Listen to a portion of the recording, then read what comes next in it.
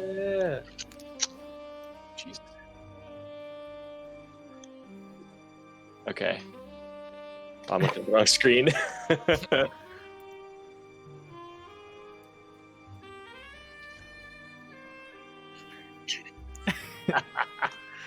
They can't hear you, Logan.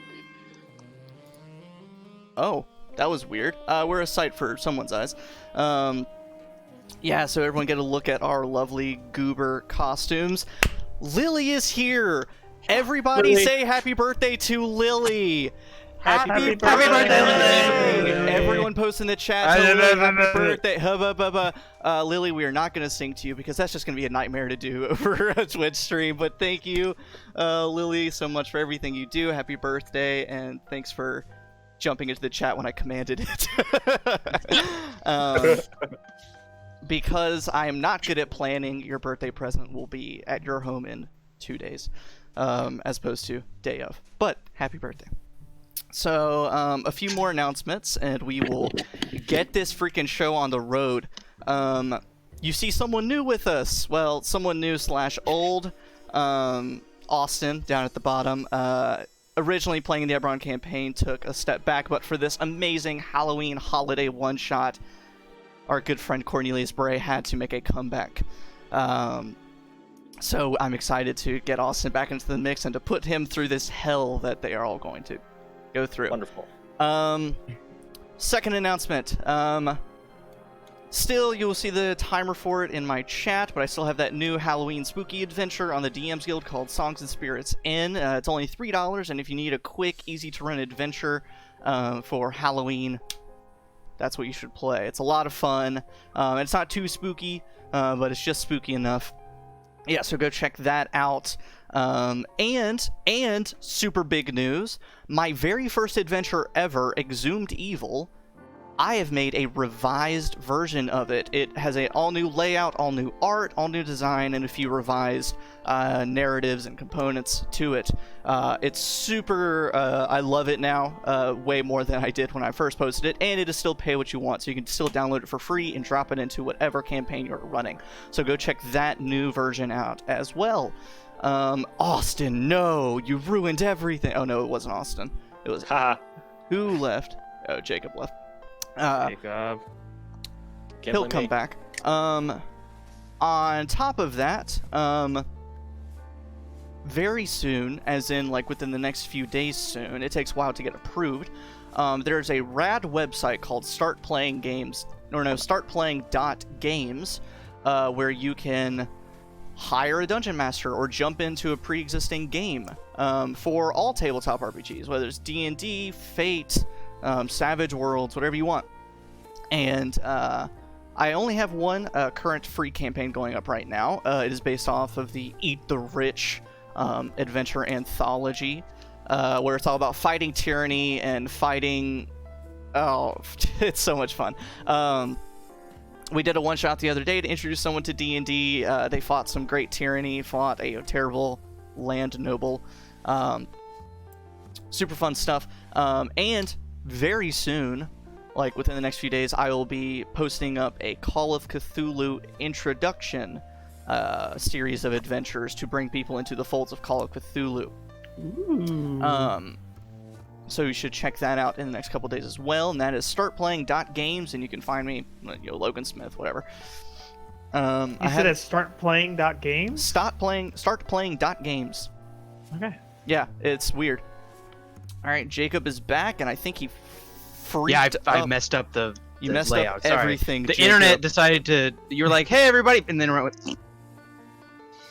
Let's see what magic I can work. Last but not least, in fact, it is probably the biggest announcement.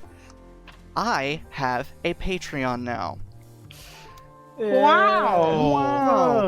As of right now, Wah. oh, wah. Let me find the link super fast.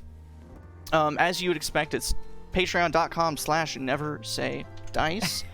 Hashtag quit my job through Patreon. Right now we have 4 tiers of subscription, and that will provide you with all sorts of it will provide you with all sorts of tabletop gaming stuff. Oh gosh, I got lost. You were so excited about quitting your job. I know, I got lost. Excuse me. As of right now, I have 3 posts, all D&D 5e related. I have an encounter, an NPC, and magical item posted. Pretty much what I want to turn my Patreon into is both me introducing people to tabletop RPGs, sort of using start playing games as my foundation for that, or my medium for that, but also let me prep your games for and with you. If you need, like, a location, check out my Patreon and I'll provide a location. If you need a magical item, I can provide that. I just want to post a bunch of tabletop RPG content for any system, and you can drop it in. Right now, it's all D&D 5e, but as I start DMing more Call of Cthulhu, Fate, dip into some Savage Worlds, I want to post more content like that.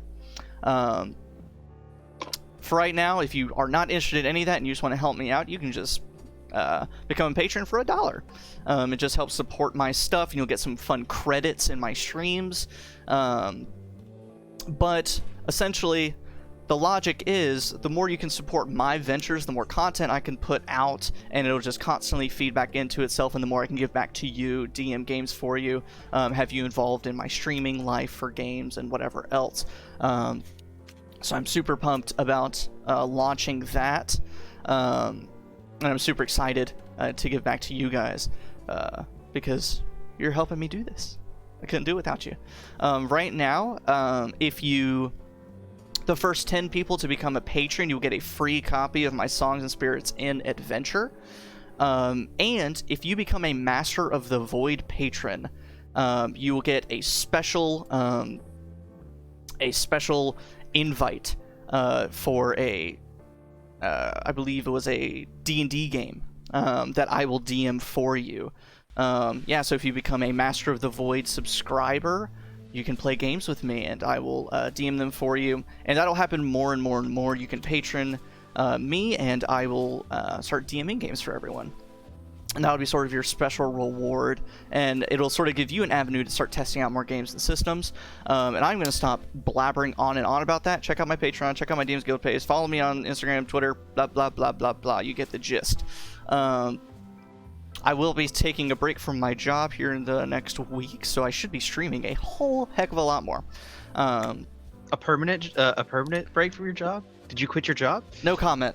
So, without further ado, I'm going to throw it to my lovely players to talk and cut shit and promo anything that they want to promo while I fix the layout because Jacob's internet is bad. Only when important things are happening. And not as bad as Alan's. True. That's true. Yeah, I hear roasting me and Alan's moving at 5 frames a second. That's just how I move. Moving, that's cute. Xavier, do you have any upcoming streams at all? Yes, I do have upcoming streams. I will be playing Resident Evil 2. We're gonna be starting that series. I'm gonna do a couple of Dead by Daylight streams with some friends, try to get that going. And if we're lucky, I can maybe get a Phasmophobia in before the week's over as well. So What about be on Monster the lookout for Prom? that. Xavier's about going Monster for a Prom? mythical one-hand run. If you guys, I mean, hey, if you, Travis, Jacob, Rachel, I know you're in the chat. If you want to do a Monster Prom this week, just let me know. I'll do Monster Prom. Hell yeah! I'll do I a will Monster quit. Prom on I Friday. will quit my non-existent job to play Monster Prom. Yeah, I'm down for a Monster Prom this week too. We'll I'm throw not it down in. to quit my job, but definitely down for Monster Prom. Coward. I'm just kidding. Don't quit your job. Unless you're Logan. Oh, wow, I need you real big. Yeah, he did. Quick shout out Quick, to everybody, we could just keep vamping. Keep vamping. Yeah. All right.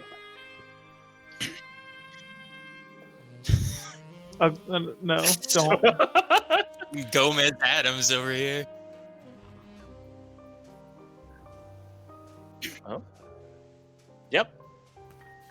Yeah, they can't hear you, Logan. This stream is brought to you by NordVPN.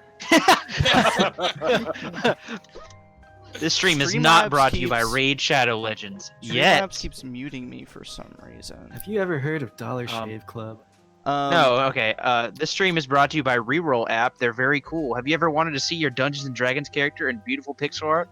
Well, do we have the app for you? Yeah. Download Reroll and make all your Hell favorite yeah. D&D characters. Or spend $7 to get the full version, which Totally worth is dope. Yeah. Okay, before I cry and work up some tears, we have 20 people watching, if my Yeah, I know. counter says so. Oh my god. Yeah. 21. Look at that, 21. Oh my god, my heart. I'm gonna have If all of heart you aren't palpitations, following, go ahead and follow Logan. He's so close to hitting 50. clutching my pearls. We are 6 people away from... Getting this man to 50 followers. and as soon as he hits 50 followers, we'll have a special surprise for you. Not even we know what it is yet. Holy shit. Oh fuck, I wasn't ready for that. Yeah. Oh! Holy Hey, shit. we're So, gonna fall. thank you for following Hungry Wolf, and there was one other that, before the stream, Tiny Hippo, thank you for following. Oh my gosh. Yeah. Alright, well, Oh, we're getting there! Brandon. For so I don't following. start crying, I'm gonna start focusing on this. If the 6 of you, if we want to all take a drink for our amazing viewership right now, thank you guys so Oh, much. I got this half-opened can of Diet Mountain Dew. This Take will a drink of it. Show up eventually. And then I if did someone not wants to volunteer to describe their character, which you will start seeing pixel art for once we actually start, describe your character, talk about what your character's about, what they do, things like that. I'm going to throw it first to our other streaming friend, Xavier, here, if you want to start talking about Spike. Well, you see, Spike's not your atypical Warforged robot man. You see, Spike is he's a genuine cowboy. Goes out hunting, shooting, lassoing a couple baddies. You know, watching the tumbleweed roll. Getting a nice little bit of whiskey even though he can't taste it. Spike is he's an interesting type. But he also, with the help of a couple of friends, he got his arm chopped off, and then he got it replaced with a sentient being that shoots blasts from it. And that's what this is right here. That's called a gun, yeah. High technology. It's a gun arm. It's an arm that also works as a gun. Dual Don't purpose. pretend you don't know what it is. It's like it's like a reversible tie, but more with a hand and a gun. And that is Spock. Uh-huh. He is the reversible tie. All right, Xavier, you choose who goes next. And also, Oh. shout outs for that reversible tie. Shit. What the fuck is that? All right. Next to me, I'm gonna throw it to Spider Monkey. Hey. Alright, so I am Wendelin. I am a human monk. And Wendelin, she is. So imagine if you guys have ever seen the Matrix trilogy, alright? Which, by the way, they're coming out with a 4th one, which I'm super stoked for. Yeah, get in that plug. But imagine, yeah, this is brought to you by The Matrix 4. Imagine Jada Pinkett Smith, you know, when she was wearing those like cool shades and like she had like the leather outfit and stuff, Hell yeah. like that. She likes to wear like black and brown leathers, and she's got these like hand wraps that can liquefy and turn into other things that she can use. And yeah, she's pretty badass and mysterious. Nice. And I'll hand it over to Paige Baker here. Carson, go get your mom. I am using my mother's computer setup because I have a 6-year-old Chromebook, which heaves with every tab I open like it's its last breath. This episode not brought to you by Google Chromebooks. Also, Hey, we're at it's 47 followers. 47 followers. Invite your friends. Bring your friends in. I just need 3 more, and oh my gosh, I will bring you so much tabletop RPG and video game comment. You won't know what to do with yourselves. Yeah, and if Anyways. you don't have friends, get the 3 friends and have them follow. I'm pretty sure that was Mike. Mike Viola. All right, Mike. Thank you. All right. Welcome to the Sharn boys. Welcome to Sharn. Monday Night Sleepless in Sharn, the classic rom-com based off of Sleepless in Seattle. Yeah, heavy romance element if you, Totally. if you haven't been watching. 100%. But anyways, yes. Tonight I will be playing Varian de Madani. I am a about between like 23 and 25-year-old half-elf male. I stand about 5'9", have somewhat more tanned skin and a big mop of curly hair spilling in all directions, as you can see. No facial hair. Don't be deceived. I wasn't gonna shave this for a one shot. Sorry, guys. Commit. Maybe, hey, get Logan to 60 followers. I might do it. 69 followers. On camera. Yeah, Take yeah, it that on will be camera while exciting we're for all our playing. viewers. But yes, I have bright green eyes and a boyish face with pretty much no hair on it. I'm dressed. This is the closest I could approximate to it, but I'm dressed kind of like Eddie Redmayne in the Fantastic Beasts All right, films. everyone Google Eddie Redmayne and Fantastic Beasts. You know what he looks like. Don't leave the stream. No, it's Eddie Redmayne. Yeah, kind of a nice colored overcoat, a vest, collared shirts, slacks, boots, you know.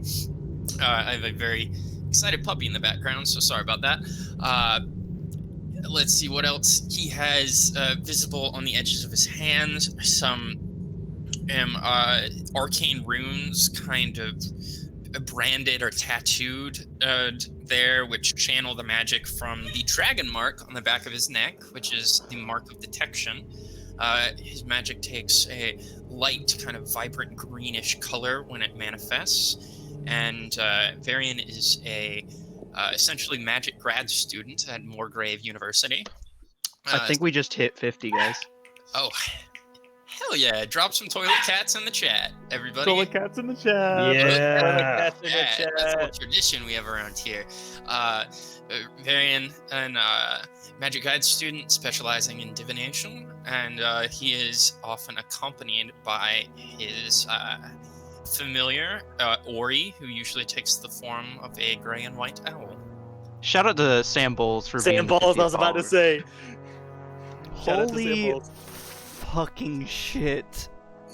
Where are we at now? We did Oh it! my god. We did it, boys! Oh, Maybe start playing it. We did. All right, stream's over, yeah, suckers. thanks for being- We're out. Yeah, We're not so- even doing any content. Oh my gosh. See ya, suckers. Content is king, and we just wheeled out the guillotine. Fucking cheers, everyone. Everyone at home, hydrate with your choice of beverage. Cheers, cheers, cheers. Oh no, I beer's just, getting enough. I have a Bard sticker on my water bottle, but I did not realize that Bard backwards is drab. Oh, rip. Thank you, everybody, so much. I did not expect that to happen at all. Nor did I expect to have 25 people. It's the magic of all. We were at 27 just a moment ago. I'm gonna have a stroke by the end of this. Thank you guys so freaking much. Damn, I am at a loss for words. Oh, gosh. Oh. Alright, Carson, who's doing the next character description? Let's see. I'll hand it off to my good bearded friend, Travis, or as you will come to know him. My name is Oleg the Kondrak. I am in armor over a suit. I have beard with tentacles in it, and I like to shoot people. Next will be Austin. All right, we're gonna see if I can do this correctly. All right, so I'm Cornelius Bray. I am seemingly human. I've got like a bit of scruff here, blonde, about 5'11", about 30 years old. I got my typical private detective in a bit of a rougher part of town, so gotta, and I am accompanied by my my good friend and horrible roommate. His name is Squinch. He is a demon. More accurately, he's an imp. We both smoke like fiends and drink like monsters. And get it. Bit gifted in the arcane, but guns and knives work just as well. And I like to read people's minds. So I'm gonna pass it. I'm gonna pass it off to our friend here, Donovan.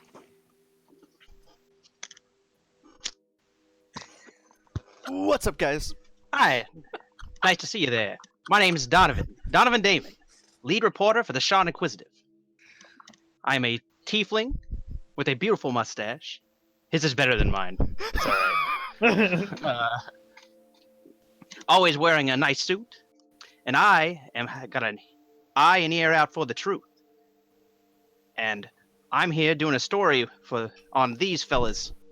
And make sure to see if they're on the up and up. But so far they're on the up and up, except that old leg guy keeps killing people, and I'm not down with that. But you got justice is flexible, and so am I. But I'm just here for the story. Hey yo. All right.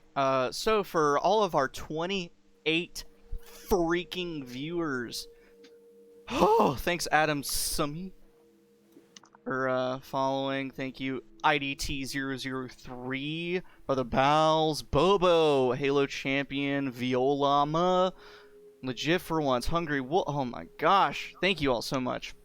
2020 be like justice is flexible. Justice is flexible.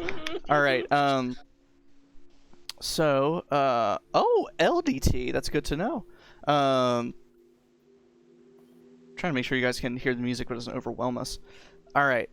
So before we totally begin, previously, this whole campaign has been about mysteries and investigations. Essentially, these guys are all part of a private detective agency in the massive city of Sharn in the Eberron setting. Sharn is a magical city that is made up of miles and miles of towers set up on this big chunk of rock.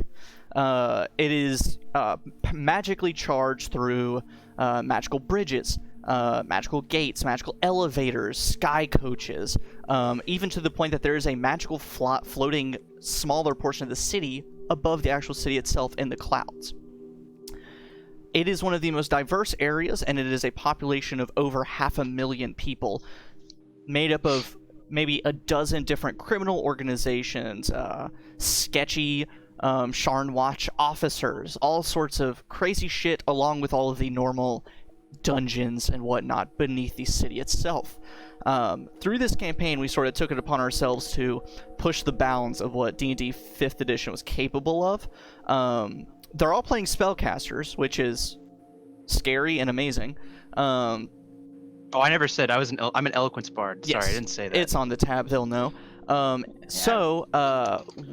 We went into this going in knowing that it would not be a combat-heavy campaign. So they have all taken all sorts of utility spells, utility feats, and things like that. And so they are always throwing me for loops, and it's been a total blast. However, tonight's adventure is a little bit different. It is a bit outside the normal canon of what they are used to. So, the day begins like any other for all 6 of you investigators. You all wake up in your respective homes or apartments. Spike, you turn on in your absolutely unfurnished home, in your only chair with a copy of The Good and Bad and the Ugly in your lap. Varian, you probably wake up from passing out while studying, working on your paper. Wake up, drool on the table in front of you in your massive manor library. Cornelius, you probably passed out with an empty bottle of whiskey amidst a scattered case files everywhere. Squinch also dead asleep with his own empty bottle of whiskey. Donovan, you probably stayed up late working on whatever. I'm at my desk. At your desk at the Sharn Inquisitive office. Gwendolyn, after a strong day of crime fighting and keeping your neighborhood safe, you returned back to the Order of the Alley to rest with all of your other members of your order. Oleg, you slept comfortably in your beautiful manor posted bed in your room, your turret on standby on your bedside table. When you all wake up this morning, you get that feeling that today is different. Something about today is not good. Today feels off. And it's just sort of that feeling of, maybe I should just stay home today. Maybe I should call out of my plans that I had. Maybe I should just stay in bed. But something just feels off. And for all of you, whereas your normal Sharn citizens would stay in bed, call out of work, not do whatever their obligations were, it bothers you too much. You have to get up and see what this day is about to bring you. You all make your way around your normal morning. However, Varian and Oleg specifically, your families are nowhere in your own manors. Varian, your parents aren't downstairs with breakfast. Oleg, your aunt, she's gone. All of your servants are gone. Spike, Gwendolyn, Donovan, and Cornelius, you kind of get ready for the day and you start going about your normal business. And usually, for most of you, that kind of morning business is going to your local bagel cart or your local coffee place and grabbing your first meal of the day. And when you emerge from your homes, the streets of Sharn are empty. The entire city is dead silent. There's not a soul around you. You start to look around, and then you start hearing crashing sounds. You see towers overhead in the upper cities of Sharn. The lifts that take people from one level to the next start crashing to the ground. Sky coaches that were once flying overhead now start crashing and making beelines into Sharn's towers.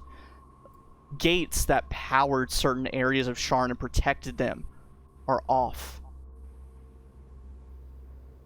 It seems that the magic that once kept Sharn afloat and powered is gone. And as you are slowly all taking in this, Varian and Oleg looking out the window and seeing this happen as things come crashing to the ground, you all peer up and see the clouds of the skyway are fading away as this strange black tree-like tendril is pierced through it, going all the way down through Sharn's towers. Almost like Sharn has sprouted this black tree. And as the clouds of the skyway start to fade away and disappear, all of the mansions and towers and buildings constructed in the skyway crumble and crash into Sharn. You all feel the foundation and towers of Sharn rumble.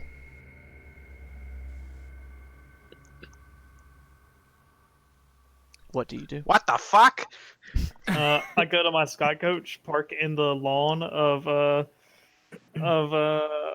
my Varian friend. You walk out of your manor, race across your yard. You can't see up into the sky. There's so much cloud cover and mist in the air. When you get to your sky coach, you realize that the magic that powers the docks and your sky coach have faded. And your sky coach has tumbled away and down far beneath Sharn. Oleg, you're an artificer. If you want to make an Arcana check for me. Sure, yeah. Oh, I need to give myself a long rest so I actually buildings have... are falling too. Anything that was all the floating buildings have fallen or are falling. The first thing I do when I see the magic holding things up start to or disappear and the buildings start to crumble, I'm gonna just like cast minor illusion to see if my magic still works. It still works, but you feel like you're reaching for it. It's not incredibly difficult, but it most definitely doesn't just come as quick as it has before. I rolled a 21 for Arcana. Oleg, you know that Sharn was built where it was because of something called a manifest zone. It is a region that it seems to connect to some greater magic source. In many cases, the lore behind it is related to the dragons that created the world of Eberron. The manifest zone is what gives magical power to the elevators, the sky coaches, the gates, the bridges, the skyway, and most of the everyday magic in Sharn. The fact that all of this everyday magic is off, that means there's something wrong with the manifest zone, or it's gone. Something is up with it. Which means you will have to walk across Sharn, which is a pretty big deal. Yeah. Go ahead, Travis. I was just gonna say then I'll go over to the Madani's house. So the Madanis and the Kundaraks, they both live in Mithril Tower, which is a beautiful tower with mithril filigree, and it's just levels and levels of beautiful manor estates. You know that Varian lives on an estate on a different level, so you essentially you have to take the stairs, and it's going to take you maybe a half hour to get there. Yeah, I'm gonna jump and use Featherfall. Sounds good to me. Really just trusting him that it's still gonna work, aren't we? And Yep, I didn't even test it. No, it does work. Varian, you're taken aback by all that's happening. You're testing your mind illusion. You look back out the window into the gray, cloud-covered world of Sharn right now, and you see a familiar-shaped silhouette descending slowly and landing on the street outside your manor. Thank God. At least something's still normal.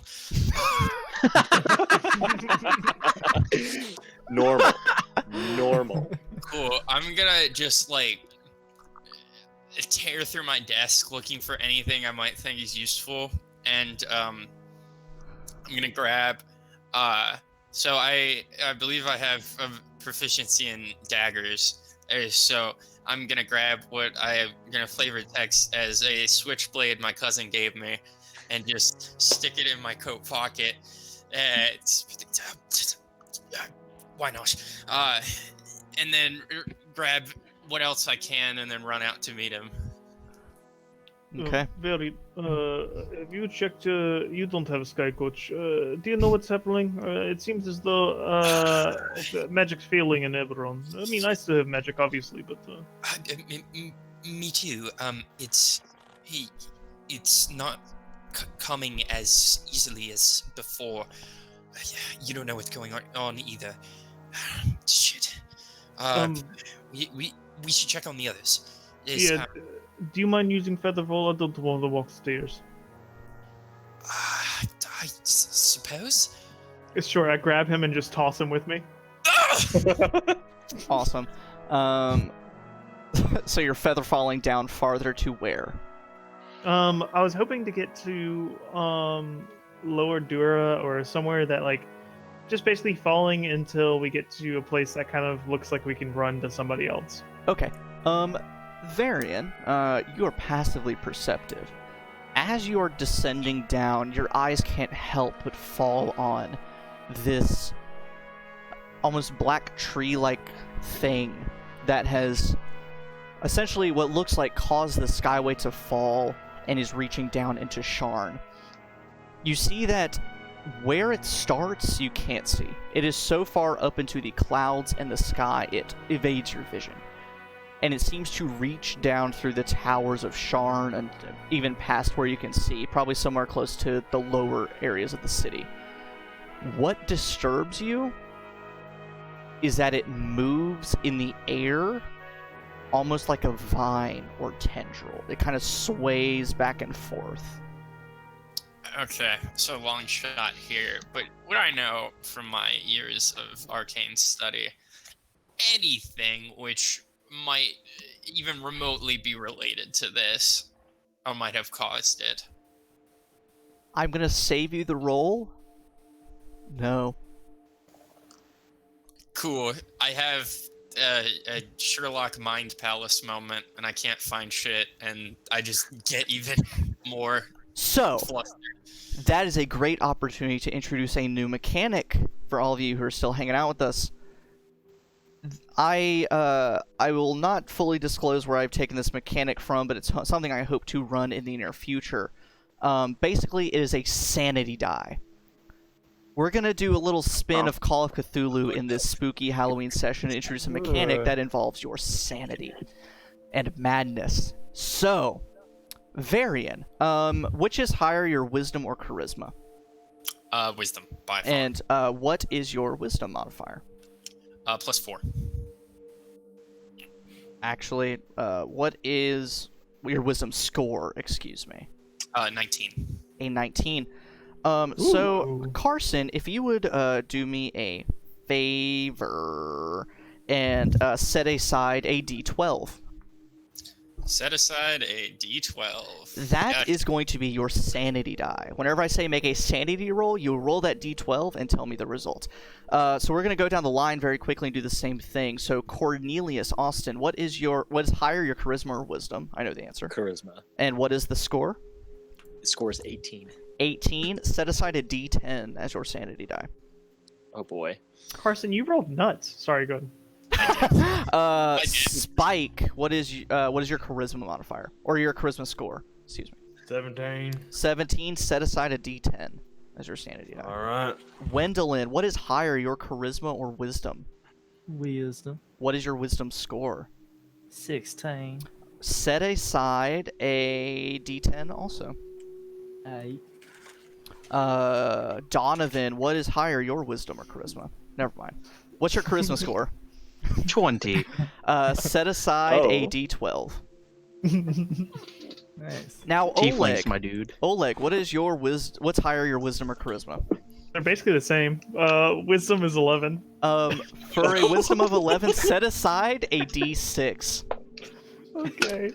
Now, Varian, Yikes. Carson, if you will do me the honors of making the first sanity roll, roll your d12. Okay, I'd be glad to. The higher, the better. 4. Okay, you're okay. See, going into your mind palace and thinking about anything history related you've heard about this, arcana related, nature, anything, you rack your brain and you don't come up with anything, it starts to rattle you. You start to, your chest starts to heave a little bit. You start breathing heavy, but you tuck it away. You pat it down.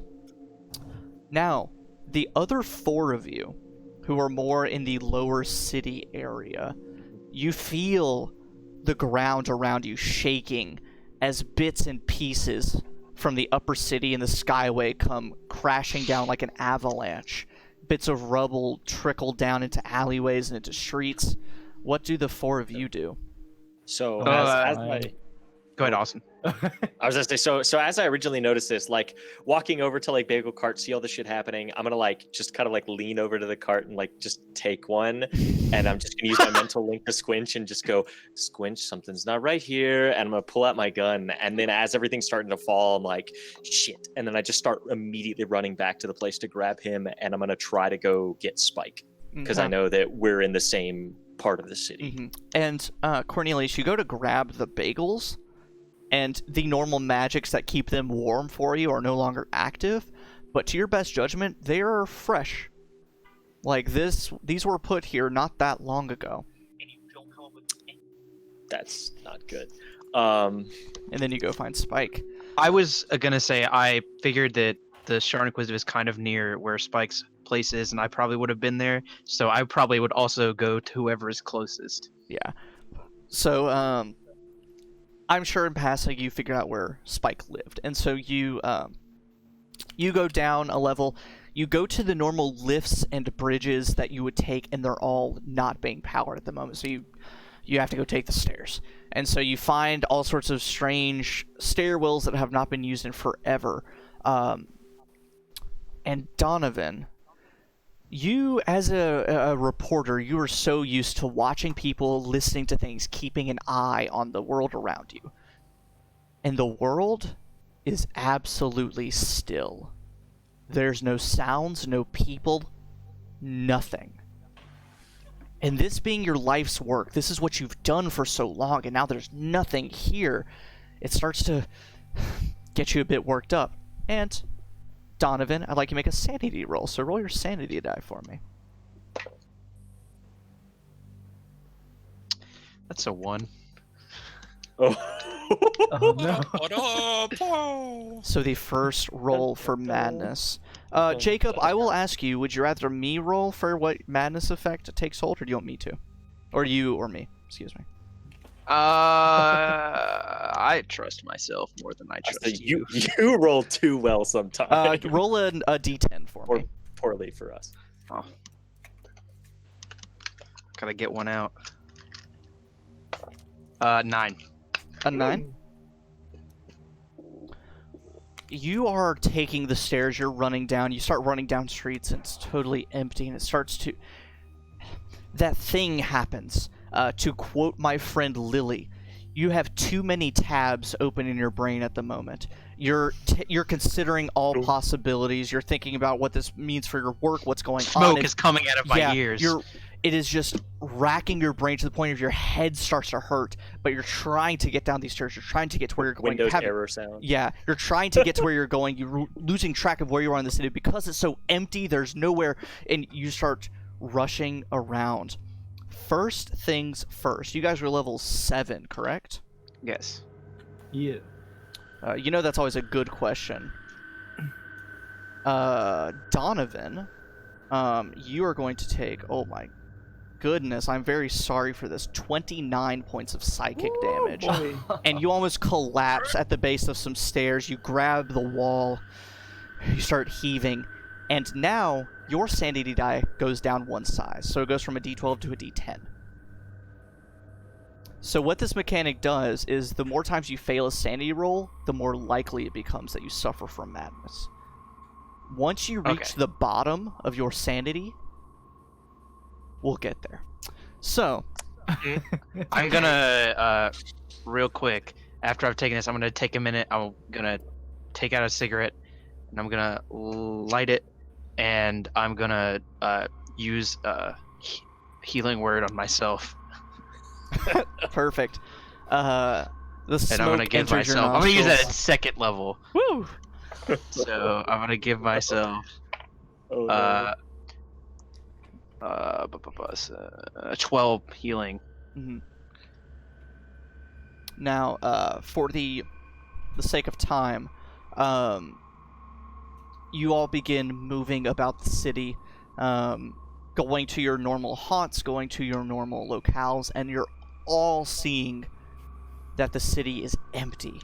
Absolutely empty and silent, and you can see this strange, wavering, tree-like thing that is branching out from Sharn and up into the sky. For the funsies, Spike, Wendelin, Cornelius, and Oleg, if you also make sanity rolls for me. I don't like that idea. Can I also check on something? 6. 2. I wrote a 0 and my mind just blanked for a minute. That's a 10. Okay, I was like, how did I do that bad? And Austin, what'd you get? Oh, I also got a 10. 10, sweet. So you all are okay. It rattles you seeing Sharn this empty and quiet. This home city, this place that you've lived in for so long, it is silent. It's never been silent. Oleg, however, If you'll roll me a d10. Yeah, sure, man. I'm afraid. That's a 1. Varian, you and Oleg are feather falling to the lower levels of Sharn. Oh no. Oleg, you happen to glance up at this long, black, wavering tree-like thing that is sprouted out from Sharn and up into the sky. You feel a tickle behind your ear. And your vision, you lose sight of Sharn itself, and instead you're presented with a vision from another world, another place, another entity. Travis, if you feel comfortable, if you would narrate a Dale Keir alien-related flashback. If not, I can. You can, if at all possible. My brain just, It went blank. Yep. Oleg, your vision is instead replaced with something horrifying. You see alien pods covered in mucus with some of your family dwarves stuffed in them. They're screaming out to you. You see individuals approaching them, touching, placing long tentacle-like tendrils onto these cocoons of mucus and slime, feeling into them and almost reading them, trying to get an insight onto who is in there and what can be done to them. You see them pull away this slimy hand. You watch as you can see now this humanoid has tentacles protruding from their face, squirming around. And they turn around to a different humanoid, someone taller, more human-looking, slicked back, slimy black hair, a gaunt-looking face, but deep, hollow, reddish eyes. He looks about, and he lifts up his hand, and you see a single tendril, almost like a syringe, shoot down into this mucousy membrane of this cocoon and begin to pulsate and move back and forth. The dwarf inside begins to scream. And then you watch in the other hand, he flips it up, and crawling out of his palm, the skin parts almost like a crevice, and this worm-like creature forms out of it. And using this tendril, it splits the mucus open, and he puts this worm inside the cocoon, and it seals back up. This dwarf stops their screaming. After a moment, all the mucus melts away, and left behind is a dwarf. Looks kind of like your family, the dark hair, the fairer skin. And when they climb out, they look so at peace and content. And look up at this tentacled master of theirs. And walk away to go do whatever bidding it telepathically told them to do. Varian, you are on Oleg's back as you are feather falling into the lower city. You feel his entire body relax, and you begin to plummet down.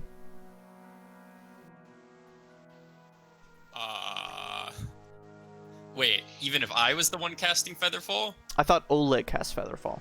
No, I cast Featherfall going down to him, and then I told him to cast Featherfall going... So you feel Oleg go limp and his body get very heavy for your e-boy physique. Yeah, that's something I forgot to mention. I'm very skinny. Let's see how your Featherfall holds up.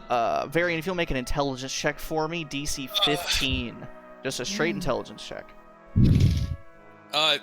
Well, that's a nat 15 on the die, plus 5. Perfect. So Oleg starts to pull you down, and the weight of his dwarven figure carries you downward, but you don't hit the ground with enough... Slap his cheek. Yeah. he shakes awake, and Oleg, it just felt like you spaced out for a second. It's like when you're driving somewhere and then you wake up at McDonald's and you're like, oh, okay, that was easy. It's kind of like that. You were feather falling, Varian was on you, and then he smacked you awake, and you were a little bit quicker approaching the lower city.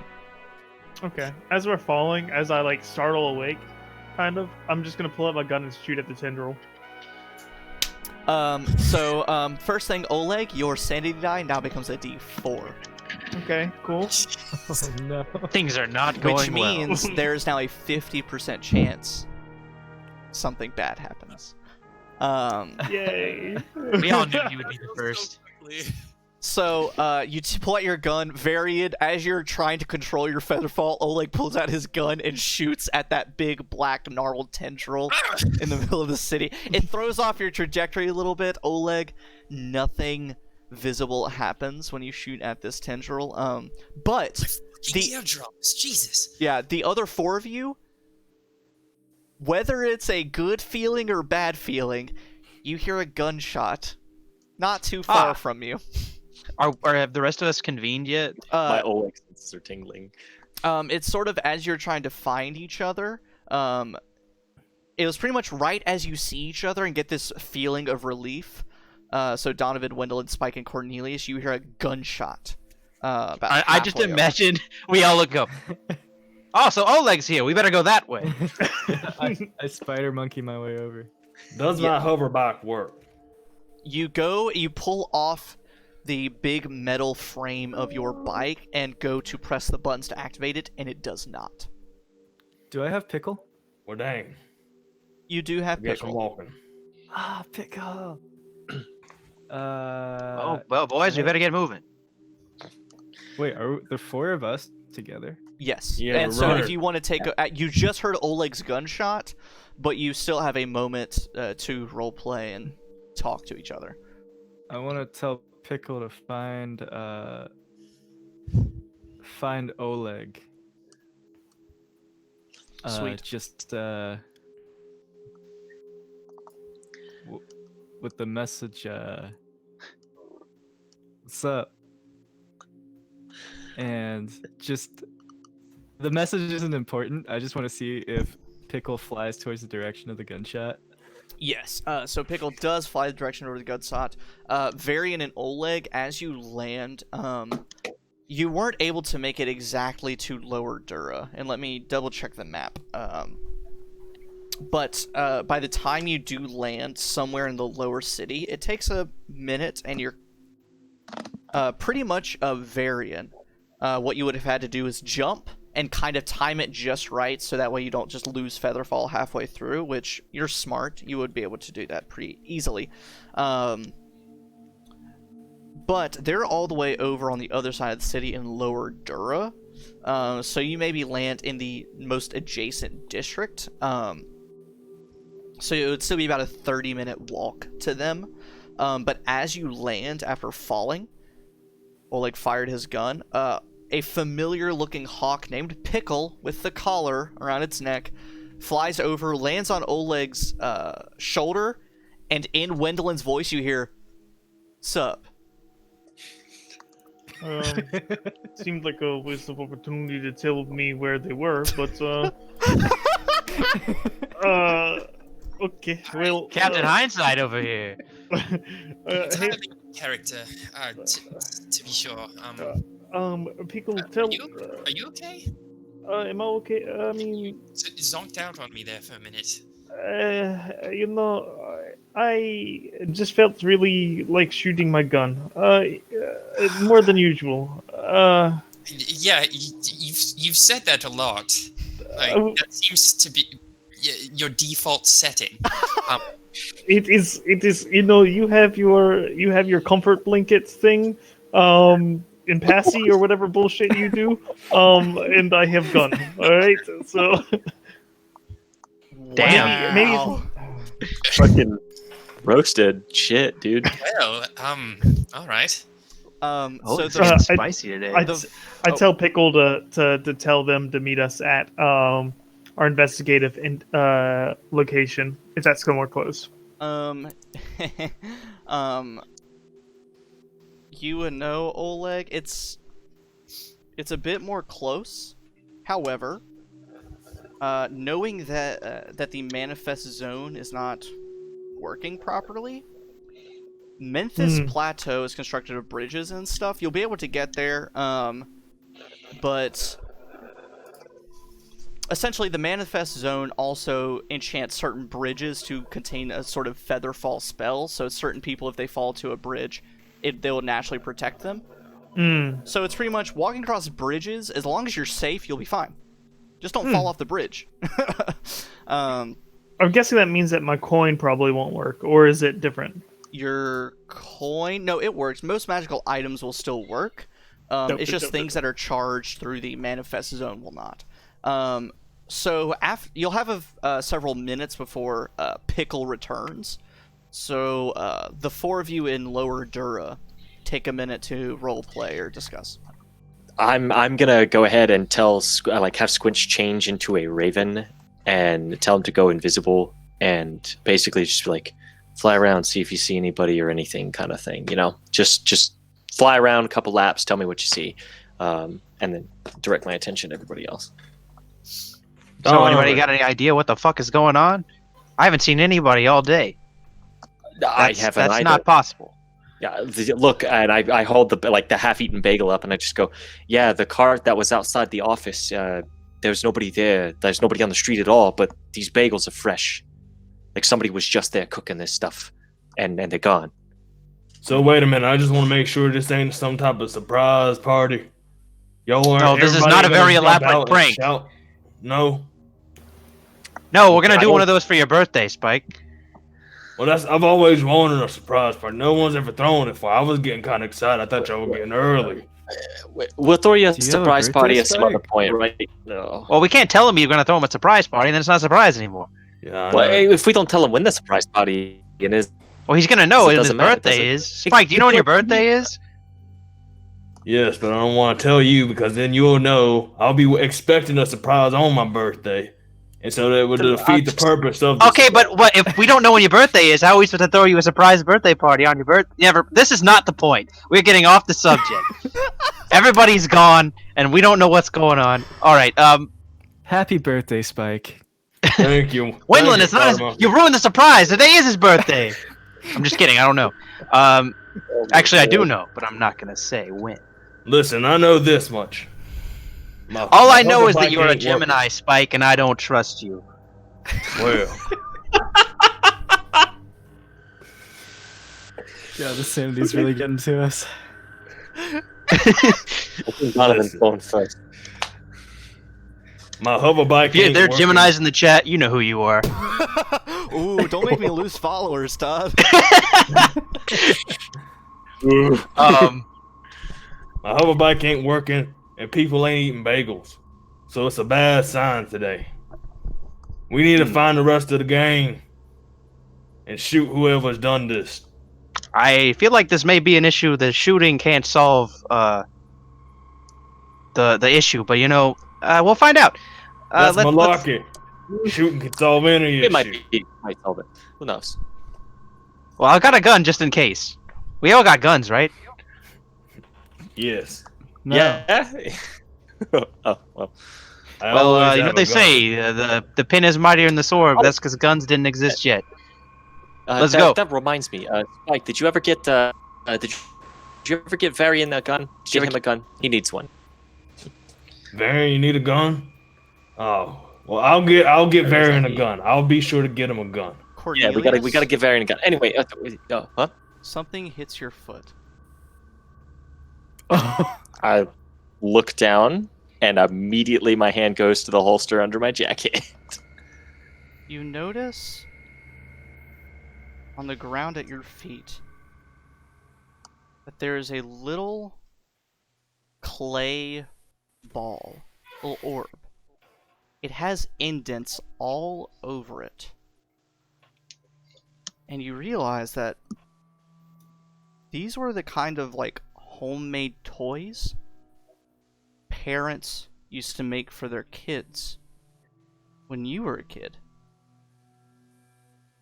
You remember from some deep, buried memory for all this talk about birthdays. You remember it was your birthday. You were maybe 4 or 5. It was this little clay ball that had all these indentions on it. They said they made it like that to make it easier to catch for like kids whenever they threw it back and forth.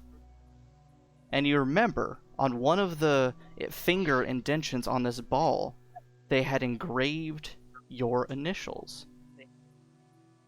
You see this ball on the ground at your feet. You don't see your initials, but you can also only see part of the ball's face. I'm just gonna kind of like, wow, everybody's still talking. I'm just gonna kind of like lean down and just carefully pick up the ball. My right hand's still on my gun in the holster underneath my jacket, and I'm gonna pick up the ball, like turn it over, and just kind of like look at it. It's one of those visceral memories. The moment your fingertips touch all those little indentions on it, you're brought back to playing catch as a kid, going outside while your parents went off to work, and it feels the same in your hand, but just a bit smaller. And you turn it over and you see your initials carved into one of the indentions, and some of the indentions have bloody fingerprints in them. Do we see this? Do we see him seeing this? You see him staring at this like clay ball that he's picked up. Cornelius, you okay over there? What is that? And I just kind of look at, I like side eye, like I don't move, but like look at him through, like with my eyes and just like, do you see this? And I'm like gonna turn it to him to show him the initials and the fingerprints. You do.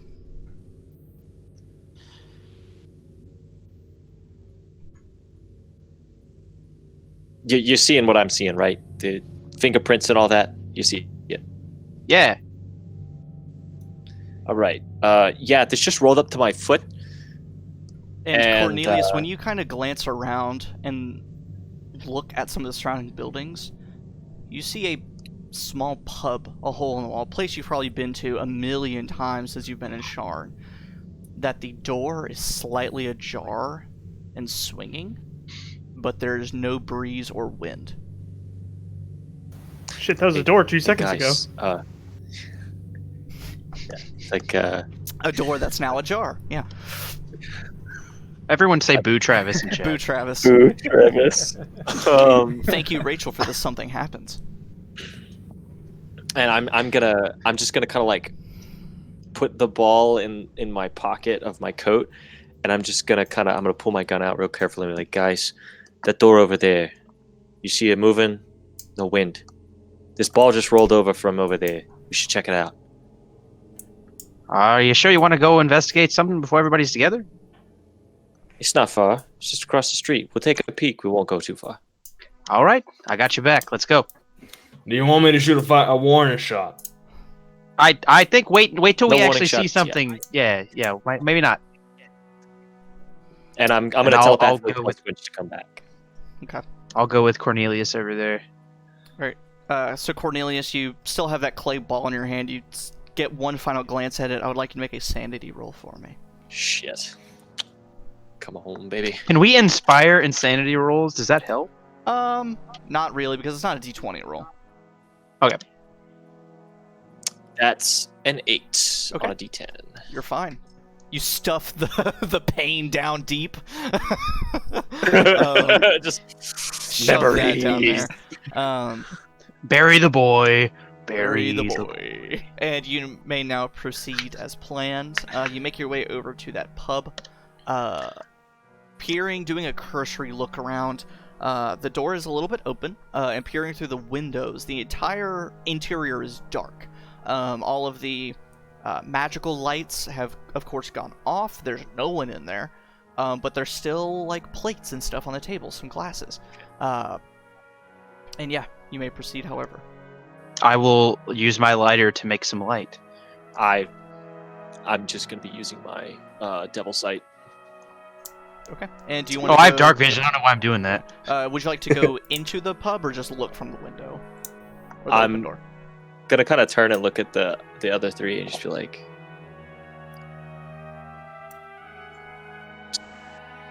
just kind of like give them like, hey, what do we kind of look? Let's we gonna go in? I'm gonna use minor illusion to pretend I'm casting light to fit in.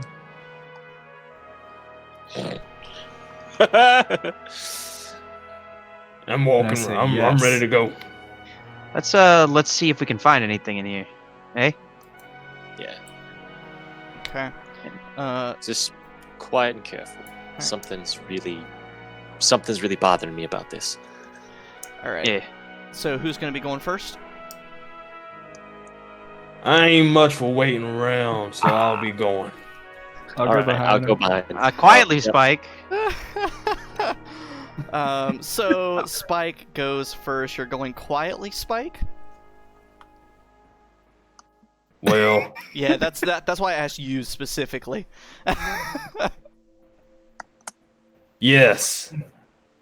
In this rare occasion, I shall be going tiptoeing in my Jordans. All right, Spike, make a Spike, make a stealth check for me. no. In my Jordans. Oh my god. That's one of the worst rolls of my life. It's a 2. Spike, So my stealth is it's gonna be a 4. nice. So you push open the door. You don't have dark vision as a Warforged, correct? Absolutely not. So you can't necessarily see into the pub besides that bit of light that's coming from outside. As you push, Cornelius, why don't we let him go first? as you push open the door and you start shedding light onto the shadows around the pub, you see one of the shadows stays like a spot on the floor, and it into a standing, smaller creature. It's vaguely humanoid, but it's almost like it's melting a like loose bit of shadow tendrils dripping down to the floor, and the moment light is shed on it and it grows into its full form, it immediately lashes out at you with all of its shadow tendrils. Spike, oh boy. Oh goodness. Yeah, Spike, does a 21 hit? Yes. Yes. Oh, that's Snake Eyes on the die though. Spike, you only take 2 points of damage. Yeah. And anyone else can go next. Probably Spike, since he's in the front and it just happened to him. Actually, yeah, Spike, you're standing face to face with this weird shadow creature. Romulus, get ready. I take out my gun arm. I switched from arm to gun, and I blast. I switch from arm to gun. It is within 5 feet, so you'll roll that at disadvantage. I cast arm gun. All right. Well, that was a really good first roll. Well, 15. 15 still hits, and I will go ahead and say you're gonna kill it. It doesn't have hardly any hit points. So as the shadow creature pulls up, it moves its inky tentacles at you, and rather than actually like hitting you, it almost just takes the breath out of your body. Or you're a Warforged. It rusts your steel armor, which you've experienced a little bit before. And immediately your arm gun, you flip back your hand, and poof, and the shadow explodes and reforms all the other shadows of the pub. And there's no more movement. It falls silent. What are you shooting at? What happened? Weird shadow tentacle thing. I ain't really into that stuff, but I blasted it. Well, did you learn anything about it before you blasted it, or you just kind of it's done now? It touched me, and I started to rust. I need to moisturize a little bit. I'm starting to rust up. I think the moisture is the reason you rusted. Well, dang. I need to do the opposite of moisturizing, so I can unrust. Okay. I got baby powder. Yes, Spider Monkey. See me later about the baby powder situation. Hey. I give a confident nod. Mm-hmm. Amazing. We've learned nothing. All right. I'm gonna walk in and Yep. After about 10 minutes of searching around, the four of you find nothing of interest, except you keep looking over your shoulder, thinking you see movement in the shadows.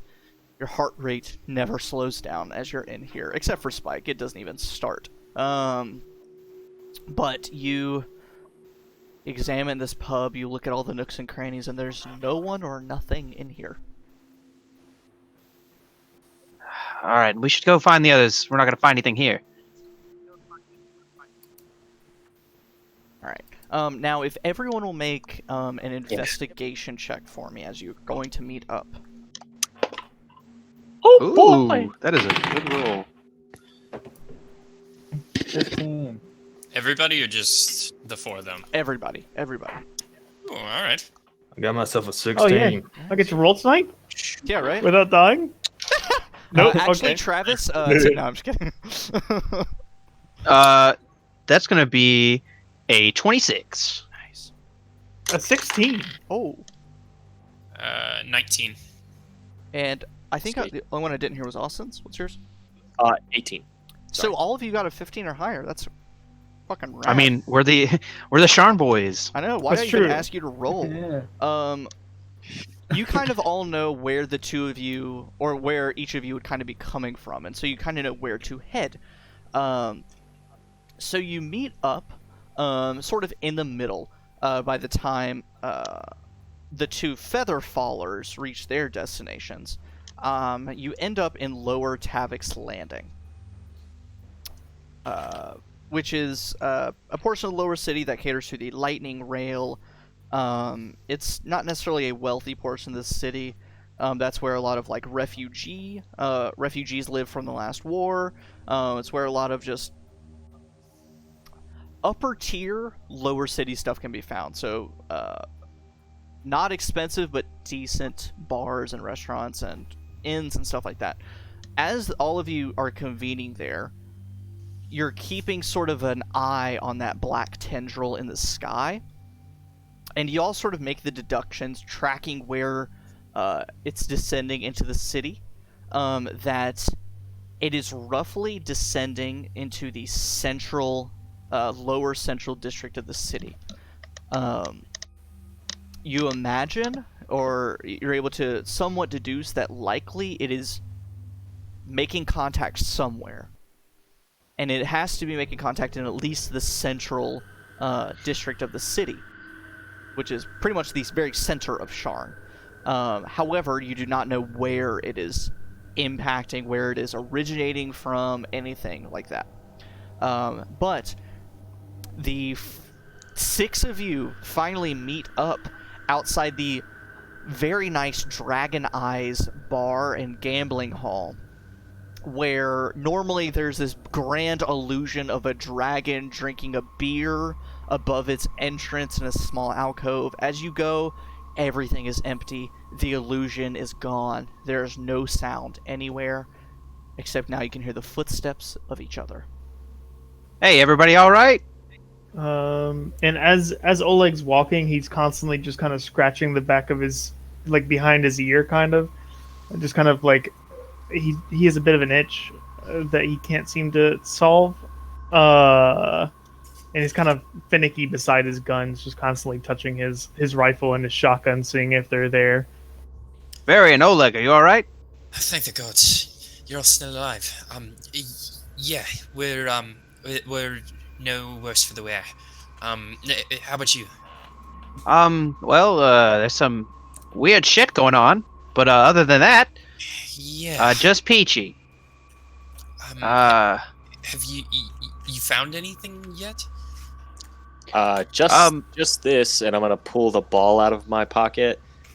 Yeah, it's a spooky ball. This rolled up to my feet. I see. This rolled up to my feet while we were standing around talking in the middle of the street. Came from the direction of a pub. We checked it out. Spike, you saw something in there, didn't you? Yeah, Shadow went out and jumped on it. No, it's a shadow tentacle. And I look over at Oleg and I said, I just give him a suspicious look.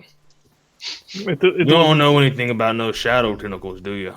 Don't know anything about shadow tentacles with my intense study of hentai. Travis, you're gonna get the stream shut down.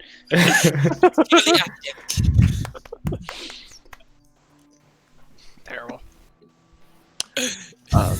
Anyway. Logan. No, really. Do I have any knowledge on shadow tentacles?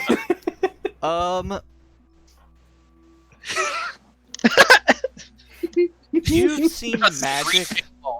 I mean, the most you can do is make deductions based off of it, right? So, like, you know your Dilkir stuff. You freaking have tentacles woven into your beard and on your turret. And you've also seen spells like Shadow Blade, where you can summon up shadows as a weapon. And you've probably, in your experience, seen shadows as like an undead creature. But there's nothing that rings out to you as like, oh, this is absolutely this kind of creature, or that's this kind of thing. Like, it's just nothing but deductions that you make based off what you already know. Logan. Yes. I'm trying to like so like probably on the way like over here or over to where we are now. Cornelius is probably like racking his brain because jogged a little bit of memory when seeing the clay ball. He's trying to like rack his brain for the little bits and pieces of memory that he has from before coming to Sharn. Mhm. If this and then combined with like the powers that he has and stuff like that, does this seem familiar in some way? Is there something that I can possibly remember by seeing all this Make stuff? a wisdom or intelligence check. Just a check. Just to check. Oh, cool. They're both the same. I am a smart Oleg, boy. yeah, when you were in middle school, you were a aficionado of hentai. I like the tentacles very much. They said it was a phase. It's not a phase. Hentai is a way of life, it is not phase. That's a whopping 5. Put that in the there, quote gang. book. Nothing immediately springs to your mind, Cornelius, Okay. besides just you, because you know how your mind does, it sees two pieces and immediately tries to find Put them together. connections, so you start having all these ideas, but none of them are concrete. So, I don't know what's going on, but I have a feeling that, and I point to the big thing that's touching that we just talked about way over there. I feel like that's the place we need to start. That looks like the source of all this nonsense. It's definitely not normal. And I've seen some weird shit. I think we all have. Nothing like this, though. Oh, you didn't find any other stragglers along the way? No survivors? Nobody at all. I will also ask Squinch if he happened to see anything. Or anybody. Since I did send him out. Assuming you keep him in his raven form and don't summon actual unless you want to have him switch back. I'll have him switch back so he can tell us. Fuck you, Austin. No, I'm just kidding. So Squinch turns back into his normal burgundy imp form, and he says, "Nah, I didn't see fucking anybody throughout the city, but that thing seems to go down into the lower city, like lower city of Central Plateau, like low." You talking like underneath? I couldn't get there. I just saw it from a distance, but I got a quick glimpse. It looks like it at least hits the ground in lower central. All right. You didn't see Good nobody. job, though. Squinch. Yeah, but nobody at all. Hey, fuck you. Who I- are you to tell hey, me? what? Only Cornelius Squinch, gets to. Squinch, shut up. I'm gonna shoot I told Squinch. you. No, please don't shoot. Please do not shoot Squinch. I told you, you can't be rude to everybody. You can be rude to me because we're stuck with each other. You can't be rude to everybody else. All Is right? Squinch, is Squinch still a fat fuck? Yes. So a feature we did not describe is that Squinch is an imp. You know, like little like ratty demon people. Except he has a beer belly, and he's smoking a cigarette. I'm guessing he's invisible at this moment, unless he's Cornelius. not. Back blood heavies. The whole time. Creamer. Actually, Donovan. To answer Nobushi Nueve's question, whenever you woke up at your desk in the Sharn Inquisitive, Creamer was in a pile of metal bits on the ground. All of the magic that powered him through the manifest zone, it turned off, and so now he's just a big heap of metal in the floor of the Sharn. As a flashback to that, I would have picked it up and I would have go, "Someone will pay!" Because because I really needed a cup of coffee. I'd go to that shitty place on the corner. I'd go Thank to God. Starbucks. Ugh. Creamer is my best friend, and whoever has fucked with him, I will end your life. So, God, what the fuck? So we should head down to where it's touching, right? Yeah. Yes, let's head down to where the tentacle is touching. Yeah. So before we go, I was thinking about the names for the group, right? Okay. Oh my lord. What about Sharn Nightwatch? You've been here for like, what, a couple days? I'm talking about the name for your group. I'm not saying I'm included in the group. I'm saying that I'm gonna, when I write the article, that's what I was gonna name it. Okay. Nightwatch. Nightwatch, you say. Sharn Nightwatch. Sometimes we work in the Squinch day. looks at you, Cornelius, and you can see he's about to like explode. Like he wants to say something so bad. I'm gonna turn him back into a raven. Oh, He's you're just sitting there, and you can feel his claws like digging into your shoulder. Like, God damn it, I want to say something so bad. And I'm thinking to myself, nope. I don't know if Nightwatch is really the move. Yeah, because sometimes we work at day. Yeah. I agree.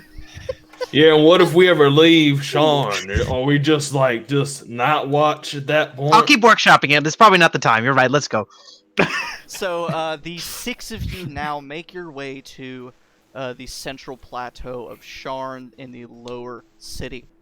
Now, because of the... Yeah, Bradley, everyone's a critic. You know, Everyone's it's. I try really hard to come up with cool names. And... So, all of your normal ways are blocked. There's certain magical bridges are out, lifts are out, certain entry gates are out, and it makes your journey there take forever. What about the alleys? The alleys? Well, I mean, you still have to eventually... the thing with Central Plateau and Memphis Plateau, so imagine that Sharn is like a big ring of Tavik's Landing and Lower Dura, those two districts. Central Plateau and Memphis Plateau are on their own, like, rocky outcroppings, and the only way to get to them is via bridges and stuff. So is it? So that they're in. So it's kind of like an island in the middle of a lake. Pretty much. And so you eventually have to cross bridges to get there. It's just a matter of getting there. It's just a fucking hassle. But it probably takes you a good hour and a half to get there. And it strikes you so... I'll cast Mage Armor. Perfect. As you are walking there, though, especially you observant people, but also in general, you're trying to keeping tabs on what time it is, like you normally do. All of your... I have keen mind, if that matters.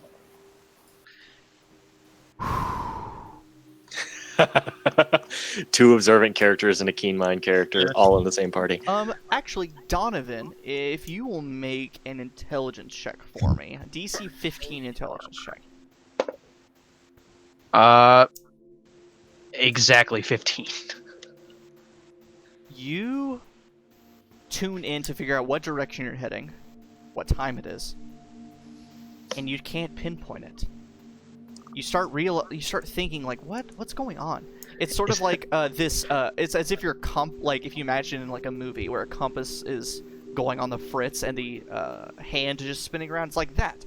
You start making the deductions that your relation to the sun right now is off.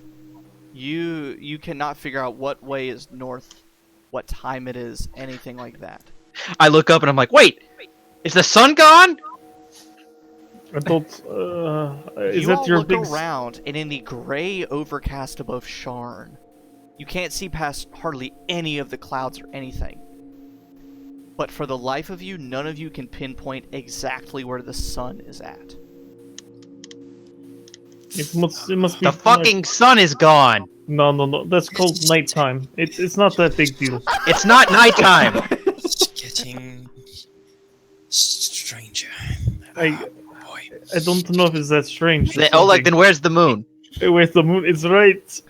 You can't find the moon. I can't find the moon on normal day. Why are you asking me? It's pretty bright in city most of the time. Well, hey, Nightwatch might be a valid name now. No, it's not valid name. Don't give him confirmation. I don't know. It's He's just a little catchy. It's a little catchy. I don't No, know. It's like no, I said, I was gonna say night like Night. TE or like knight, like a sword knight, you know, because like that'd be cool, right? Okay. Maybe not so. Maybe Sound not like so much, vigilantes there. I feel like yeah. we have to wear like matching berets, and I'm not sure I can commit to that. You all are. Your conversation is cut short because you hear a voice echoing from somewhere in Central Plateau as you get closer to your destination. It's echoing off the walls because there's no one and nothing in Sharn right now. This voice rings out and echoes as clear as anything else. You hear a thin, worn-out voice saying, "Anything helps. A crown. I'll even take a sovereign. A crown, a sovereign, a copper or a silver. Anything. Gotta fill up my pipe. Gotta fill up my bowl. Gotta fill up my cup. Sovereign or crown. Sovereign or crown. Please. Anything helps." I toss him a copper. Well, this is echoing down from just. Oh, That sounds like another person. We should head that way. Everybody else The here. gun. Yeah, I am also hearing it, and as I'm saying that, I'm pulling the gun back out and pulling the hammer back, I can't. and I then can't. I'm letting the wand out of the sheath on my left arm, but I'm just like, he's the only person we've seen except for each other, or heard except for each other. Something's not right. I don't know. It's odd for me to say this, but I feel like you shouldn't shoot the first person you see when there's nobody else around.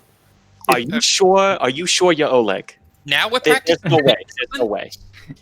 There's no way you're Oleg. Usually you shoot people before you even ask them the name. Okay, but the difference is it becomes really hard to ask questions after they're dead. I'm just being cautious here. I'm not gonna shoot them unless I got to. If they turn into a fucking monster, I'm gonna fucking blow them away. Like whatever. But I figure you would too. Anyway, let's go figure this out. Yeah, let's go see what this person's about. So, you all begin tracking the sounds of the voice bouncing off of the surrounding alleys and walls until you reach a portion of the city that has completely been torn away and collapsed. Now, picture with me. A massive black tree-like entity, a thing, seems to have dropped from the sky, hit the sidewalk and streets of Sharn at this massive intersection, ripped through the stonework of the foundation, and burrowed itself deep beneath Sharn. The sidewalk has been torn up, stone is strewn everywhere, the entire earth has been pulled aside to where only a thin portion of space exists between the foundation of stone and this strange root-like thing. You notice that literal, like, black roots have branched off from this massive tree-like entity and spread out into the surrounding buildings and pulled them down, have burrowed into the stonework, and has embedded itself into the streets of Sharn and the surrounding buildings. Not far from this, maybe like 30 feet from the edge of this massive pit that this tree has ripped and burrowed into, you see a goblin standing there. And if everyone wants to look at my video for a minute, wearing a ratty overcoat and a button-down shirt that is stained and dirty, is a goblin holding a pipe in one hand and a flat cap on his head. Oh, I can't do that with my headset. 1 second. A flat cap on his head and an amalgamation of jewelry and accessories on his body. He's an older goblin, bit of a wrinkled face with a middle part of greasy hair. He's standing there, peddling, or trying to get money to an invisible audience, saying, anything for a crown, anything for a sovereign, anything to buy me some food, anything helps, and he has a cup at his feet, and as he's looking around, he doesn't seem to notice you. He's kind of looks past you as if you're just one in the crowd. But he's still yelling and asking for spare change. You're right. We should probably shoot them. I let's I maybe we wasn't should, saying we should shoot him. I said we should be cautious. let's talk for a minute, and then if something happens like Cornelius says, then you can shoot it. But let me talk to this gentleman. I'll And he's walk still forward. Hello. And at this point, you see his eyes focus on you. It's like as if you just passed a threshold or something. And he looks directly at you and says, "Oh, sir, do you happen to have a spare crown or sovereign or anything? Anything helps. Anything for some food? Give or me drink?" 1 second, and I will point back with my thumb, and I will use a message, and I will point at Cornelius, and I will go, keep track of this guy's thoughts, huh? And Can go. and I will walk forward. I'm like, oh, what you collecting money for, friend? You see that And- he starts taking puffs on his pipe. It's not lit. He starts blowing out smoke. There's no smoke. Oh, would you like a light, friend? No, I'm good. It's already lit. Because I got one. It's As- already lit. I see that. And yes, Austin. I was gonna say, as when he tells me to keep track of his thoughts, I am gonna cast Detect Thoughts. Okay. His surface thoughts right now are super normal. Like, he's like, oh man, I hope this guy gives me some food so I can buy some lunch later. Oh man, I haven't had a good salami sandwich in a minute. Oh jeez. He's just puffing away and he says, "Lovely day we're having, isn't it?" Yeah. It's the sun is beautiful today. I know it's a little hot for my taste, but Holy shit. So how you been out here all day? You seen anybody? Anybody giving you some money? oh, all day, all night. I have your donation in just just a minute, but you know it's the morning lull. People just getting to work. You know how. Well, you might not know how it is. You look pretty well off, all fancy man here. Oh yeah. Cornelius, yes, you have a thought? Two thoughts. One, his surface thoughts seem normal, like they're normal thoughts coming across, right? Mm-hmm. Does there like the way that this is gonna sound weird? The way that he's thinking of, you know, like whenever you're like something, like when you're anxious, something you got thoughts going through your head, like I you could see. be thinking about absolutely normal things, but like, do they seem off Make an insight check. somehow? Cool. Ring of truth telling, advantage on insight, just because it's been a while. Yeah, Nobushi Nueve, the best NPCs are the crazy ones. They're the best. Wow, on advantage I rolled a natural 6 and a natural 7, but that is still a 13. 13. They seem pretty normal, and honestly, the only way to find out what like the motivation behind these thoughts or any more, you'll probably have to probe deeper. Okay. I'm gonna, seeing this guy, I'm going to do the same thing with my thumb, like a subtle gesture, just like this, and I'm gonna point at Varian, and I'm gonna message Varian and go, "You want to see if there's any magic around here? This guy's giving me weird vibes." Gladly. And I'm gonna racially cast Detect Magic. You racially cast Detect Magic. You see that like this weird wavering tree that has ripped through the foundation of Sharn. It's many roots that are running along. There's one that's kind of pierced through a door nearby and up into the building and out the window and all sorts of stuff. Imagine, what is it, season 2 of Korra? At the end of it, when the spirit world and the material world connect and like the trees grow up everywhere and all sorts of shit. Spoiler alert. Yes. It's almost like that, but like black and evil looking. Like all these roots and vines are wrapped through everything in this specific portion of the city. Also, I'll be like, "You can't respond to this message." He knows. And Varian, casting Detect Magic, these roots are most definitely magical.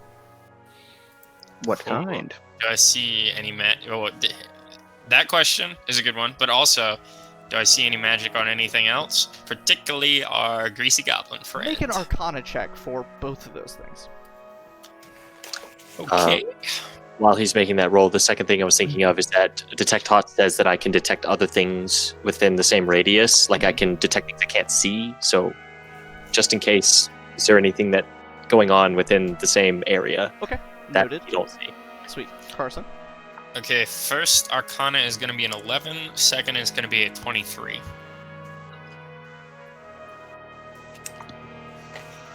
With both of those, there is magic on this goblin. You don't know what it is. It is not illusion, it's not divination, it's not enchantment. You are unfamiliar with whatever magic is being used. And Varian, if you will make a sanity roll for me. Ooh, okay. Seeing that this is entirely unknown. A 3? You're okay still. Cornelius, you begin feeling into the surrounding area. 2, and you'll see where I'm going with this. To your horror, the roots around you have thoughts. It is a cacophony, a shrieking crowd of thoughts. And as you probe deeper, make a sanity, or not probe deeper, as you sense it, make a sanity roll for me. Shit. Come on, baby.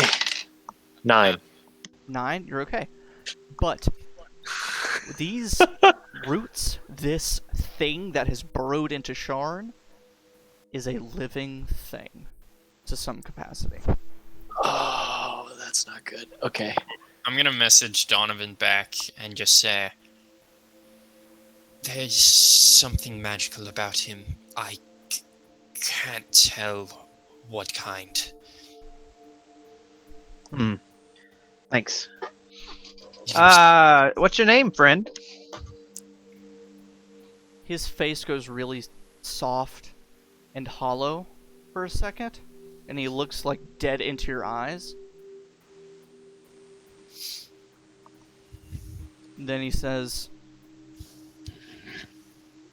"Oh, a crown, a sovereign, anything will help. Oh, anything at all, anything for some food in my belly, drink in my cup," and goes back to peddling. Oh!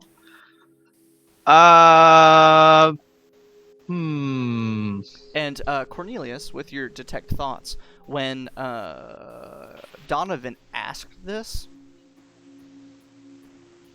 goblin's thoughts went entirely blank. You could see that he was somewhere in his surface thoughts, he was searching for the name, but otherwise it was totally blank. And then it's almost like he froze for a moment. Nice and dab. then went on. When he starts repeating himself, I'm gonna look at Oleg and give him a little wink. And then he watch my hand turn to a gun. I get ready. Not yet.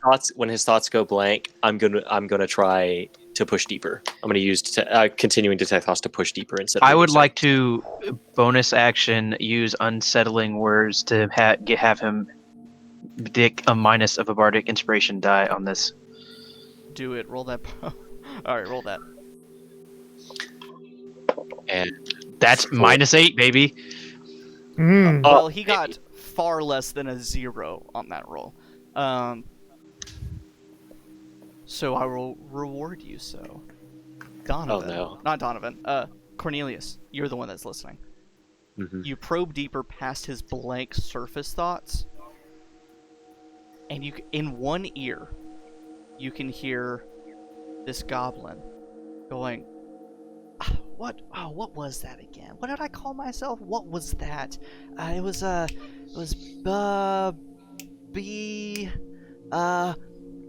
and then in the other ear, you hear an unbelievably earth-shaking voice bellow out and say, "It's mine now."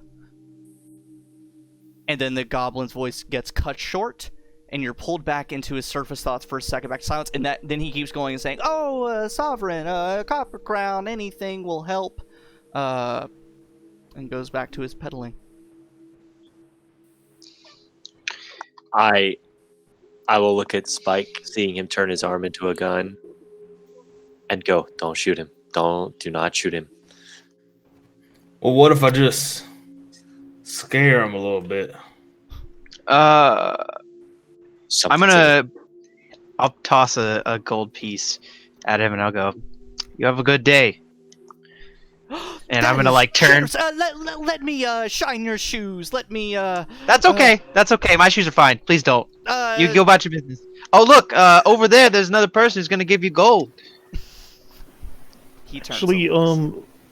oh, wait, I do like the thing like when someone really annoying is talking to you and your friends know and you look and you go. And I do that and I walk over to the rest of them and did you pick up on anything? So Cornelius, Oh, with oh your no. mind reading and hearing what you heard, and Austin, you have not probably seen this as much. It jogs another memory loose after seeing that clay ball roll across the ground, seeing your own initials. Fuck. Hearing that voice, it jogged something else loose in your memory. Austin, if you want to narrate a flashback, you can, or I can narrate a flashback.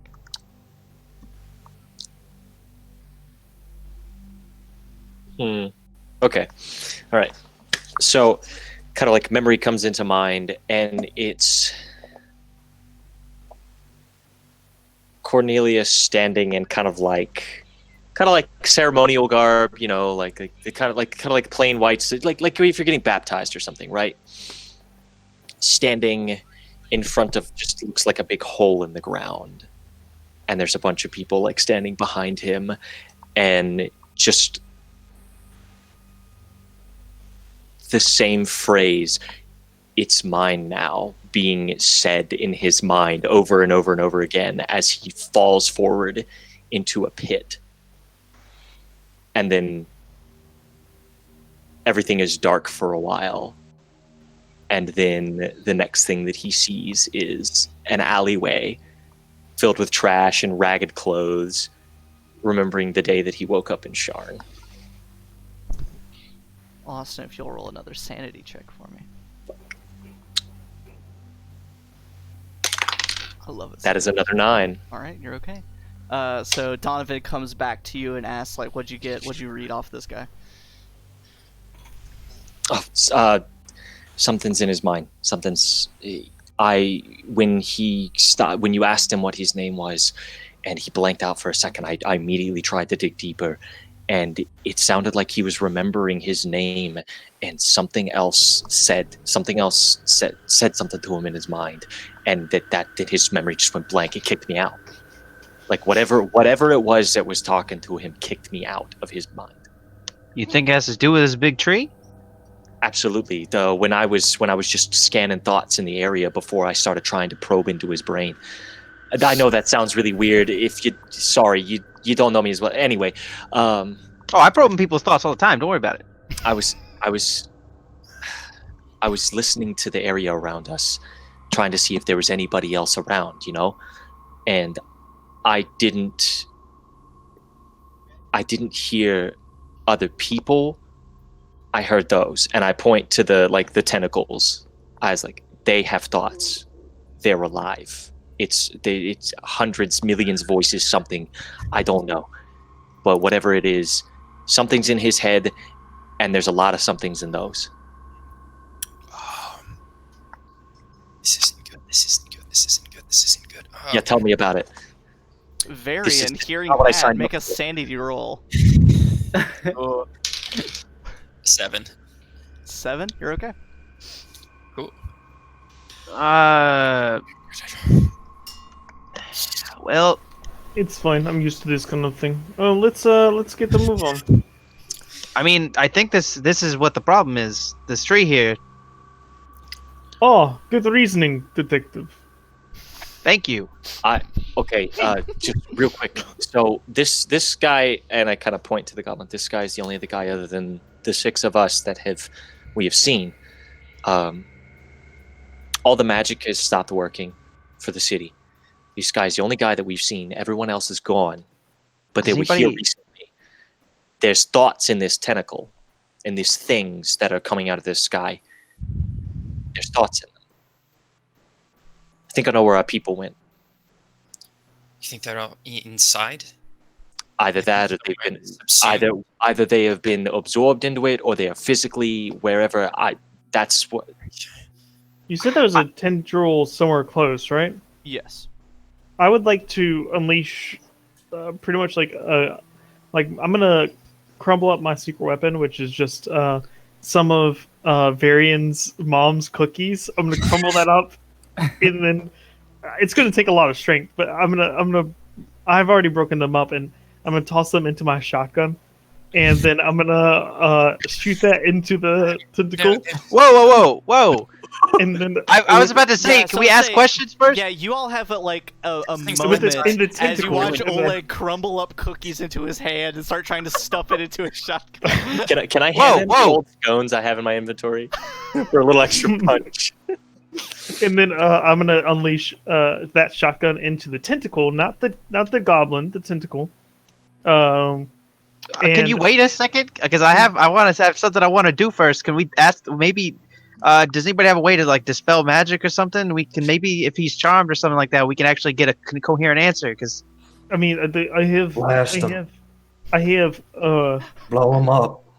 as I'm pointing my shotgun to the tentacle, not to the goblin. As a I know, reminder. but like, if that thing has something to do with this, maybe we don't want to threaten it yet. Maybe we want to see if the goblin can tell us what's going on You all first. feel a deep rumble beneath you, like deep, and the tentacles and roots off of this thing stretch Fire away. more. It's not a great amount, but they just extend a bit more, reach up to the next windowsill, reach through the next door, and they just grow out a little bit more as the foundation rumbles. Yeah, as I see a tentacle even move slightly, I shoot it immediately, and also shoot my flamethrower blast into it. You do both of those things. Again, God fucking damn the it! foundation beneath you rumbles. Like, for a lot longer, it continues rumbling. Let me shake my desk to signify the rumbling. Ooh. Oh Special God! effects. Special Um, effect. The tentacle wheels about, flails around a bit, and then slams back to where it was and grows a little bit more. It sustains some damage. You have scorch marks and piercing points from the scatter shot of your shotgun, but it's continuing to grow and move. Okay, as Anybody- I'm talking to y'all, I'm gonna continue to be like, okay, so it's a little bit, it seems a little bit dangerous, but as I'm talking, my eyeball is just turned around, like behind me, and just flamethrowing the thing the whole time. The tentacle, All or right. like where the root is coming from. Where the root is coming from. Pretty much the whole time as that's happening, the entire foundation of Sharn is rumbling.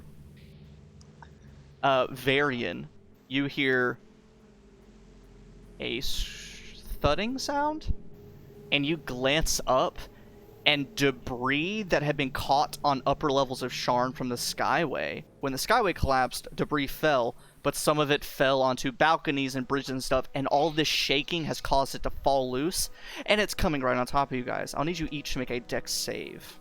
Oh man. Aw, shit. Okay. Nice.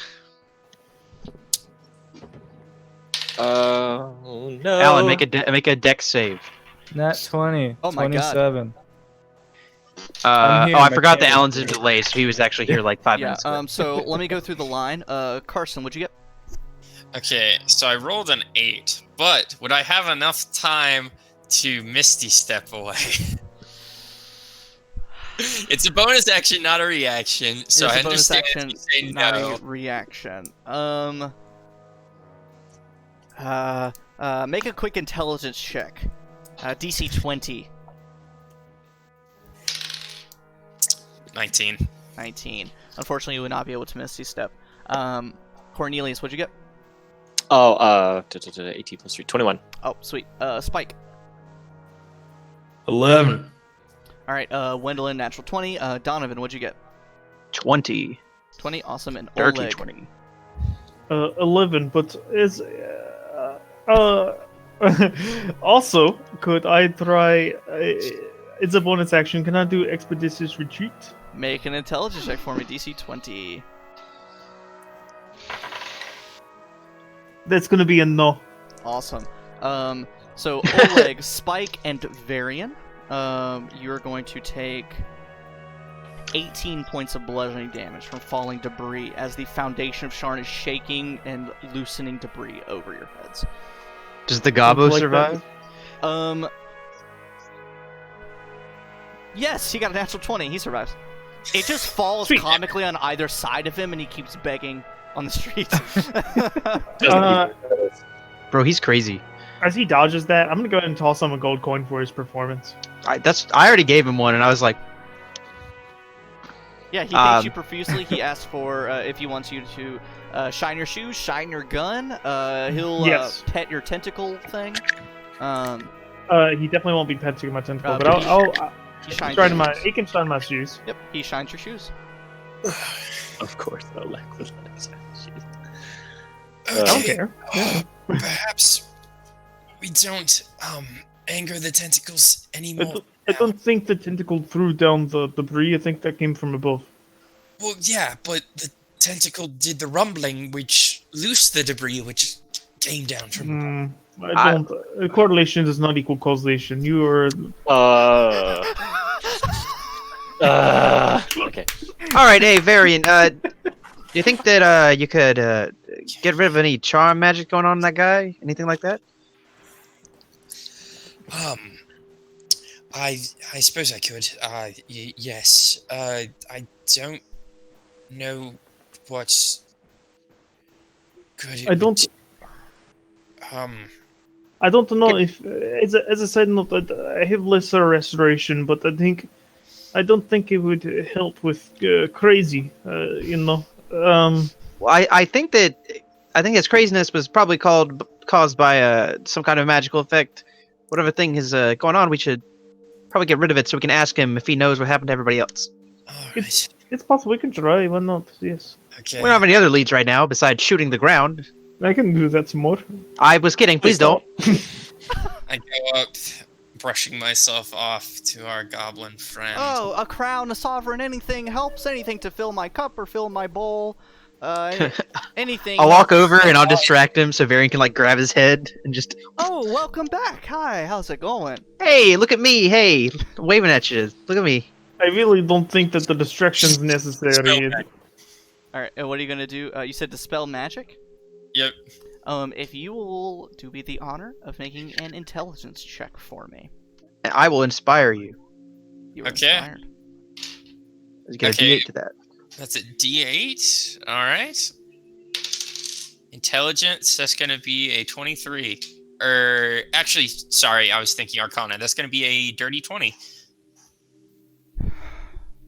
Dirty 20 is what you needed. Hell yeah. Bardic inspiration. Thank you. This goblin's face, it goes hollow and blank. Bards are OP. Once again. He looks kind of back and forth between you two. You survived? How did you survive? What are you doing here? They took. Hey, calm down. Calm down. Hey. It ripped Shh. everyone right up. I put my hand on his shoulder and I hand him a cigarette. He I go. snatches it out of your hand. He throws his pipe. It clatters to the ground and immediately. Whoa, big sucker. Calm down. Now, I light one too, and I light Cornelius's as well. Yeah. Just like, Lighting Mhm. cigarettes. What happened? We're all gonna I- smoke together. I pick up his 2 minutes pipe. or less. What happened? This thing, it crashed to the ground. I was asking for money like I always do, and this thing just crashed to the ground. Its roots went everywhere, and everyone just walked toward it. The roots swallowed them up like it was just carrying them off somewhere. They were all gone, and it was just me. Good call on that, Cornelius. And he just screams and why- screams and screams. why are you still here? Why didn't you walk towards it? God, I have no idea. I don't know, but it stole my name. It took my name and it taken my identity. It wasn't me anymore. You were just talking to. It wasn't me. It took me. Okay. When it was in your mind, Could you sense anything about it? It was everywhere. It was everything. It was my sounds. It was my taste. It was my smell. It was everything. Like, Could you see a place that was not here? It was just. Did you have visions of somewhere in the city or No, or it was all somewhere? dark. It was just dark. It was like I was just on my. It was just going through the motions. I was just doing it all on command. I had no control over what I was doing. I mean, I would be begging anyway. That's kind of what I did for most of my life. But I mean, I had no control over it anymore. Me too. Did you see where everybody went? When inside, did they go inside the tentacles? No, they started walking to. And he points to the giant, like, tree thing that has ripped through the ground. He points at it and gets a look of horror on his face. That's where it went. It starts backing away. So they went there. They walked toward it. The tentacles wrapped them up and just pulled them down. It was there. It starts backing away from the tree. I Okay. wanna hug him. Wendolyn, make a persuasion check. Persuasion is a +0. Alright. 10. He breaks free from you and backs away from you. And he just begins backing away from everyone. He says, "No, you're just more. You're just part of them. You're not real. You're not real." I'd like to use a persuasion check. I'd like to persuade him. How so? What do you want to try to persuade him of? I will like remember the cigarette. I gave him this cigarette. We're friends. It's okay. Calm down. Make a persuasion check. Can't be under a 21. What, really? It's a 21. Bards, man. He is no longer condemning you all, but he is still pushing away. He's still slowly backing away. So saying, "No, you won't get it again. It's still mine. It's all me. It's All right, go find somewhere safe. Stay there. We'll handle this. I don't know. I feel as though having this goblin around might be useful. If not to annoy the DM, then to, at least. How about let's not do the whole human bait thing again, huh? I mean, the meat's still very good. I don't know. Goblin bait, Yeah, please. yeah, goblin bait. Don't discriminate. Let's Did I miss something? Go home. Go home, new goblin friend. Get out of here. He immediately turns and runs away. Okay, well, that was the least helpful thing you could have done in that situation. We could have had hostage. Hostage. Hostage. What do we need a required- hostage for? Look at this I don't fucking think thing, and I that's gesture to the hostage? giant tree in the sky. When is a hostage not useful? You tell me. This particular situation. Going to church? I don't know. Sometimes God listens more closely if you have another person with you. Yeah. I don't think I want to meet your gods. Alright, so They seem mean. what is your course of action? I want to go Someone's to gonna- the place. I Okay, want to go to the source. I don't know that there's any point in proceeding with stealth. I feel like anything capable of this level of whatever the hell is going on already knows we're here and that we're on the way. Ah, shit. Alright, everybody has guns, right? No. Yep. Wendland Man, has you got a fists. gun? And they're probably a lot better than our guns, to be completely honest. Fair. I pose. Wow. Well, Oh, put toilet cat in the chat, please. Is Logan peeing? drop some toilet cats in the chat. Oh my god, it's toilet cat time. cat. Toilet cat. Toilet cat. That's gonna be. See, the thing is that Oleg isn't evil? Question mark. No, Oleg not evil. Oleg's just practical. Oleg is just utterly pragmatic. Oleg is very lawful neutral. Lawful neutral? Oleg has a code. And Oleg his has a code. is boom, boom, motherfucker. He's not chaotic. He 100% believes what he's doing is the correct thing to do in all situations. Oh my god. I mean, you can be chaotic neutral and believe that too. No, chaotic neutral, you just want to see the world burn. Lawful neutral, No, at least not really. How's chat doing? How's everybody doing in chat? How's your night going?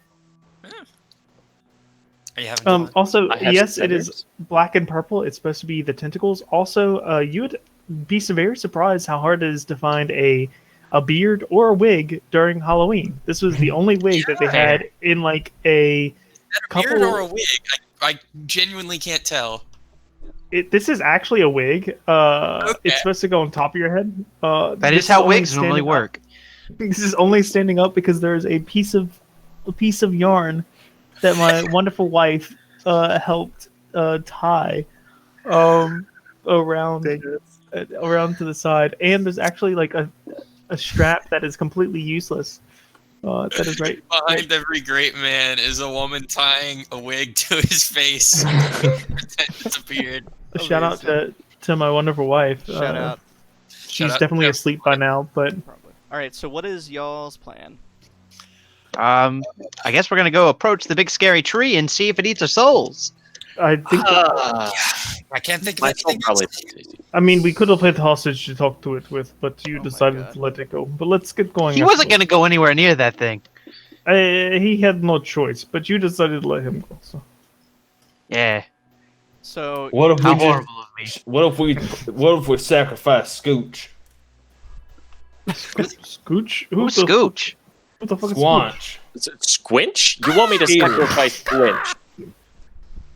Yeah, What I if we don't do think it? it's gonna take Squinch anyway. And besides, I'm pretty sure that because of the terms of the contract, that he stuck with me, even if I wanted to sacrifice him. So I don't know. You Plus, haven't he's tried getting pretty before, have fat. you? I don't know if the thing could even pick him up. he hammers you a few times with his beak. Yeah, that's right, you bird bitch. oh, please stop antagonizing him. He's gonna take it out on me later, assuming we all survive this. Just know- give him some beer. He'll fall asleep. Hey, whiskey, excuse you. We drink whiskey in that apartment. Thank you. That's the Into only thing I've ever seen him consume. Does he eat? Sometimes. I A think we lot. have better problems. We have bigger problems right now. We don't need to worry about Squinch's dietary restrictions. Why are we talking about this? Oh, Let's sprint to the tree. So you get up to the tree thing that's ripped through the ground, and all of you being intelligent, being investigators, you see that around the tree there is a gap between the actual like core of it and where the foundation of stone starts. So when you look, you see that all of the roots from this thing have spread out to the foundation, but there's still a space about 10 feet wide between the fleshy parts of this thing and the stonework of the city. So there you have the opportunity to descend down via the roots or flying or whatever else to follow very closely along the core of it. Alternatively, if you're able to at least see it goes below the lower city, which means that it can go down as far deep as Kyber's Gate, the Cogs, Old Sharn, any of the ruins beneath the city.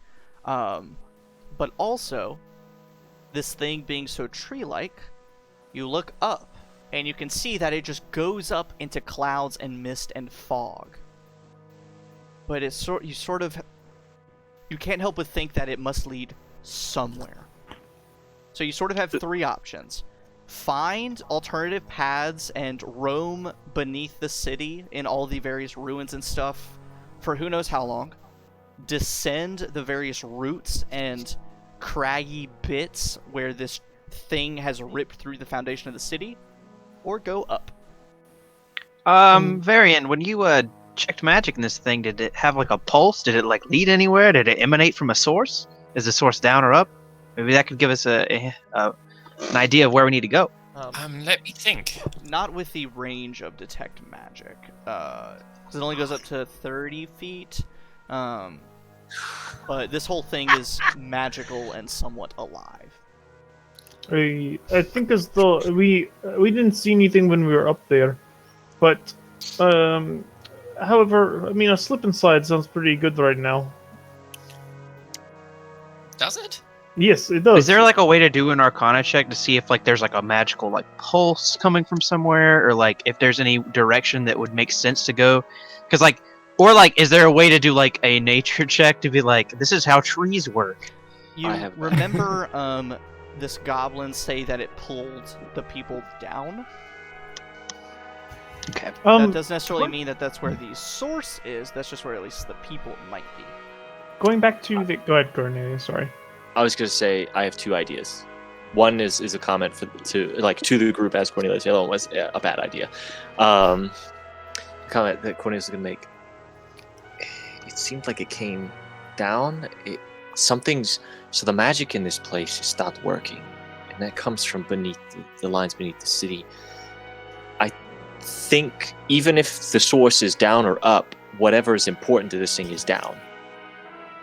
I think. I would agree. Was my Cornelius. flash? Sorry. Cornelius, Oh. you've been working hardcore as a detective the past however long. You've been up to 10 your years. neck in cases recently. Same with all of you. But I'm gonna put Cornelius on the spot. Cornelius, Oh, make no. an investigation check for me. Okay. You know what? Big money, no whammies. Let's go. This dice kills investigation check. Oh. 23. I forget that this thing is connected to the laptop. That's 23. You look at the surrounding stonework, terrain, the buildings. This thing did not come from bottom up. It came from top down. You can see where it like pierced the stonework. It tore through it from above. So, leads you to believe that its source may be up, but whatever it is here for, whatever it came for, is down. Yeah. So, and I basically relay that. This definitely came from somewhere up there in the sky, and it came down, and whatever it's searching for, whatever it's coming here for, whatever it's burrowed into the city for, is beneath the city. I think it might have something to do with the magic of the city, but even though the source is up there, I think it's important that we go down and figure out what it is coming here for. Maybe then we can get it to go away. I don't know. I kind of think the opposite. We might need to go up and kill whatever the source of it is. That'll stop whatever it's doing. I mean, how do we even go up? Do we have to just climb stairs? Is that what you're saying at this point? I don't know if a giant tentacle tree thing has stairs in it. Or... No, I was saying to go up to the. I mean to the upper landing, right? It's somewhere, or was it out over yonder? It tore through the skyway, so it is far above even where the skyway was. So it is far beyond even the highest levels of Sharn. Then we probably should head down then, because it'd probably take forever to even get up there. That's true, and I don't have sky coach right now. Yeah, without the sky People coaches. are still alive. I would venture to guess that they are down below.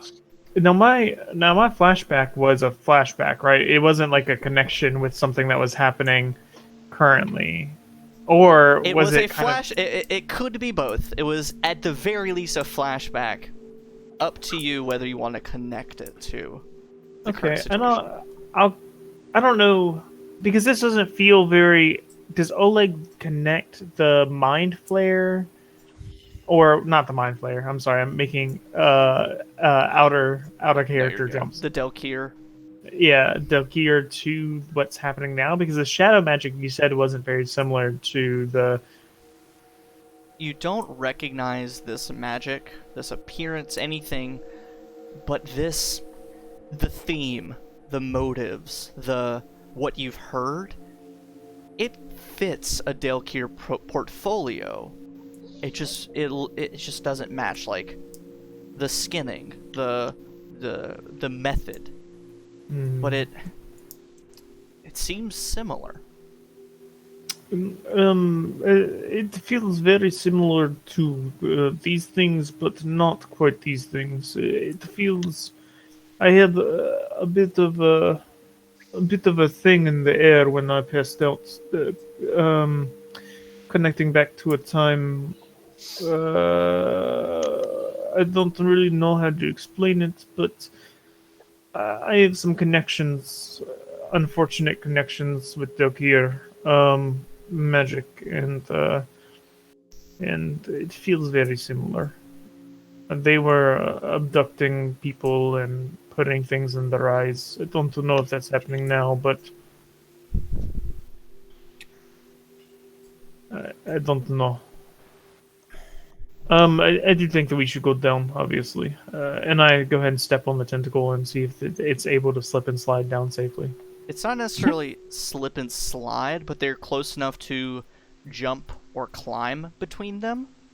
So I will end up needing a series of various related checks to descend down, unless you want to fly, feather fall, spider climb, any of those kind of spells or abilities.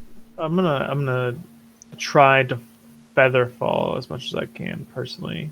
Actually, you know what? No, Oleg's okay with jumping around until it fails him.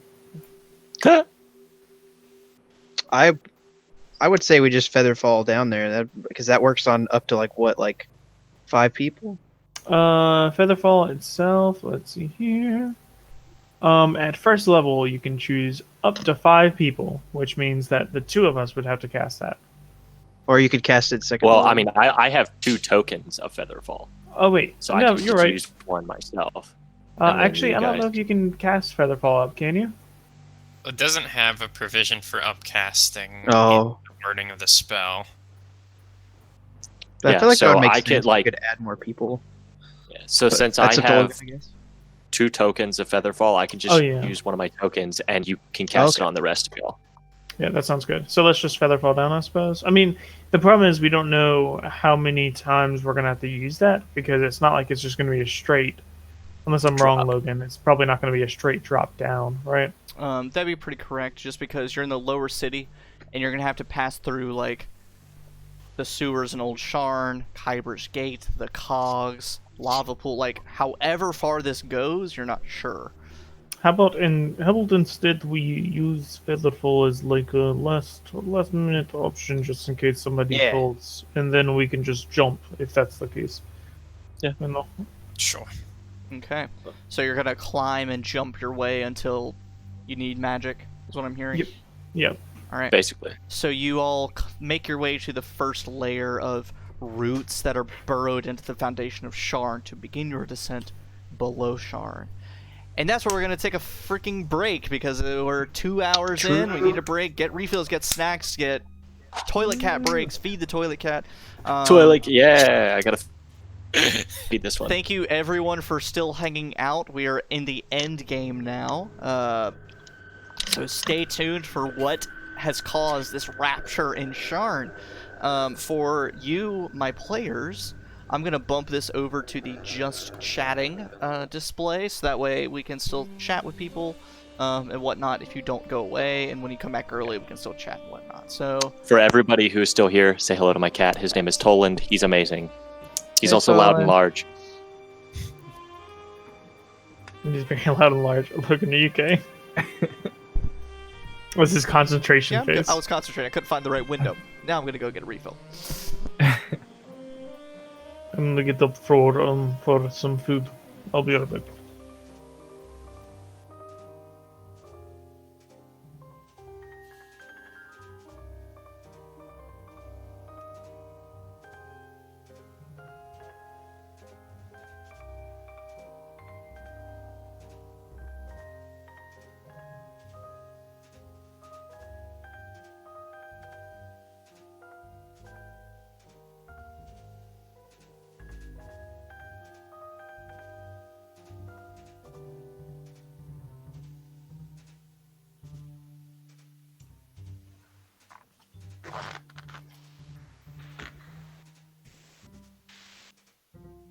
Well, chat, it looks like it's just the 2 of us, or it's just the you and the 18 of us. together again. You see, I hope you're enjoying this little one shot that they like to call it. I'm enjoying it a lot. It's a lot of fun, and it's gonna get a little spooky. I'm already shaking in my mainframe. You see, I want to say thank you to each and every one of you that's come out tonight and showing your support to Logan, the DM of NeverSayDice. He's been working real hard to get this channel up and moving, and he really is excited about D&D. This boy loves D&D more than anything else in the world. Australia 231. Does that hurt your throat to do that voice? Well, you see, as a Warforged, my vocal cords don't work the same as humans, so it does not hurt. In fact, I feel perfectly fine doing this voice. But thank you for the question. Do y'all have any other questions for a cowboy Warforged? That's just his normal voice. Exactly. We also have my good friend Spider Monkey. She is a shadow monk lady who also likes to kiss strangers. That is a part of her personality. It is not an insult. That is true. Well, okay. Nobushi Nueve. Will you upgrade your hand or gun? I was thinking about adding an extra finger so I can have 6 fingers on this hand. I don't know what you can really do with 6 fingers. They call him Six Finger Spike. I'm willing to find out. So if you keep watching, you may see what happens when I upgrade to 6 fingers instead of 5. You'll see that next Halloween. Is right. everyone still alive? Oleg is kind of getting close to not being alive. We'll see how that goes. I have other character in mind just in case. We'll see how DM handles. If anybody else has any questions they want us to answer in character, this is your opportunity. Is your second character your son Oleg Jr.? It is not my son Oleg Jr. It is going to be a turtle. Oh God. We We gotta keep Oleg alive. We ain't want to see a turtle in here. The prospect of Oleg fornicating fills me with a deep sense of dread. It happens many times. Just What do you think the turtle is? No, it does not. What do you know? Donovan. Yes. Tell me, how did you get into the whole reporting business? What inspired you to become a reporter? Well, when I was a child, I lived out in the wilds with a lot of where all the rest of the tieflings are from, and you would hate to hear about all the terrible injustices that happened out there, outside of civilized society. So I decided as I grew up that I would try to find a better life, a life with I could help people, and that's how I got here. And I've always been the nosy sort, with a silver tongue, so I try to use those powers for good. Is your tongue actually silver? That is a figure of speech. Okay, I will write that down and use it for the future reference. We got a couple questions for in the chat for Oleg. Wendelin, what's your ideal date? These are amazing questions. I love this. Where are you seeing these questions? They're in the Oleg chat. says, Oleg, what's your favorite color? Oleg favorite color. First. Oleg favorite color is red, like a maroon, kind of like a blood red kind of color. Interesting. Also, he also likes pink and purple. He's pretty much just that kind of man. He likes it. And nothing wrong with liking pink. All No, right, it's a great color. Cornelius, what is your ideal breakfast? That's a question from Daniel_Buchan. Oh, my ideal breakfast. All right. So like we're talking Whiskey. like eggs over light, a little bit of cheese on them. You know, if I'm feeling fancy, got a nice bagel, some cream cheese, some bacon where it's just a little crispy but not too much, still a little soft. A couple of shots of whiskey, maybe a mixed drink here and there, a cigarette or 4, and Do you eat you know I'm those? gonna have to say liver mush. Liver mush. That's some good Liver stuff. mush is very good. That's if I'm doing all that's if my work has been keeping up. If it has been keeping up, then it's usually just a cup of coffee and a couple of cigarettes. So Understandable. All right, we got a question from R_wit. Gwendolyn, what's your ideal date? Presumably off of a stranger you have just met. Yeah, Gwendolyn, she likes meeting new people, you know. And she likes a date that's full of surprises. She doesn't like a normal one. So anything that she can't expect. All right. Like to be spontaneous. Okay. Spontaneity is a sign of true love. It You always want to truly surprise is. the person you're trying to romance. We have a question from another one from Nobushi Nueve. Gwendolyn, have you been pursued for your acts of graffiti? Good question. No comment. All right. that's the spirit right there. That's what you say. That's smart, because I definitely would have written it down. Oh my Okay. gosh. Looks like we got another question. From Tana Hippo. What's your favorite Bionicle lore? I like that one Bionicle movie with the Mask of Power, like the gold one. You remember that movie? I remember that movie. On Matanui? Yeah, that one. That was a good one. I used to have like a very specific like lore fact that I really liked, but now I can't remember it. And it's like one of those like if you hadn't asked me, I could have told you kind of thing. Bionicle is very popular in Sharn.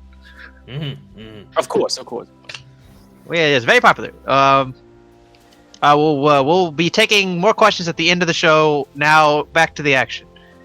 Back to the action. All right, we're gonna stay in this layout just for this little skill thing because I don't want to unveil the map too soon. So. Oh no. This follows death. I know what this means. I'm scared. So. I'm in danger. So I need I'm in peril. all of you, depending on how you want to descend, to make either an acrobatics or an athletics check. Acrobatics it is. Does anyone feel like they're particularly bad at both of those that would like a bardic inspiration die? I feel like I'm just unlucky. You You know what, Cornelius? Take some bardic inspiration. Thank you. I appreciate that. Okay, so Oleg is going to try to like roly-poly roll down these fucking things. Yeah. Oh, this the is- Sonic method. This terrain, this scene, it's very Zelda-esque, like running and jumping from each one. So if you could get enough momentum, you could really try to roly-poly, but Oleg will actually try to like slip and slide, roly-poly mix between those two. okay. So I guess that's acrobatics or okay. Did you get my? Did I get an inspire? Apparently, someone tried to inspire you. Oh. Ooh. Oh, we didn't see it. Yes, I Yeah, so Alan, we'll say that at your discretion, you have a point of inspiration, so you can roll with advantage on one of your d20 rolls by the end of the session. So a question about the inspiration. I inspired myself because I am pro gamer. Can I use that for madness roll? Not with madness rolls, unfortunately. Oh, I wasted points. This sounds good, thanks. Did you inspire yourself? Yes, of course I did. I am pro gamer. More like pro lamer.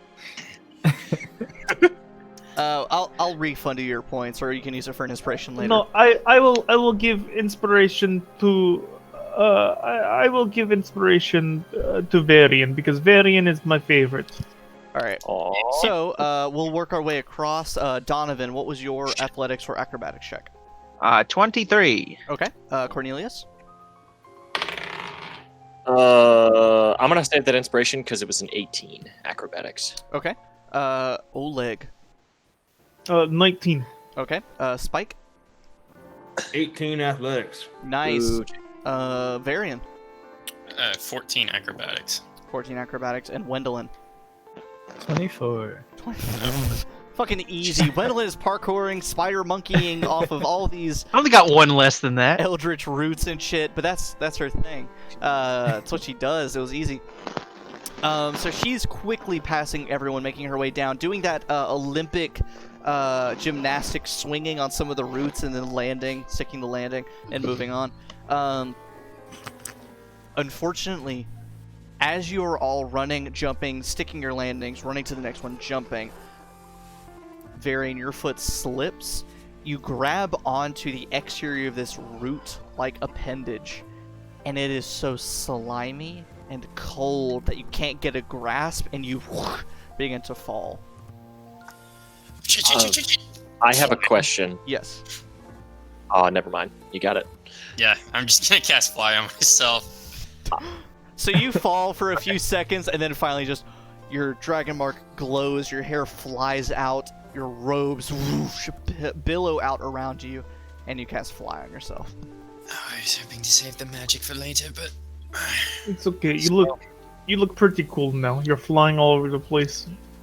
I So love this spell. yeah. So essentially, Varian, you no longer have to make the checks. How long does fly last? It's Actually, an hour. an hour? Yeah, you'll be okay. Everyone else, as you descend, 10 minutes. Sorry. oh yeah, I always get that and invisibility mixed up. Yeah. So I'm gonna say you'll skip the next check. Cool.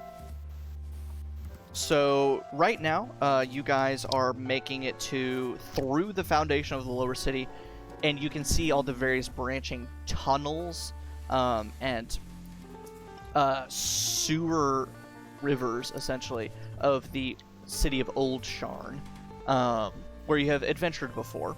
So if everyone will make another athletics or acrobatics check for me, excluding Varian because of his fly. Ow.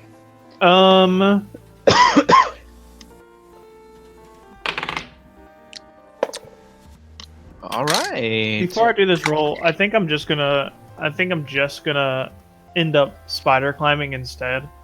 Okay. Just because I know Illeg rolls like shit, so No, that's totally fine. So you cast Spider Climb and make your descent. So and that lasts for an hour. Yeah, so you'll be okay for the rest of this thing. So now, Donovan, what was your check? 18. 18. Okay. Cornelius, 17. 17. Oleg Spider Climbs. Spike, what'd you get? 19. 19. It's getting more and more muffled. And Wendelin, what'd you get? 25. 25. All right, you descend further past through Old Sharn. You're all okay. Oleg Spider Climbing, Varian flying. You make it now down to the level of Kyber's Gate. The home to the Dask, the home to all the monstrous races that emigrate from Drome. You see the branching tunnels that lead into Kyber's Gate, all barren. No knoll guards, no goblin watches, nothing. Finally, this route that you've been following and walking along, jumping along, it continues down deeper until you reach the cogs of Sharn. And because we've not delved here before, the cogs of Sharn is where a lot of manufacturing happens. It is the foundries, the smiths of Sharn. It feeds off of the lava pools beneath Sharn, and it is where the greasy, the hard work happens. It's smoky, it's claustrophobic, it is a terrible work environment, but it would not... If it fell, so would Sharn. It is a huge part of Sharn's infrastructure and everything. And that's where you guys are descending. So for the last portion, Varian, so everyone excluding Oleg, if you'll make one last athletics or acrobatics check, unless you want to cast spells in place of it.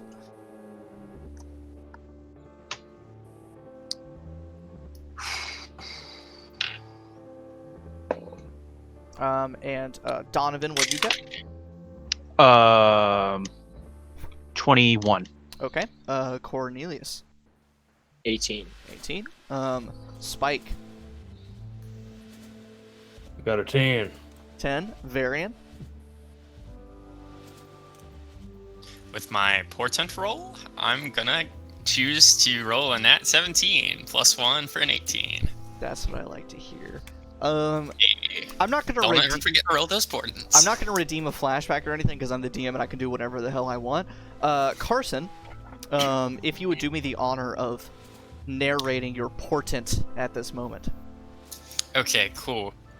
So, as I'm going along these treacherous tentacles, as I've been forced to land once again, as the duration of my fly spell has been reached, I go to step, and there's just kind of a brief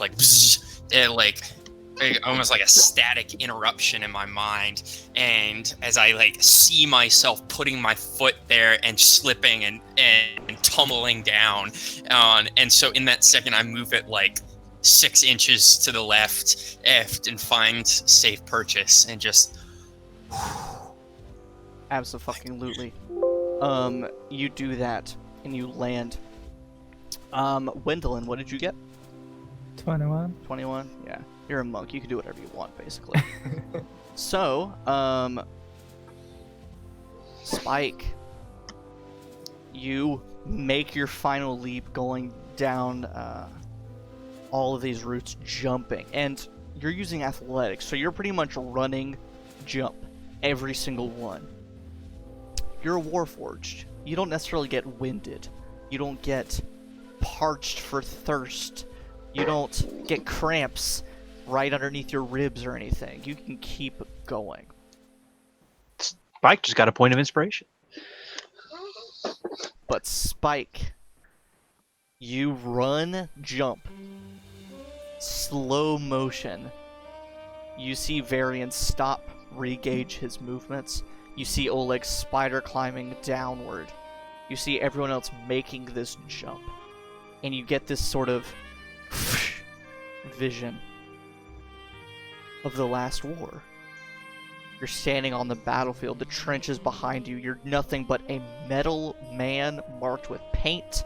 You look down and see your Warforged identification number on your arm, where now your gun arm would be. And you watch as everyone runs ahead to the next trench. But your foot gets stuck. It gets caught on something. You start to look down and panic, trying to wrench your foot free, and you look forward and watch as the other Warforged in your squadron, one of them stops, grabs your arm, and yanks you free and pulls you forward. And Spike, if you want to roll your athletics check again for me. Oh, thank you. First of all, Daniel Buchan, thank you so much. Because holy crap. Alright, it's a 16? Perfect. Oh, thank God. You, Daniel Buchan, you're incredible. I love you. Slow-mo, you come back to your jump is just a little too short. Just a little too short. You overextend yourself.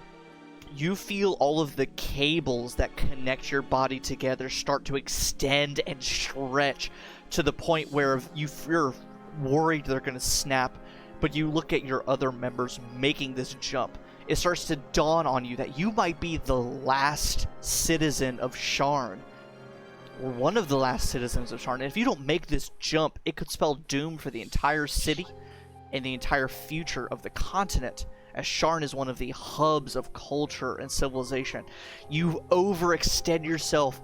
You burrow your metallic fingers in one hand onto the slimy, greasy root, and in the other hand, you form into your gun arm, you eldritch blast into the air, giving you just the right amount of momentum to thrust you up onto the root itself. And you pull yourself up and regain your balance. Spike just invented the double jump. He did just invent the double jump. Spike, World's first hunter. you do take 6 points of general sort of physical bludgeoning damage as you sort of overextend yourself, but you do not fall. Ooh. Woo! That was a good point of inspiration, Daniel. Good burn. Good one. I high five Spike. I'm gonna just turn towards an invisible camera and say, "Thank you, Daniel." You don't hear Spike say thank you, Daniel. Don't worry about it. Hi. Okay. Stop breaking the fourth wall, Spike. You can't do that until after the show is done. Damn it, I just did it. Let's go. Okay. So you all make your way downtown in the burning ring of fire. Down in an earlier round. Maybe That she's song. Yada yada yada. So, I sometimes forget that we're streaming, and I just want to like talk to you guys as players, but I also need to fill in context for our actual audience. So Wild, isn't it? I know that's fucking weird. Thank you, audience, for being here. I love you all. This is 19 an people. absolute- That's crazy. Yeah, And we're only 6 of them. I know. I am honestly a bit dumbfounded that we have fucking 13 people here, but much less that we had almost 30 30. at the Yeah. very beginning. That we had I think we had a max of like 32 or 34 at one point. I cannot believe. That's real wild. So We Sticking hit it 52. for you, my players, I'm going to send an image in our Facebook chats. Oh god. Okay. Don't worry about exact stuff. Just get an idea of like the shape and stuff like that. It's not anything Okay. specific. And also, I'm gonna send it to you on Facebook. Okay. On everyone else's view, you will see a map. Yes, thank you so much, everyone. Being 21 people, 19 people, 22 people. So, of course, as anything theater of the mind related, this map is not exact. I'm just using it sort of as a reference. So, you all are making your way along the roots of this strange eldritch tree thing. And finally, you can see the bottom. Or those of you with dark vision can see the bottom. Does anyone want to use light or anything to make people with dark vision able to see? I think that's only Spike and Wendelin, if I remember correctly. Yeah. As I say, both of you two might have light. Same. Yeah, so, go. In other words, Spike and Wendelin, you cannot see the bottom of where you're going.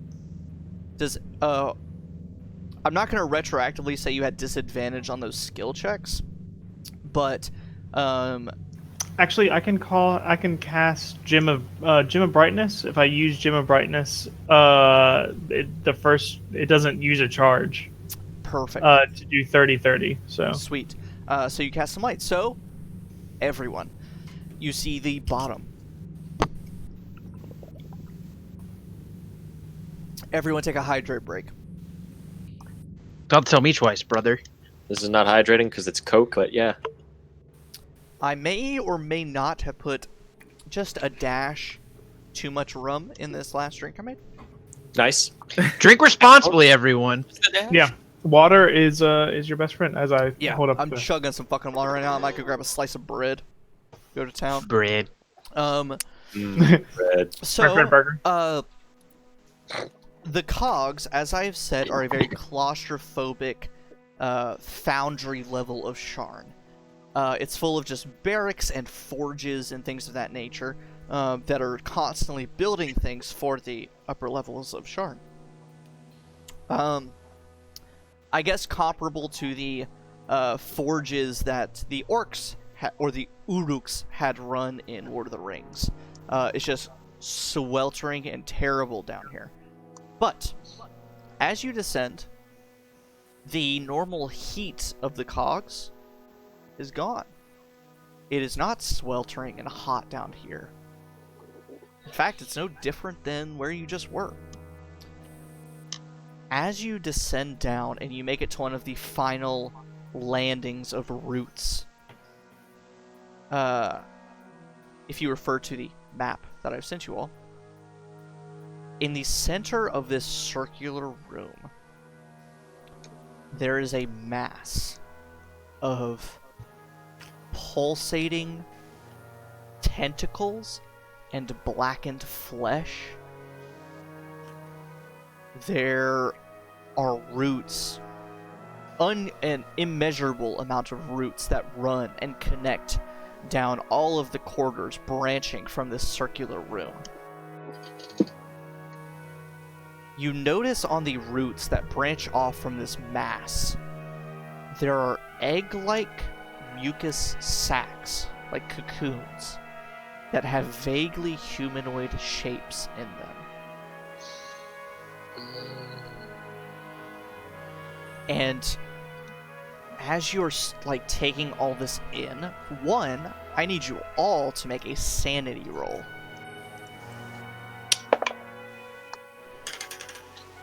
Eight.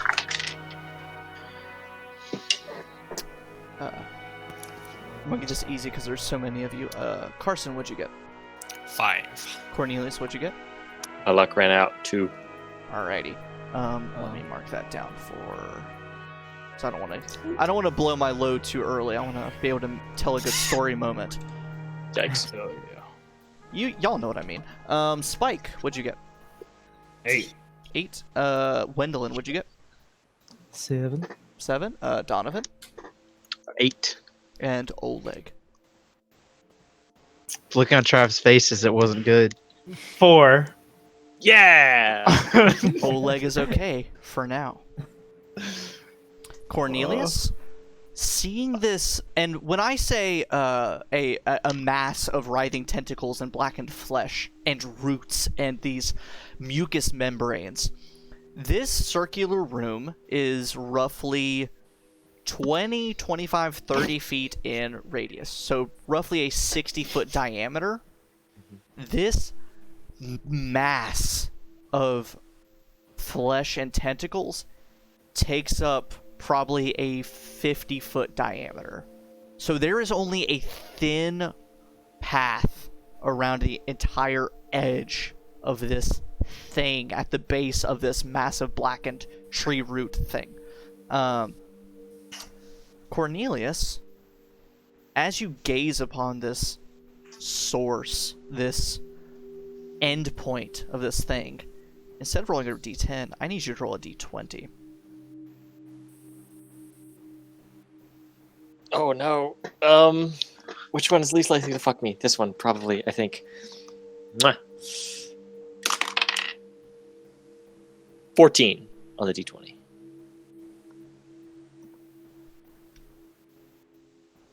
You get flashes. You're remembering yourself in white robes, hearing the chanting, hearing the voices. But you hear another voice. Austin, I'm going to look dead into my camera when I say this. You hear a voice in the back of your head. It is cold and lifeless. In some unknown language. It's speaking to you. It's calling to you. And everyone, as you see this massive mass of blackened flesh and tentacles, you see these red orbs, almost like eyes, just bloop, bloop, bloop, bloop, bloop, bloop, all over this like massive form. If you would like, you have a moment to make a stealth check, because you were still up a bit higher on the roots. Yep. Does that or does that not include me? It will also include you. Okay. Is everyone in favor of doing a stealth check? Yep. Yeah. Yeah. All right, Yep. everyone make a stealth check for me. Oleg is I have hesitant, but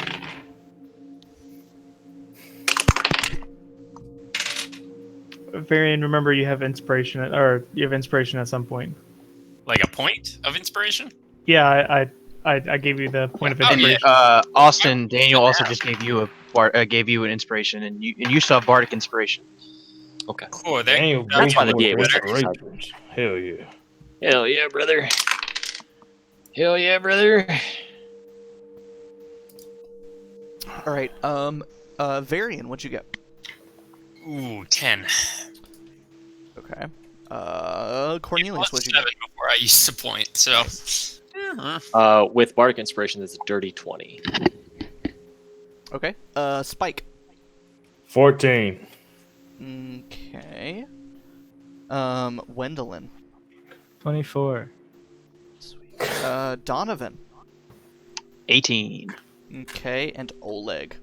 It was a natural 20, and then I have disadvantage because armor, so it was 11.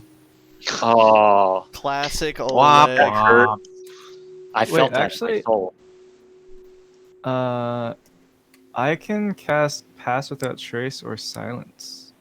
It's a. So Every here's time what for I'll me to say. do Alan, I believe we said because of a gift a long time ago, you have a point of inspiration. Yeah. If you want to sacrifice your point of inspiration, you can have casted Pass Without Trace on everyone. Yes. Okay, so everyone gets a plus 10, which bumps Varian your 20-something, Yeah. Spike 20-something, Oleg 20-something. Dirty 20. 28. Thank you, Rachel. Yeah. 30. Yeah, so everyone is up to 20-odd something. Let's see if you're spotted. Where did my other d20s go? Whatever, it doesn't matter. I just need one. Okay. The eyes pop open. These just absolutely red, blood red orbs in the massive black flesh and start to moving around. You all have a moment while stealthed to talk, to do anything, cast something. Let's make this easy on ourselves. Everyone roll initiative. Oh no. Because Yes. the moment you start casting and doing things, it will be a bit more obvious, but consider this a surprise round. This first round of initiative. So let me start a new thing. Varian, what was your initiative? A dirty 20, believe it or not. Nice. Cornelius. Oh, sorry. Initiative, that is an 11. Okay. Spike. I got a 12. Wendelin. 16. Donovan. Also a dirty 20. And Oleg. 17. 17. Man, you guys rolled pretty well.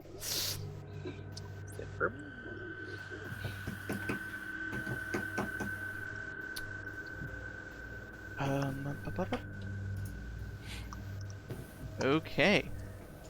So as you know, Wendelin and cast Pass Without Trace, you all stop moving. You hold your breath. You do everything you can to not be noticed by whatever this thing is.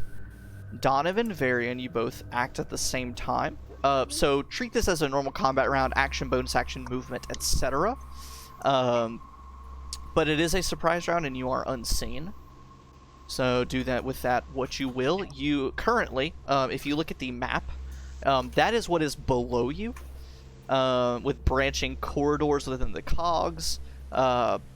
The thing that is embedded itself, the base of this tree, it takes up like 90% of that circular room.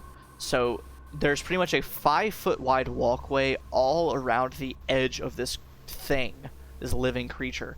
And where you are at that root and where the creature, the base of this thing is, or the floor, it's about 90 feet.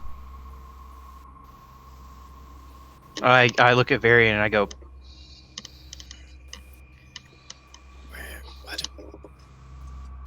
What are we trying to do? I think it's safe to say that we need to kill that thing. I'm inclined to agree. Okay. Okay.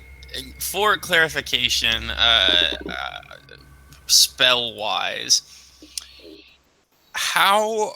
Okay, so we see like pods with people in them, right? Correct.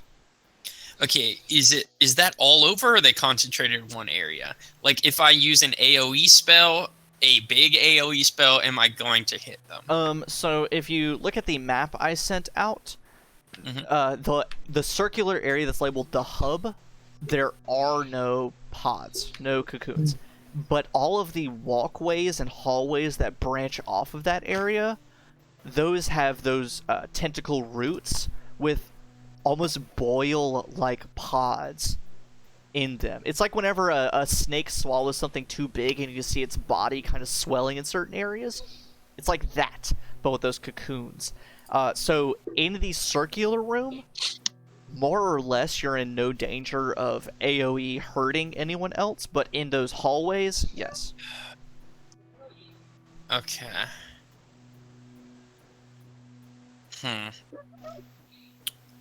What you gonna do? You or Donovan, because you both had 20. Any ideas? Well, that thing in the middle is what we gotta kill, right? Yeah. I say we just hit it with everything we got as fast as possible. We kill it fast. We don't have to deal with anything, right? And let's be honest. I lean in and I'm like, they're just gonna shoot it anyway. So. All right, what you gonna do? All right, someone take their action, Carson, movement, or bonus action. You go first, Varian. Okay, I'm going to confirm with the group, I guess visually, that we're all about to go, and then I'm gonna use my movement to sneak as close to it as possible. Okay, you're still. There are no more roots between the one you're on and the ground, which is 90 feet away. So at most, you can get 90 feet from the wet mass of tentacles and flesh. How Okay, gross yeah. can I describe this creature? You're doing pretty well. A sopping, fleshy mass. No, I'm done. A sodden, a moist mass of tentacles and wet flesh No. Ugh. with Viscera. weird squelching sounds. Stop. Don't forget Viscera. Mucus viscera everywhere. All right. Okay, so if I drop down, can I reasonably assume it's gonna notice me? If you drop down, it will likely notice you, and you'll take a decent amount of fall damage. Okay. Unless you feather fall. If you feather fall, I will say that it doesn't notice you because you land so delicately, provided you succeed on a stealth check.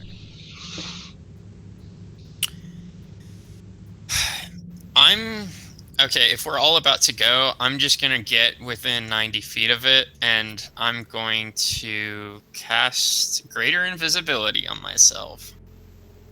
Okay.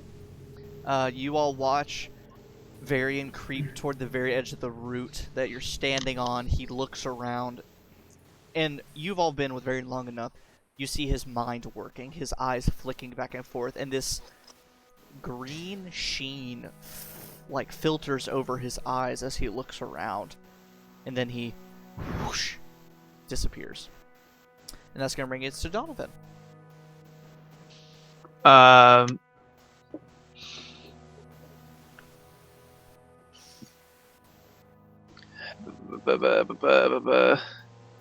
we'll say that you've already, because of talking to Variant, you've already used your sort of minor action, or your talking, your whatever for the round, so you're pretty much bound to now movement, action, bonus action.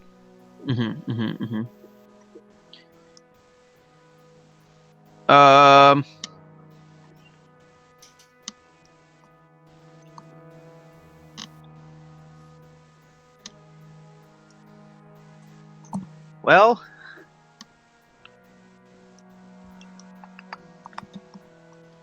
I'm going to And you said how far away is it? 90 feet. Can I get within? Can I get within 60 feet? There's nothing between you and the ground, so you either have to fall to the ground, feather fall to the ground, something, or you're stuck at 90 feet.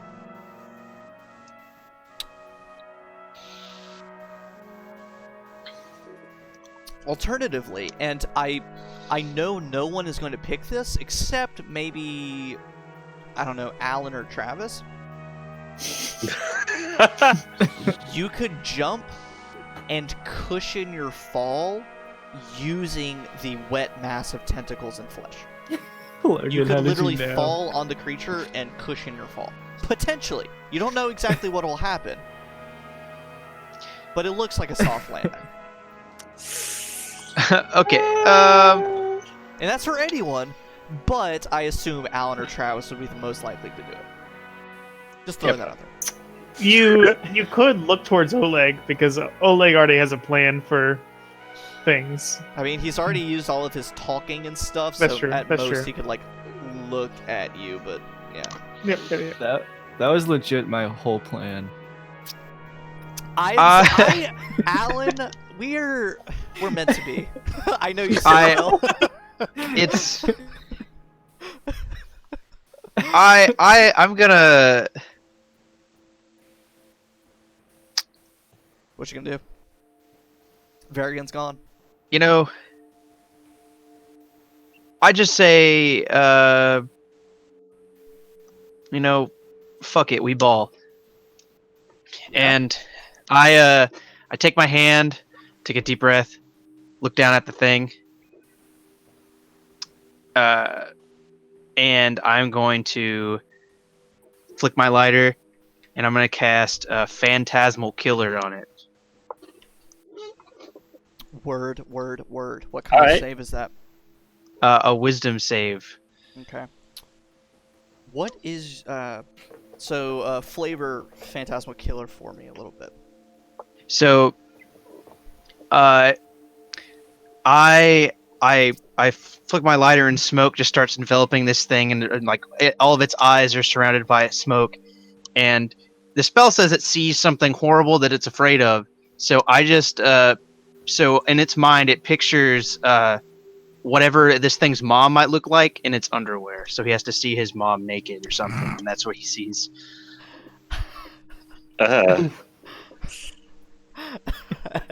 Yogg-Sothoth in a thong? Oh no!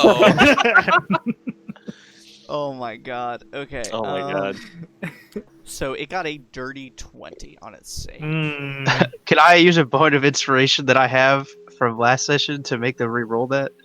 What do you mean a point of inspiration from last session? I have one. I have a point of inspiration that I did not use yet. Let me do my research real fast as you make this eldritch being see its mom in its underwear.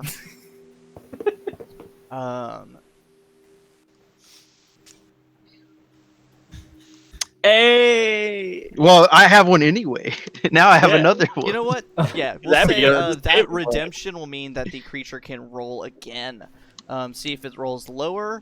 It did roll lower. It is going to use a legendary resistance to succeed. No! Okay, alright. Cool. As you do that, its reddish eyes cloud over, turning a mild pink color, and then they flick up at you.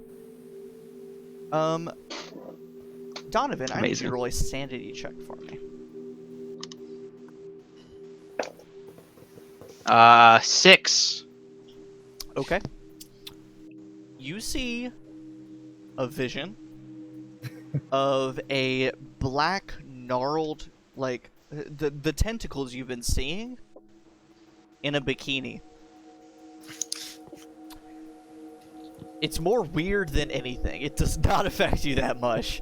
Do you have any bonus actions or movement you want to be doing?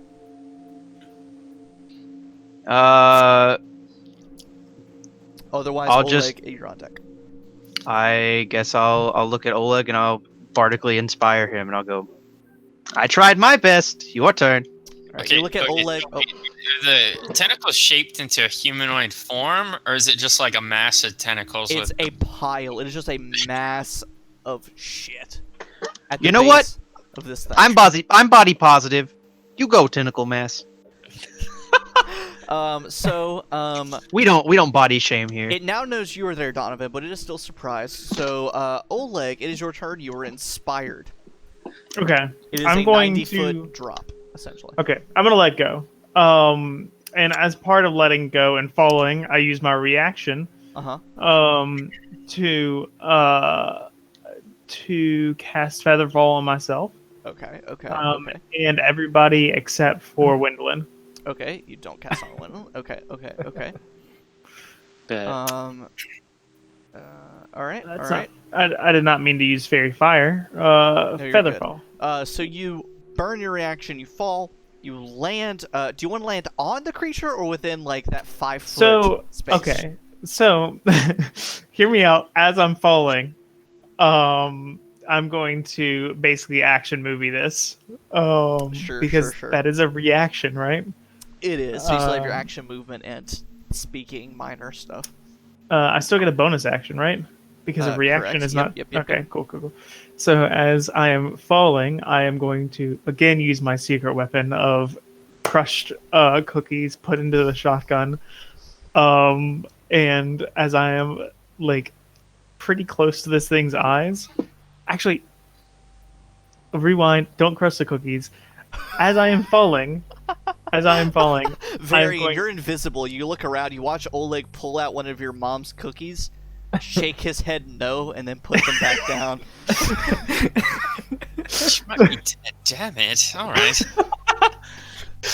As I'm falling, I'm going to action movie flamethrower into this thing's eyes. Okay. From the tentacle. Goodbye. Oh, no, Jacob. Todd. You So better my not bonus. fuck it up again. Oh, Alright, I'm gonna switch the layouts real fast. You can wait for a second because he'll come in, right? And he'll be in the same spot as before. Theoretically. I am now Donovan. Ooh, we all switched. So bonus action flamethrower. Bonus action, flamethrower, reaction, featherfall. What else? And action. So first he needs to make a dexterity saving throw for the flamethrower, but as part of my action, I'm going to use my gem of brightness, and I'm going to use one charge. Okay. And it must succeed on a saving throw. DC 15 Constitution saving throw. Okay. So we'll do Constitution first. For the Cool. That is cocked. For the gem of brightness, that is a 12. Okay, so that fails. It is blinded for 1 minute. Sure. You see a few of the eyes blink, and then they pop wide open. It is immune to being blinded. Oh, Aw, damn. well, that changes what I was gonna do with my next turn. Okay. And as it blinks, just like blinks a little bit, flamethrower straight into the eyes. Flamethrower straight into the eyes, and it's gonna make its dex save, which it is a pretty much a still creature. It can't really move anywhere. It got a 9. Okay, well that fails. So I'm gonna roll my 2d8. Can I get some Boo Jacobs in the chat for fucking up my layout again? How did he It's fuck not- it up? Ooh, Jacob. How did he fuck it We're up? not with the character pictures anymore though. I know, but you still fucked up the other one. Now you are Wendolyn, Alan is Varian, Carson is Spike. It's not my fault. the Horses internet's are marrying bad. chickens. Everything's crazy. It's Honestly, okay, that would be such a fun twist, is to have All right. everyone like role play other people's characters. Yeah. That'd be so funny. Wait, which character Email am I? Jacob my character sheet. Travis, you are Cornelius. Oh no. Don't poor shame me. My internet's bad. Fucking- So it squinch. failed its flamethrower save. So what's the damage on that? 9 fire damage. 9 fire damage. Okay. And as I'm falling, you know what? As I'm falling, I would like to slow motion, like, kind of as I'm falling, the flamethrower's coming down, the gem's in my hand. I kind of want to slow motion so that next turn I'm going to the people's elbow him into the eye. Sweet. If you would, now, simple question. Would you say this is for show or for function? I mean, I do want to poke it in its eye. Then, make a dexterity check for me to aim your descent to properly people's elbow. Hey. Sharn elbow this eldritch being. The Sharn elbow. Sharn. 10. That's a 10. You'll it's fine. So you do all that. You're falling. It knows where you are. It's still surprised though. That's gonna bring us to Wendelin. You are 90 feet up. The creature is on the ground. Varian is invisible. Donovan is still on that same route that you were on, and Oleg is falling, about ready to people's elbow this creature. What are the walls like in this circular Stone, like pretty, the rough stone, so climbable, but Is it like domey or is it straight vertical walls? straight vertical walls. Okay. Can we get some combat music up in here, DM? Well, I would have some really tense ambient music. However, somebody fucked up my layout. So I don't know what to tell you. Jacob's Hey. just It is some really nice, simplistic jazz going on, though. It's I really know. It'd be some really like spooky, Y'all are spooky listening. ambient music. Oh, the But, stream's you listening know. to jazz because I'm listening to ambient creepy music. Oh, same. Yeah, everyone's listening on to- your own music for the time being, I guess.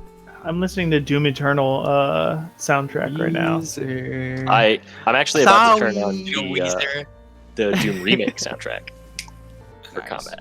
Classic. All right, so Alan, what you gonna do? I am going to jump. You're gonna jump, and what does that And entail? I'm going to pose as if I were Superman, Okay, flying, but sure, down, sure. and go for a punch. Directly Nice. below me. All right. Do you see like a catchphrase or something, or is it just Rack'em sack'em.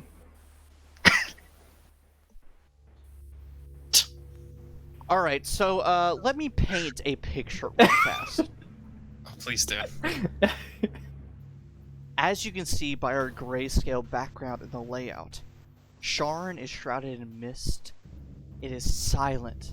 There's not a single person, not a single animal for the entirety of Sharn. The city of 500,000 people is empty, save for 6 investigators and 1 random homeless goblin who is peddling for money. All of our brave investigators descended this pit that this black, horrible, wretched, moist root rent through the entire foundation of Sharn and has taken grip into the cogs. All of them, definitely strong, jumped from root to root, descending until they finally laid eyes on this wreathing mass of wet tentacles and flesh and red bulging eyes, pulsating roots that have cocoons of mucus and people connected to them.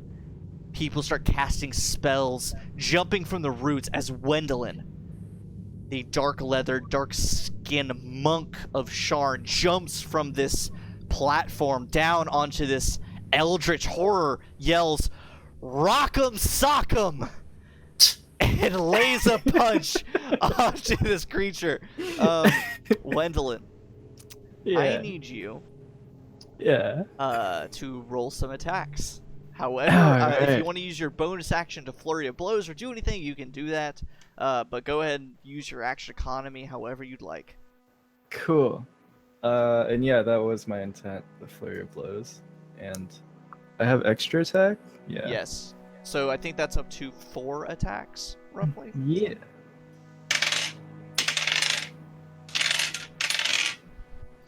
Ooh, one of them's a nat 20. Hell yeah, brother. One of them is a 21. Okay. Can we get some nat 20s in chat, please? Jesus Christ. One is a non-nat 20. What is it? Can we get some And then what is the other D20s? one? One is in an the chat, 11. please? So you had a nat 20, 20-something, dirty 20, and an 11. The 3 things 20 or higher, those are absolutely going to hit. So go ahead and roll damage. Go ahead and roll your non-nat 20s first. Okay. And that is a 4 and a 5 plus 5 each, so that's 19 points. Sweet, sweet, sweet. Now go ahead and roll your nat 20. And to celebrate our Halloween stream and to celebrate getting 50 fucking followers, I still can't believe. That is still a shock to me. What we're gonna do is what I have sort of deemed in my own homebrew games what is a heroic crit. Austin knows what I'm talking about. Yes! To celebrate the Halloween stream, we're gonna be doing heroic crits. So Alan, roll your damage as normal, just as if it were a normal attack. Roll it. Okay.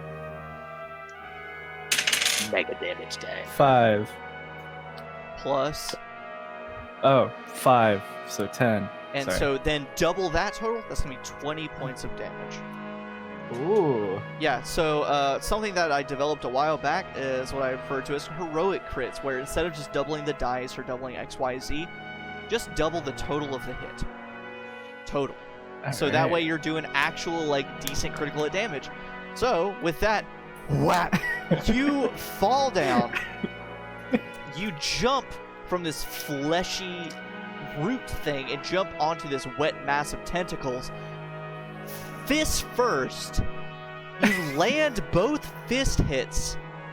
You grab on with your hands and swing your feet down and plunge your feet into one of the eyes, dealing a shite load of damage. Actually, now Alan, if you will do me the honor of making a strength saving throw for me. Oh man. Okay. Save. Oh my god, I rolled a 19. That's a 23. So you land, plunge your feet into the eyes of this creature, and you see what is only comparable to like an animal or a plant defensive maneuver in a way. The moment your feet or your hands hit the flesh and you grab, you see a bulge appear on the flesh.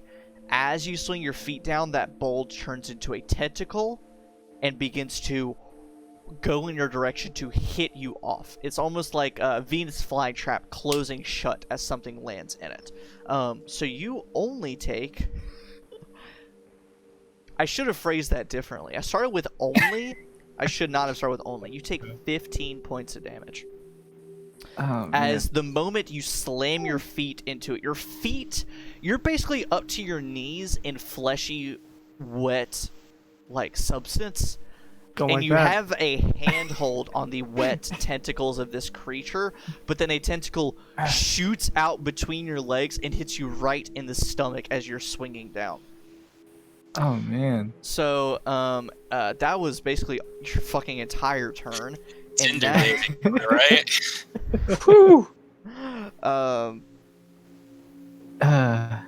and that's going to bring us to the creature's turn. It is no longer surprise. Shit. Oh shit! It, Which it is- got better than. It's good.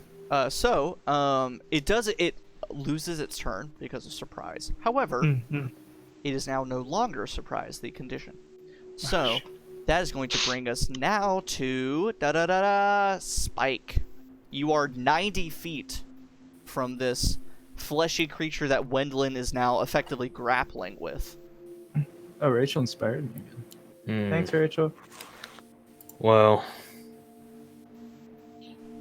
I believe Me it's and Nine time to to shoot do the from it. shooting. I was gonna shoot, but I was also thinking, we're kind of far away. Does anyone need help getting down?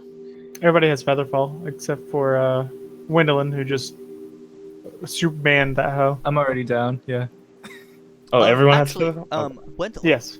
before I forget, Oh. if you'll make a sanity roll for me. Roll your sanity die, which was a D something. D10. That's a 1. Uh-oh. Alright, Spike, go ahead and take your turn. Yeah, if everyone has featherfall, then I'm jumping. I'm gonna fly down. I'm gonna bonus action Hexblade's Curse. Nice. So I'm gonna look at him. I'm gonna swear right at him. Okay. And What are then you gonna but I say? won't say it. I won't say it so you won't get in trouble. For Twitch.com. Well, so much for that. Spike, then stop I'm breaking the fourth wall. Just mouth it. Just mouth the words. Yeah, Yeah, I'm gonna mouth it right now. say the worst phrase you know. That's a bunch of malarkey. You malarkey. And then I'm gonna blast it. Alright, go ahead and doing some Eldritch Blast, I assume. Eldritch Blast. Yeah, go and roll some hits. And Alan, if you roll a d20 for me in the meantime. Oh my god. Alan, what'd you get? 13. 13? Alright, Spike, what are those hits? So the first is actually no, it's just one. Eldritch Blast, it's a 20. Unnatural. Oof. Unnatural. That one's gonna hit, yep. Mm-hmm. So now, my god. I I fucking love it. My God. Holy shit. That's a genuine dirty 20. 13 points of damage off Alright. that one blast. 13 points of damage. Alright, second hit.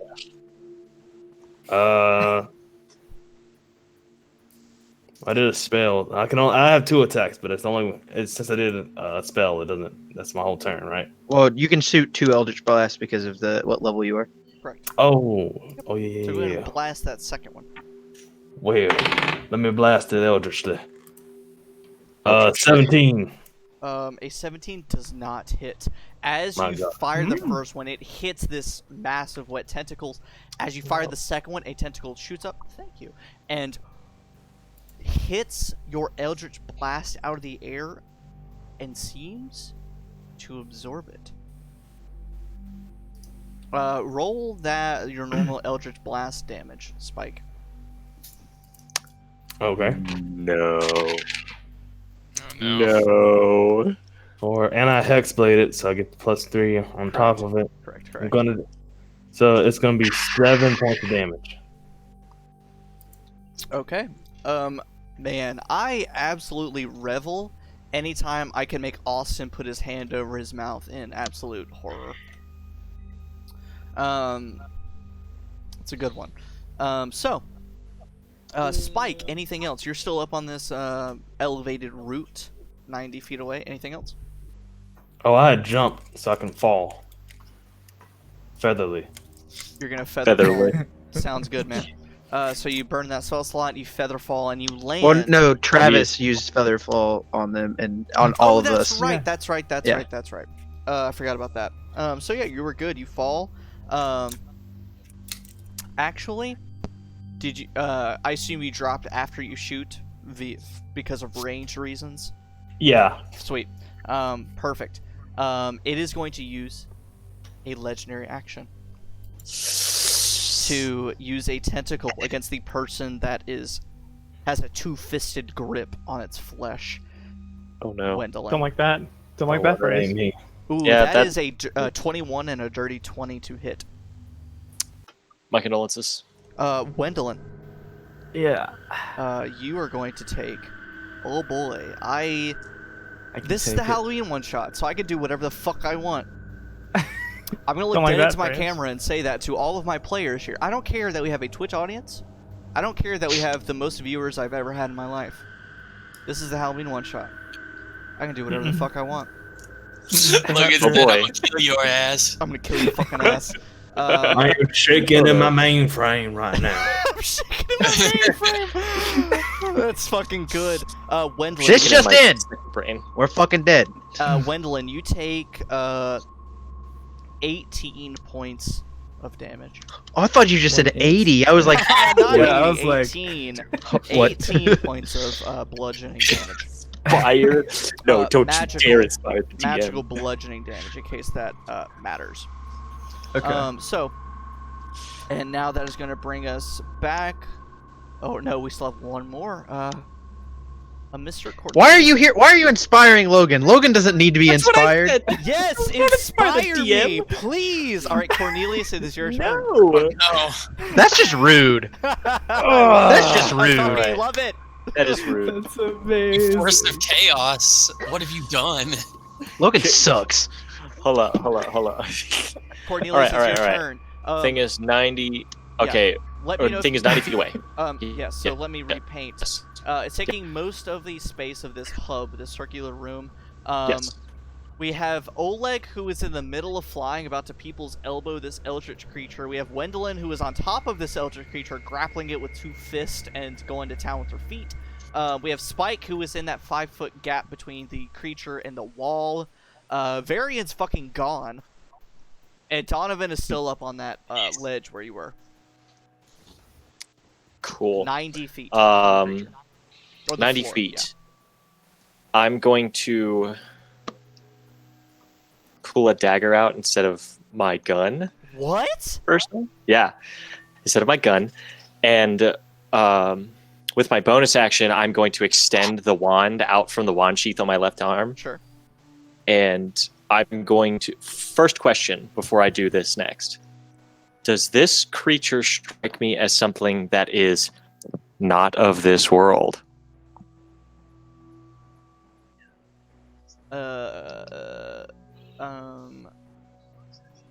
Make an Like, do I Arcana get the check. sense? Make a Security. so before you actually roll Yes. a DC 10 Arcana check will essentially say yes. Period. Okay. A DC Alright. 15 will give you a little bit more. Okay. A DC 5 will give you a yes. However, it takes your action to do so. Okay. Basically, you got to beat a 5, and you'll pretty much be okay. 10. Give me a 10. Well, that is an 8. So, Plus your Arcana. yeah, it was a 5 plus 3. So we'll say yes. This is a creature not of this world, but it uses your bonus action. my We'll action. meet in the middle. My bonus action? Yeah. Oh, then I can't pull the wand out. So screw it. I take it back. I'm gonna pull out my gun. I'm gonna shoot it, and then I'm gonna fall. Perfect. So you roll some And hits. I now have the workings of a plan, seeing that it has, having observed it do something strange with people's magic. Totally. But I have a plan. Okay. So, gun. I cast gun. That is a 23. 23 hits. Roll some damage. Uninspired DM. I DM rolled. deserves inspiration too. I rolled so low. That's 4 points I saw of gun damage. Oh, I remember that I'm inspired. How many points of damage? 4. Sorry. Now, 4. this is a highly important question. I know what you probably know what I'm going to ask. Is it magical? Is it magical? No, it is not, because Alright. the enchantment or the invocation that was on it is gone. Sweet. All right. Do you have a second hit? No, because it's just my gun. Oh, that's right. Not Spike, not Eldritch Blast. Okay. So you shoot, you fall. You are now within 5 feet of this creature. It is going to use a legendary action once more to whoosh at Wendelin. Okay. Yeah. Come on. You won't. Wendelin, a 27 to hit and a What you 19 think? to hit. What you think? I assume so. Oh wait, no, it can actually only make 1. However, that's still a lot. Nerf Sorry. DM. That's what I thought. So that's punk. only 1 hit. because it's already used almost all of its things. However, you still Yeah, take you fool. 18 points of magical bludgeoning damage. I can take it. Alrighty, you can take it, she says. Famous last words. That's going to bring us back up to the top with the invisible variant still up on the elevated 90-foot route, and Donovan also on the 90-foot route. Carson, I already know what I want to do. If you Okay. don't mind, since I'm featherfalled, I'm gonna jump off to descend. Okay.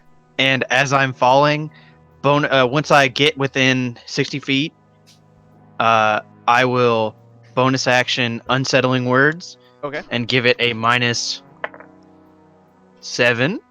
to this Sure. next saving throw. Okay. And then I'm gonna take my lighter and flip it and throw some smoke that way, and I'm gonna cast Bane. Cast Bane, and what kind of save is that?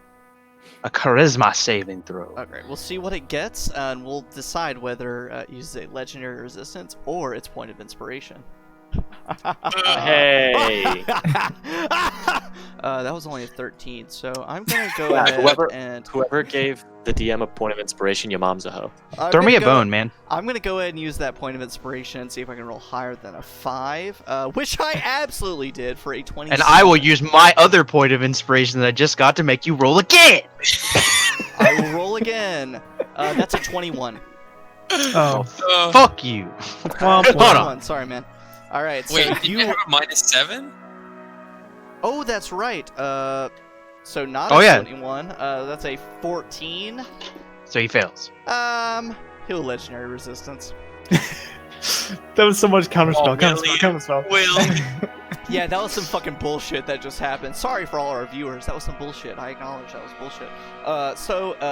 He chooses to succeed on Bane. You are in the midst of falling. What bonus action or movement? I already bonus action. I already did everything. Oh, sweet. You land within 5 feet of the thing. Now Varian has free reign to do whatever he wants. Yep, And Varian, you are by yourself up on that 90-foot ledge. Am I still under the effects of Featherfall? You are, Correct, yeah. Yes. Cool. Okay, I'm just gonna take a deep breath, begin drawing in the air, speaking some words, and I'm gonna summon a triple helix of green fire and send 3 jets shooting towards the creature as I cast Scorching Ray. Sweet. Roll to hit.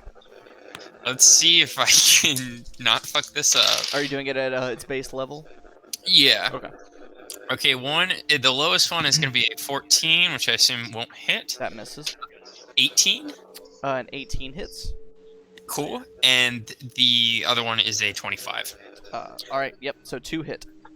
So cool. That's 46 fire damage. Let me make sure I'm doing this right. Scorching Ray. Okay, cool. It takes 9 points of fire damage. Okay. What's the damage for? What are the damage die for Scorching Ray? 2d6. 2d6 per ray. So the one that you missed, roll that damage. Oh no.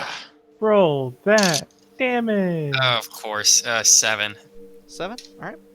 It absorbs that sum. Does that seem to heal it? It seems to have some kind of effect on it. I don't like.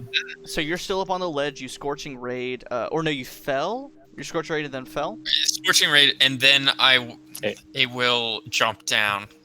Hey, Lodi. So Yes, it's just Austin? to disguise my location. Turn your gain up a little bit, bud. You're quiet. Compared to don't us. do it. I'll see what I can do. Oh, I thought you were about to breathe in your mic. I was about to say, don't do that. Yeah, I could turn them down just a hair. Everyone make a lot of noise. Okay, I think that should be I am the very bot. pretty good. Alright, so now everyone is standing around the skirts of this eldritch thing, aside from Wendelin, who has mounted it, essentially. Yep. That's I'm still in the air. That's great. Oh yeah, Oleg is falling, and it is your turn, so Oleg. I would like to not fall. As I was falling, I decided to change my mind and not fall Peeper's elbow into this thing.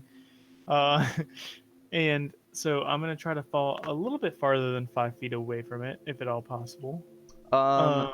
So here's what we'll do. You pretty much have to direct yourself to one of the hallways that branch off from it. Okay. So make a dexterity check. We'll call it a Okay. DC 15. If you fail, you'll just be within 5 feet of the creature. Do you want me to use a dexterity check that I rolled before? Different one. Okay. Now you pretty much diverted your trajectory to people's elbow the thing, and now you're trying to bail out of it and go somewhere else. Okay, that's a 12. So You land Probably within not. 5 feet of it. okay, that's fine. I will drop Featherfall. Okay. And use my action to cast Fairy Fire Okay. on it. So it needs to make Dex a save. dexterity saving throw. 15. What is my DC? It is 15. Yeah. Ooh, so it saves. Okay, that's fine. So bonus action. Okay. Bonus action. I would like to use my Eldritch Cannon again. Okay. So it needs to make another dex save. Yes, it needs to make another dexterity. That's a natural 16 plus modifiers. Well, that succeeds. So that is my dare ding dings. That's my turn. That's your turn. All right. Before we get to Wendlin, who is grappling this creature, toilet cat break. Toilet cat. Okay. Toilet cat mid combat. All right, chat. Let's talk for a minute. You gotta help us. Yeah, I We don't are want in to, danger. I don't want to alarm anybody. Not a huge deal, but I've got 14 hit points. You giving inspiration to the DM?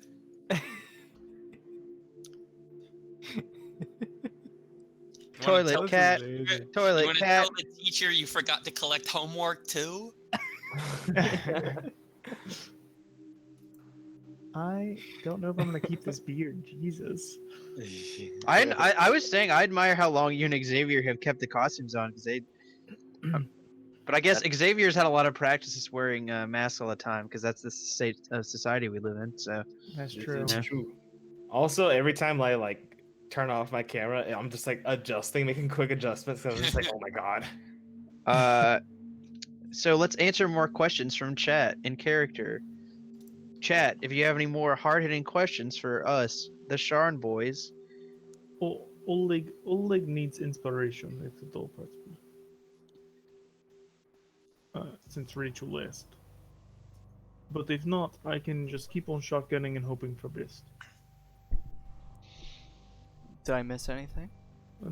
No, Stinky. All right. According to all laws of aviation, there is no way a bee should be able to fly. Stop. all right. So Please don't. Wendlin, you are You like jazz? you are effectively grappling this creature. This All thing. right. Oh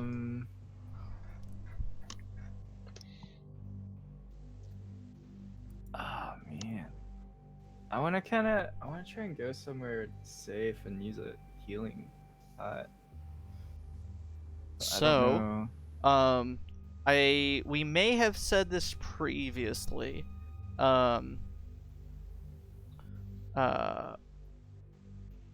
Actually, my players can correct me because I cannot recall. Have we said healing potions or bonus actions previously? No, we think we said actions, unless I'm mistaken. Yeah, it's an action. Sweet. So Wendlin, to do that and not provoke an attack of opportunity, you would have to use your Step of the Wind to get away. Otherwise, you can take a potion and move away, etc., but you will provoke an attack of opportunity. Okay. I'll leave that up to you. Yeah, I'll do Step of the Wind. Okay, so you burn your key points, you Step of the Wind, you go into one of the neighboring corridors, the very claustrophobic tight hallways of the cogs, to down a healing potion. You're standing next to some mucus cocoon with the silhouette of a person in it. There's like so many just on this one hallway. It's a little bit unsettling. Wendlin, make a sanity roll for me. Alright. Oh, I got 1 on the last time. Do I go down or die? I thought you got a 7 on the last die.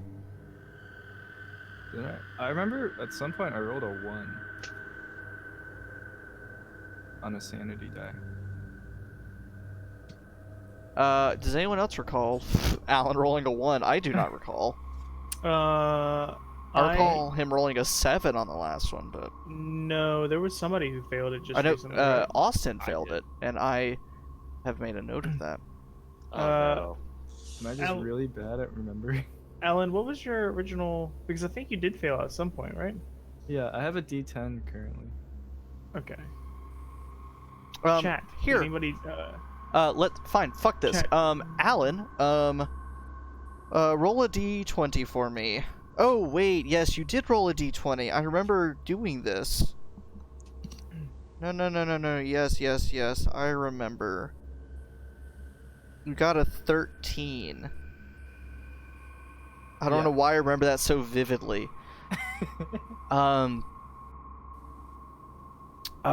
So, Alan, you step of the wind. Yeah, you run away and see all these sacks. Here's what we'll do. You let go of this eldritch being, taking your step of the wind, doing a sick backflip off of the creature and into the nearby hallway. You run. Along the way, you go to grab your potion, pop the cork out, and take a sip. As you kind of, habitually, you lick your lips, you go to open your mouth to take a swig. You rub your tongue against your teeth. That's wrong. This creature, it's gonna be eating these people of Sharn. It's gonna be eating the people. If I've touched it, it's gonna take control of me like it did that goblin. It's gonna take control of me, and it's gonna have me eat the other people of Sharn. I'm gonna have to eat the citizens of Sharn. You keep rubbing your tongue against your teeth to the point that you think, I can't eat the people if I don't have any teeth. And you take the healing potion, you take a big swig. So you go ahead and roll your 2d4 plus 2. Or whatever level of healing potion it is. I think it's that's 2d4. Yeah, so 2d4 plus 2. I don't like where this is going. 7. Yeah. 7. You drink the healing potion, you look at the empty glass. You kind of part your lips, you take the glass and go and slam it against your front teeth. And blood spills across your mouth. Let's hope there's a dentist in one of those flesh pods. You look and see these fleshy, mucousy pods, and Alan, if you'll make another sanity roll, this time with a D8, because it drops down 1. D8. As somebody who has experienced breaking his teeth by getting hit by something that's similar to that is so Yeah, uncomfortable. that's not cool. to That's not think cool shit. about. Oh my god. So what'd you get, Alan? That was a 6. 6? You're okay. So you look at these Oh my mucousy God. pods, you're okay, but you're still a little obsessed with this idea that if you don't have your teeth, you won't be forced to eat people. More or less. That is the end of your turn. It is now the horror's turn. Great. Alright. All of you feel this deep rumbling, not in the foundation of the cogs and Sharn, but in yourselves. It's like the air is vibrating on such a deep frequency that only your molecules of your existence can feel it. Gwendolyn, you see, with the bit of fading light, since you kind of moved away from everyone, you've lost a bit of the light that Oleg had summoned. Shadows from the deepest corners of this hallway peel away. 2 shadows with dripping black energy appear and go to attack you. Oh no. 2 of them. So let me roll those attacks. It is not a lot. They're 21 and a 14 to hit. It's The not 21 alive. hits. 21 hits. Wendelin. Everyone in chat, repeat it with me. It's the Halloween one-shot. I can do whatever the fuck I want. Alan, you take 11 points of damage. 11. I rolled Okay. very high. 2 more appear from the shadows cast by the various tentacles and flesh of this creature and Oleg's light, and they pop up. I mean, fucking... The rest of you are essentially, aside from Varian, are within melee range of this creature. Let me just randomly choose. Oleg and Spike. These 2, humanoid shapes of shadow with all these small red orbs for eyes appear from the shadows and go to attack you. So Spike, does a 19 hit? Yes. The other one was Oleg. Oleg does a 5 hit. I'm gonna go with no. Sweet. I want that one to hit me. So Spike, you take 6 points of damage. Now it is the actual creature's turn. That was just his bonus stuff. I don't like That's what he gets for being an eldritch horror. He can just do things. Nope. Sorry, guys. So What is he, a member of the United States government? It is going to use its tentacles Sure, to it's gonna do what they grasp want. at the creature who is causing it a lot of grief. Oleg. Nope. So 1 tentacle attack with a dirty 20 to hit. Yeah, I guess that'll hit. So initially, that You said attack- dirty 20? dirty 20. I am going to use my reaction to cast shield on myself. Sweet. So it hurls a tentacle at you, and you throw up a shield. It vibrates off. It lashes another tentacle out. Let's see how it does.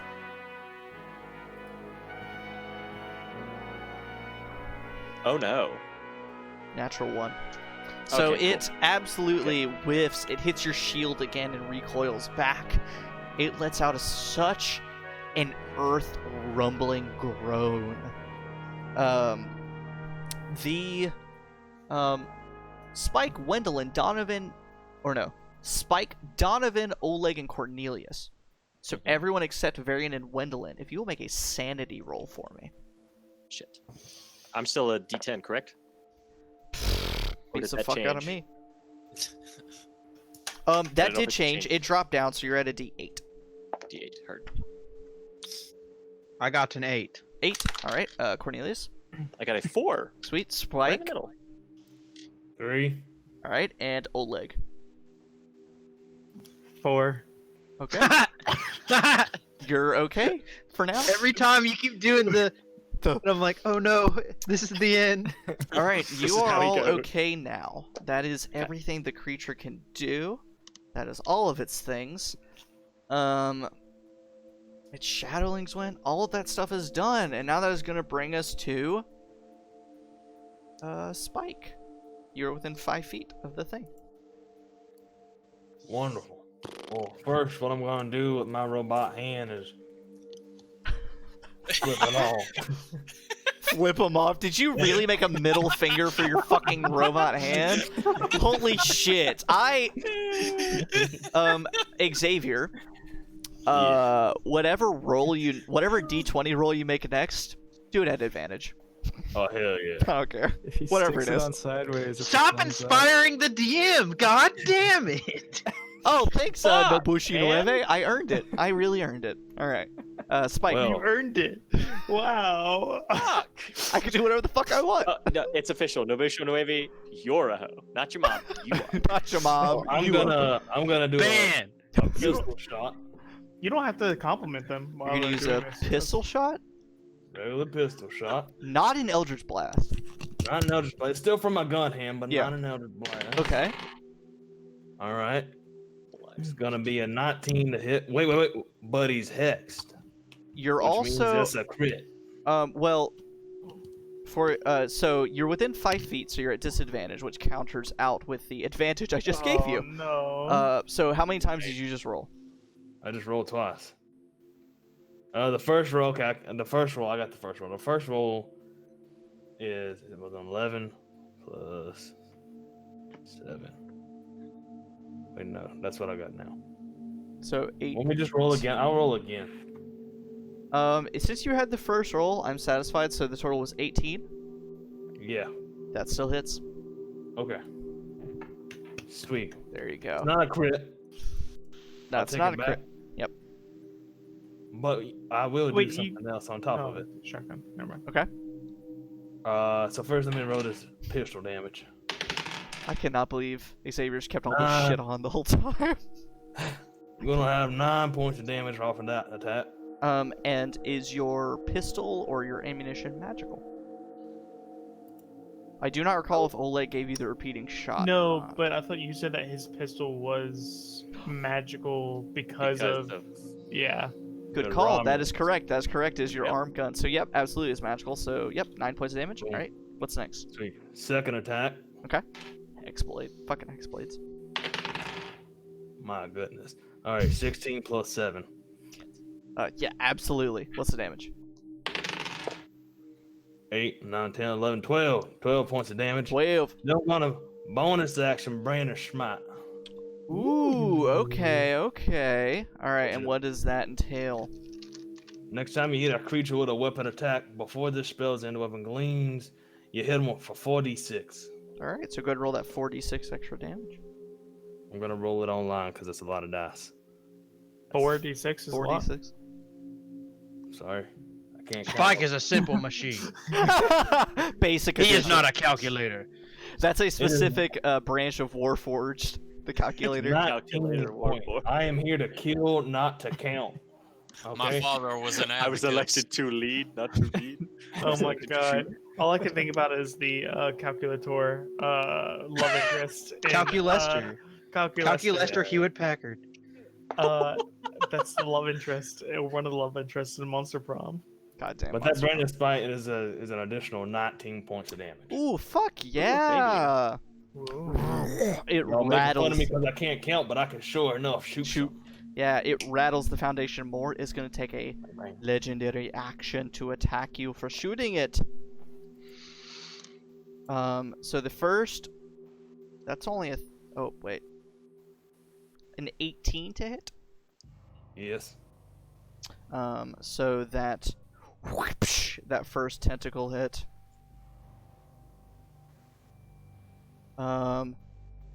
14 points of damage. Okay. Just gonna use the second one.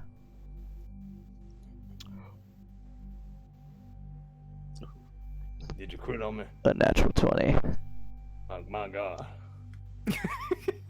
Oh no. My god. I got to see that reaction twice. Got to see it in real time and on the stream. Spike, the first tentacle comes out and smacks you across the face. You saw it coming, but you weren't able to move fast enough. But then a second one comes from underneath and rends through the plates on your chest and torso. And the tentacle almost grabs hold in your core of your body. First, you take 38 points of magical bludgeoning damage. Ooh. As it does this and it grabs hold of essentially the interior of your Warforged being, it has you grappled. So your movement speed is 0. Now that is going to bring us to Cornelius. Cool. Spike is unconscious. Just to let y'all know. You see Spike go limp as the tentacle breaches his metal and he collapses. So the thing that I forgot about last turn that I remembered immediately is I have Squinch. You do have Squidge, who is a I have raven and Squidge. invisible. Raven and invisible. Let me double check just to make sure. Can he still be I'm invisible if familiar. he's a raven? Yeah, he can just be invisible. Oh, He just do perfect. that. Acts independently, always obeys commands. It doesn't say. Okay. I'm reading, but I'm trying to read fast and it's not working. You're good. You're good. Do I need to use any kind of action to have Squinch do something? We'll Since he just kind of, essentially like, call it like does. your speaking, your interaction, your free stuff. Cool. Technically, it's on I'm- its own turn, but or on your turn. It's So, it is my turn, right? I'm not hallucinating. No, it is am your I? turn.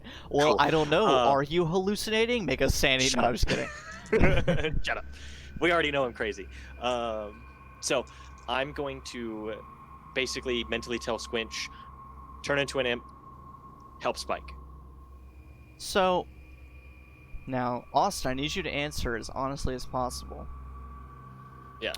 When you communicate to Squinch, telepathically in your mind, Yes. is it words? Like, hey, go do this? Or is it more of a feeling or an image? Like, Kind of like intent. I transmit intent. Unless Okay. I'm actively talking to him, but when it comes to stuff like getting him to do something, it is transmission of intent, and then he does it, kind of. sounds good. Sounds good. Alright, so you tell him intent and to do what? To Again? turn into his normal form and help Spike. Sweet. And then your turn. For Your me, action stuff. I am going to. What is the closest hallway? How far away is it? We'll call it 15 feet. Cool. I'm going to go that way and then move down a hallway Sure. a little bit, like still enough to see, but like enough to be out of the 5-foot range. So Do you want to provoke the attack of opportunity? I sure do. Alright. We'll see how well he does. Where's my other? There it is. I'm going to use my reaction as he attacks me to use Entropic Ward. Please explain to me what that does.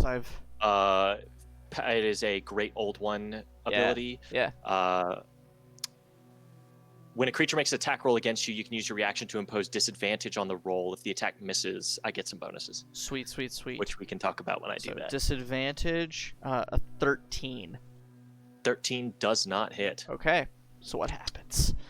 Um, God, I love playing with it's like- spellcasters. They always got some yeah. shit up their sleeves. So like I go to move, and as the tentacle comes out, it's just like the left side of my face just like turns into a spider web of silver magic, and like just kind of like it's almost like a shadow portion of me steps out and just blocks the tentacle as I move, kind of like as a distraction.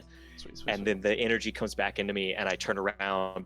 Bonus action, the wand comes out, and I'm gonna hold on to that.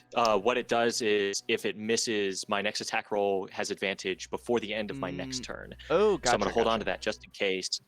With my action, I'm gonna say, "You don't belong here. Time to go home." And I'm gonna cast Banishment. And I'm going to Oh, use boy. my point of inspiration I got earlier to make it roll at disadvantage.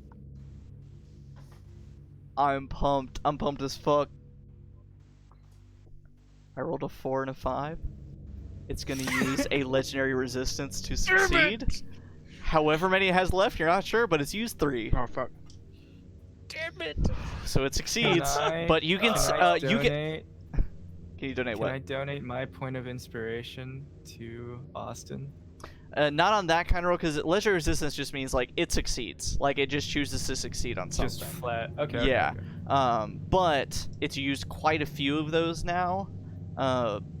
And even Cornelius, you get this vibe that it's not just like, you know, a powerful being that is just like, my charisma's too high to succeed on banishment. You're getting the vibes that it is like willing, it is forcing itself, like, I am staying kind of thing.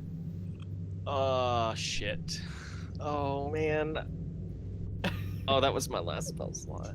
Oh fuck, warlocks, man! All right. Warlocks. Yeah, because I used the other one earlier for Yeah, detect thoughts. I've so- been holding on to this second one for So action, bonus action. Use your movement. Use your. That's it. That's your burnout. That's everything. That is That's fucking everything. Holy shit. We'll see what happens.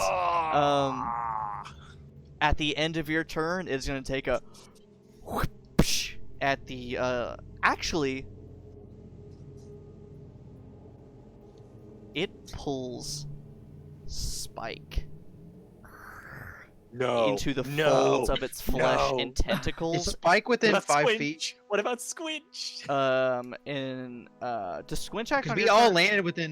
landed within 5 feet of it, right? Yeah, Yeah. but it has Spike grappled. I know what I'm saying is like there be. Oh, this is forced movement, so no attack of opportunity or yeah. anything like that. So I was just gonna say his reaction, could we like try to grab and be like, no, don't take my metal man? So we'll say if you want Squinch to attempt something at the end of your turn using his action and movement, yeah. Sorry, buddy. I'm gonna have Squinch try to interpose himself and take the tentacle instead of Spike. Well, Spike is already like grappled. Like he's Oh, just yeah, being you're right, held you're right. on by this tentacle. So pretty much Squinch's only options are Grab to his just ankle. medicine check Spike, which Squinch probably doesn't have a good medicine, or to try and break Spike free using strength, which is also not Squinch's strong suit probably. Maybe he'll roll an at 20. Who knows?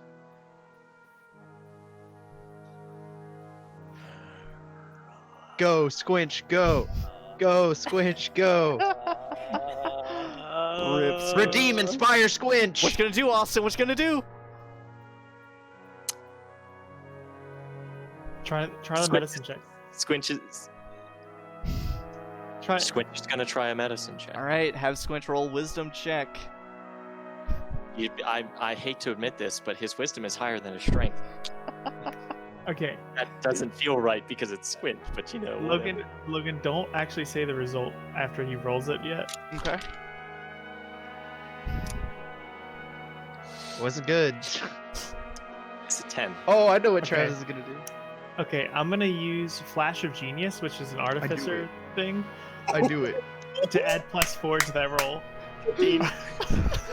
Spike, in your fucking Xavier, in your unconscious state, instead of Romulus's voice, which you normally kind of hear in moments like this, you hear the fucking gravelly, shitty voice of Squinch going, "Hey man, I don't know what the fuck I'm doing. I'm real sorry about this. Does this go here? I've never done this on a Warforged. I'm just gonna plug this in here. I got some whiskey.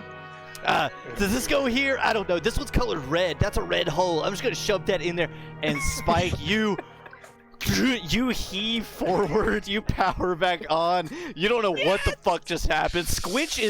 Good lord. Squinch and this tentacle are elbow deep My God. into your chest right now.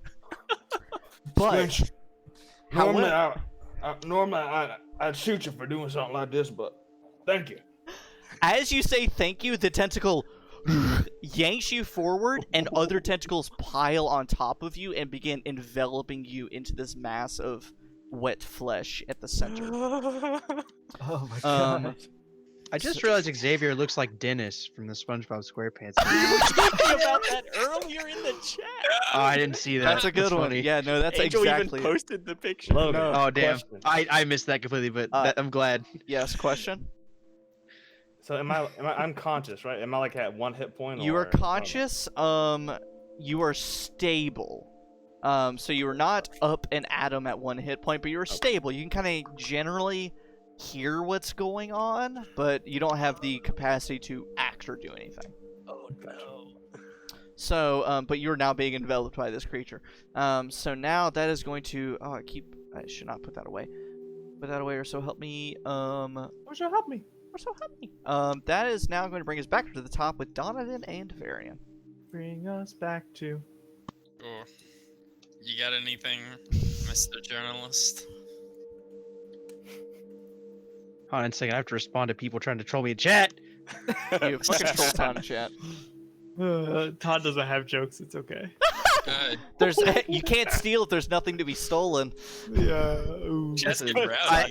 Oh, I'm sorry I didn't see chat. I was playing D&D. Fuck off. We were doing both. Multitasking. All right, so Donovan Anyway, and Varian. Okay, let's so go. if I cast heat metal on Spike, would he that will take hurt damage, Spike? it will hurt the thing, but it'll also hurt Spike. Oh my god. How is that's Spike hilarious. looking right now? You don't He's know. unconscious, He's bro, enveloped or he's by like- tentacles and shit. You do not know. Pretty much what you saw is him go limp for a second, squinch, shove his arms into Spike's chest, Spike's lights on his eyes kind of flicker some, and then he's enveloped by tentacles. So like, Is there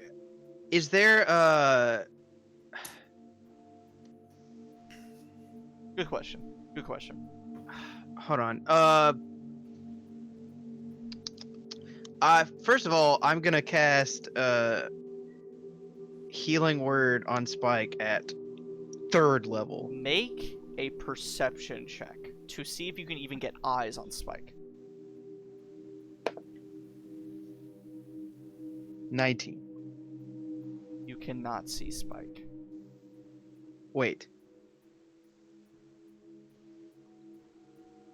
Let me check my modifier real quick. Just want to make sure that I added this correctly. Oh, it was 20. I don't know if that makes a difference.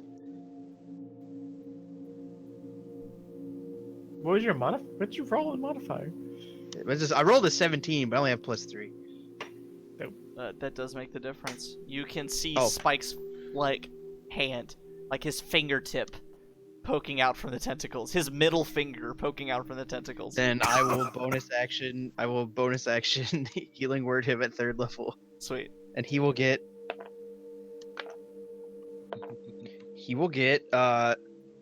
17 max healing. Ooh, baby. Okay. So Spike, you're back up.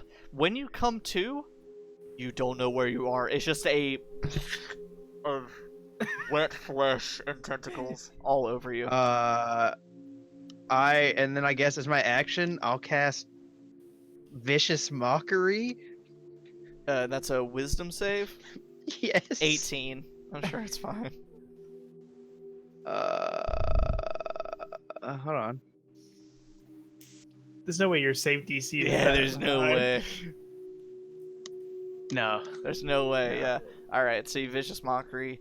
You try vicious mockery. It hears this beautiful eloquence of your words and voice and your demeanor echo through Hey, this room. you're stinky.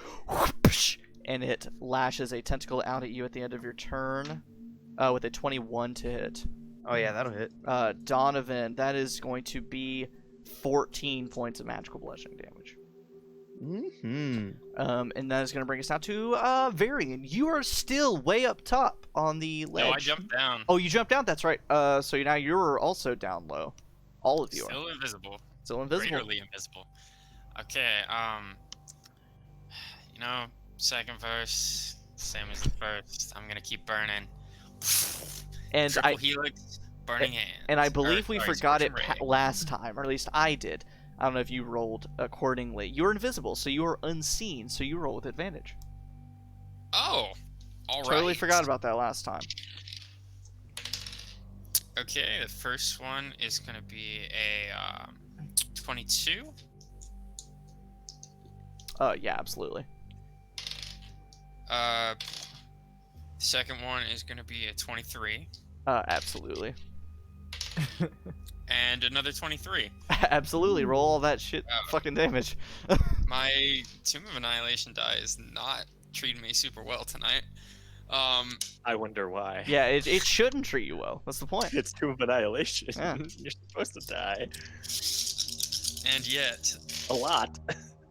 ooh, I like those rolls. I will take it. Let's see, we got 10, 21,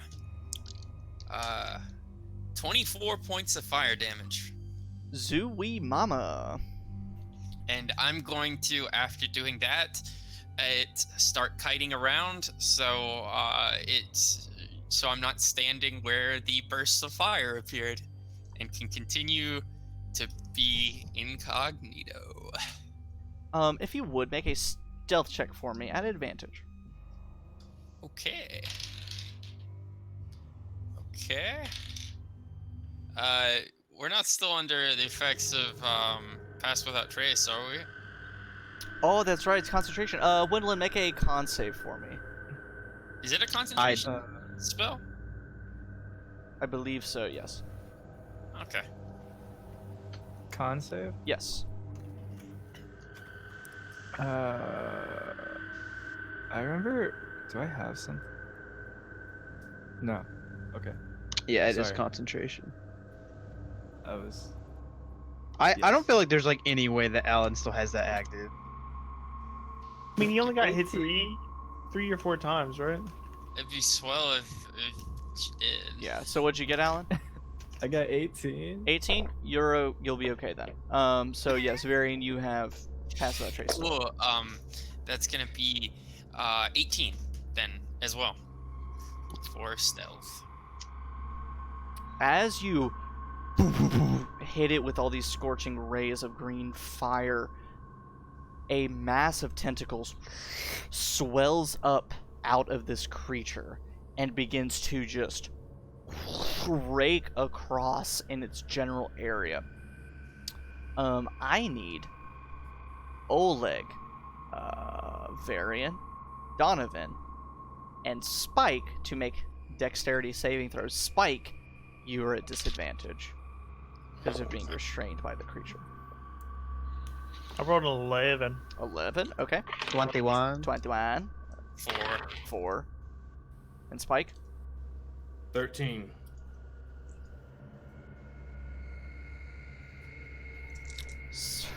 Everyone except Donovan. So Oleg, Spike, and Varian. You all take, that was all 4s across the board, 16 points of bludgeoning damage. Nah, that amount of that. All right, I want to use my reaction to cast Hellish Rebuke. Ooh, that's a dex save. Yes, it is. It's a 22. Is it only if you take damage can you cast Hellish Rebuke? Correct. Or can it just be if someone swings at you? I think it's help. If you take damage. Okay. So you did 20. Yeah. 22. So half of it yeah. you're gonna take. Okay, cool. I just rolled a concentration check and I got what is that? A 23, so I'm solid. Okay. Wait, is Spike still surrounded by tentacles? Yes, absolutely he is. You are going to take 15 points of fire damage. 15 points of fire damage. All right. And you're still up at like 1 hit point, right? No, you got healed. 3 hit points. Sweet, sweet, sweet. Alrighty.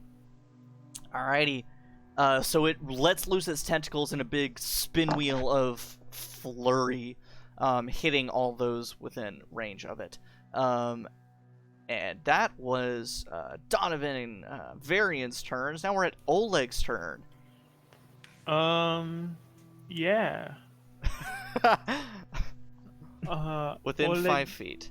Oleg is within 5 feet. Oleg doesn't really think, he's not liking his situation very much, but he's going to use shotgun and fire to solve the situation. Okay. So dexterity saving throw first. Dexterity saving throw first. That is going to be nat 20. I'm so sorry. That's fine. I don't care. Shotgun next. And those will be at disadvantage because you're within 5 feet of that and a shadow creature. 15. 15 misses. Go ahead and roll the damage. No. That's going to be This 14. isn't a 5. 14. Alrighty. Now roll your next hit if you have one. This is not very no. poggers of you. No, Logan. I don't have another hit now. Okay. Does he take half damage on the flamethrower or no? No, he just takes no damage. Alrighty. You're still within 5 feet. You want to use anything else on wait. your turn? Could I have hit the shadow creature as well with my flamethrower? Is it within? That's 15 true. feet? It would have. You could angle it in such a way. It got not good at all. A 9. Okay, so great. That will be 7 points of facha damage. It's dead. It immediately into bits of shadow and I got retreats excited. back into the corners of the room. Okay. So there's only 3 left. Dope. Well, I will angrily kick at the dust around me, and stare at the creature a little bit more, I suppose.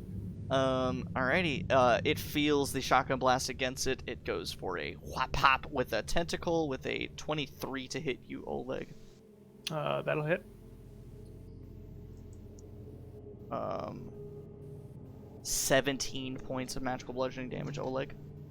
As the tentacle hits Oleg, his eyes roll back to the back of his head, and he just falls straight forward to the ground. And the tentacle grapples you and starts pulling you into its massive other tentacles. Shit. So now Spike is totally enveloped. Oleg is almost there. It is now the creature's turn, so it is going to fully envelop Spike. Or not Spike, fully envelop Oleg as well. So the two of them are both enwrapped in the various tentacles and massive flesh of this creature.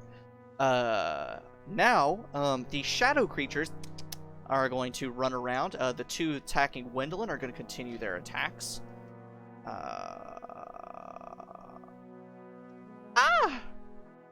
One misses. The other one, they both rolled natural 2s. They both miss you, Gwendolyn. You bap away.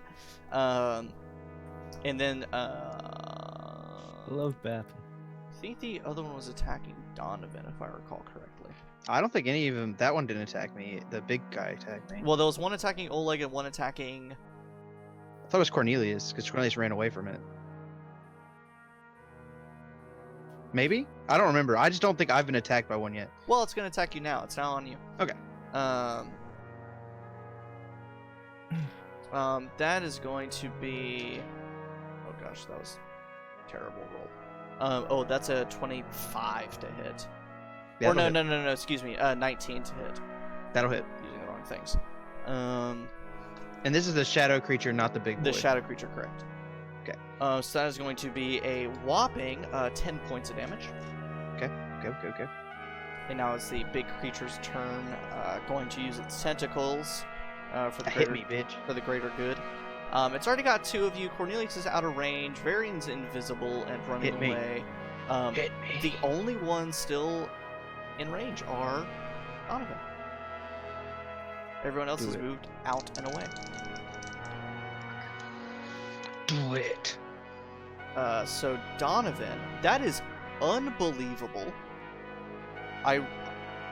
With advantage, I rolled the same thing on every time I rolled the die for both attacks. Ooh, wee mama.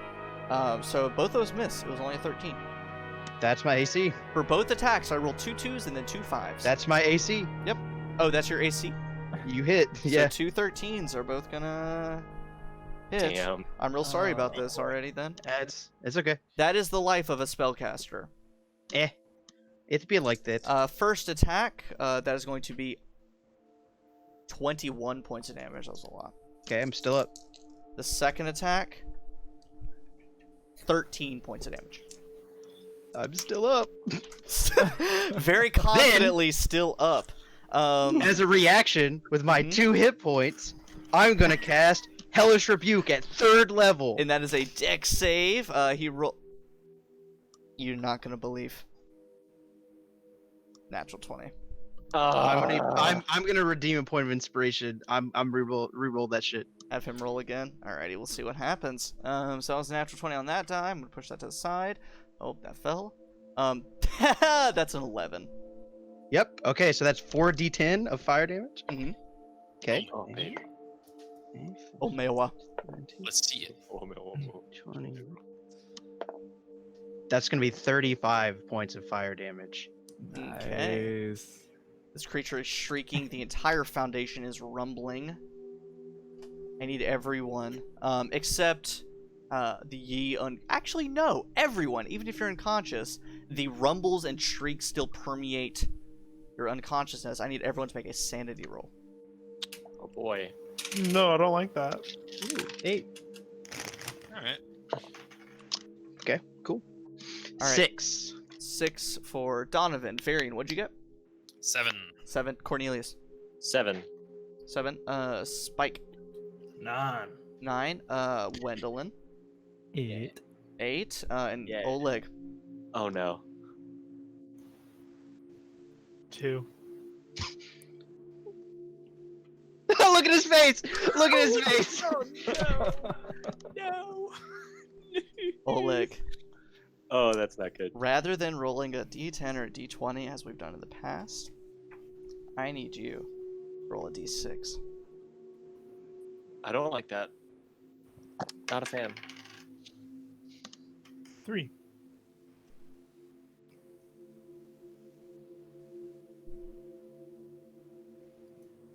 Oleg, hearing the rumblings and infinite unknown whispers of this creature, remembering that everyone's gone now. All of your friends, you know Spike got eaten up. Everyone is at death's door. I mean, it was destined. I mean, you couldn't fight that kind of stuff. There's no point in holding on to your past life. None of that's going to be the same anymore. None of it. It's just the future now. You feel this pressure on your head and your forehead, and then a release as a tentacle grazes across your head. And every memory, every experience you've had up to this moment are sucked away and gone. You've never experienced sadness, hardship, or even happiness or joy. You're starting anew. Your wisdom score is reduced to 4. Who's this happening to? Oleg. Oleg! Oh, buddy. He already shoots everything. How much worse can it get? This isn't canon, it's fine. Or is it? Plot twist. We all come out of this with permanent madness. And go now to the that is rich. going to bring us to Wendelin. Oh no. Wendelin, if Oh, you will no. make another sanity roll for me. Okay. That's a 5. Okay.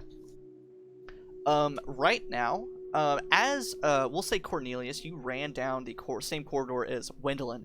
You glance over, and she has completely busted out like all of her front teeth with the end of this glass bottle, and it's nothing but blood and shards of bone and teeth. But This is all Wendelin, absolutely fucked. yeah, it's super Oh, fun. I was doing that last turn? I thought I Yes. just bit into a healing potion. No, you downed the healing potion, and then you realized, like, man, this glass is really hard, and you just went, God, slammed it into your mouth. However, okay. For the moment, you think, all right, you know, I don't have any front teeth. I can't eat people. I'll be fine. So you can take your turn as normal. Oh. Everything's okay in the world. You currently have 2 of these Yeah. shadow creatures around you. Yeah, so currently Wendelin is not assuming that anything is wrong. Yeah, you don't even know Okay. about Oleg and Spike. Cool. Alright.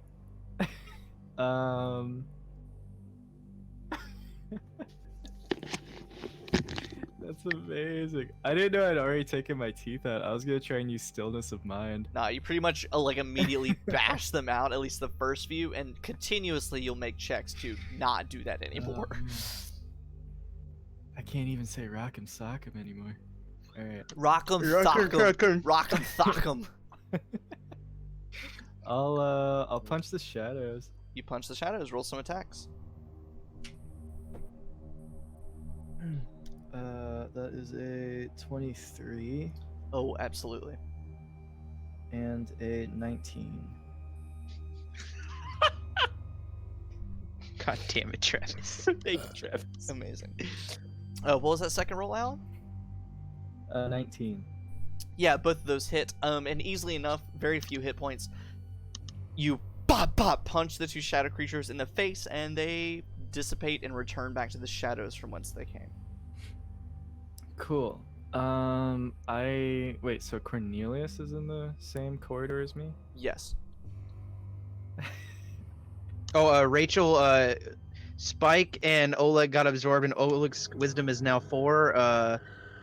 I have 2 hit points. Gwendolyn knocked her teeth out. Things are real bad. Yeah. All right, Wendelin, what you gonna do? Cornelius is in the same hallway as you. You could still flurry of blows that bitch, Alan. Okay, yeah, I'll do that. And as I'm passing by Cornelius, I'll give a toothless grin and say, "What's up?" Cornelius, do you say anything in response? Oh, we're so fucked. So Cornelius looks at you and he says, "Zimbadaba," and the words that come out of Cornelius's mouth are not any language you've ever heard in your life. Zooby-doo-wah. Cornelius, to you, yeah, you just spoke like totally. You're fine. You just spoke. However, it sounded to Wendelin as absolute fucking nonsense. Incredible. So Wendelin, you want to go in flurry of blows the big guy? Oh shit, I don't have anything for Cornelius for that. I'll just give him a weird look.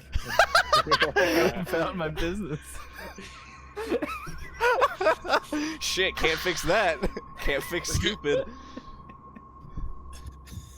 Yeah, I look at Cornelius, no. mouth bleeding, and say, "Man, there's something wrong with you." It's falling apart. All right, so Alan, How you're is the gonna- thing looking at this point? You don't know. It is just a mass of tentacles and flesh. It has scorch marks and hits to it, but it shows no sign of like, oh, I'm dying. Actually, I wanna. Is there a way I can get back up? What do you mean? Up to. Yeah, are there stairs? There are no Or stairs. However, your nickname is the Spider Monkey. Yeah. If you make here's what we'll say. DC 25 acrobatics check, you can get back Oh to my where you God. were. Anything less, you're halfway there.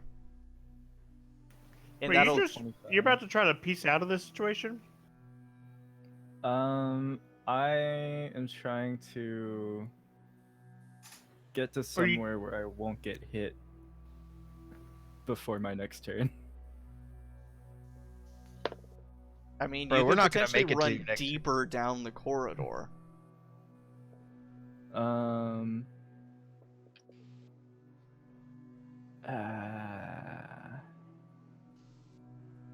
Nah, I'll just try and climb. Okay, make an acrobatics check for me.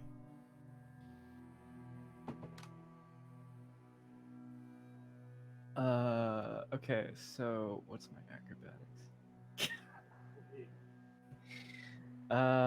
That is a 21. 21. Okay, so you get halfway there. Okay. On your next turn, you can use your action essentially to ascend the rest of the way. Because at this point, it's more like before, it was jumping from bits of debris up. Now it's going to be literally just launching yourself up to the next thing. So it'll be a bit more effort. Okay. So am I like halfway up the walls or something? Yeah. Kind of Okay. Assassin's Creed holding onto a little lip or something. At the end of your turn, feeling the life force still surge, it is going to tighten its grip around Spike. No. Spike, buddy. A 25. So Spike, you are... It yanks at your cables again. You flick it off, and it renders you unconscious once more. Still enveloped, you and Oleg unconscious and being wrapped around with tentacles. That is going to bring us from Wendelin to Spike. Spike, make a death save for me. Nat 20! Nat 20! Everyone, Come on, baby. give us your energy Come for on, Spike to roll a baby. nat 20 and come back with 1 health.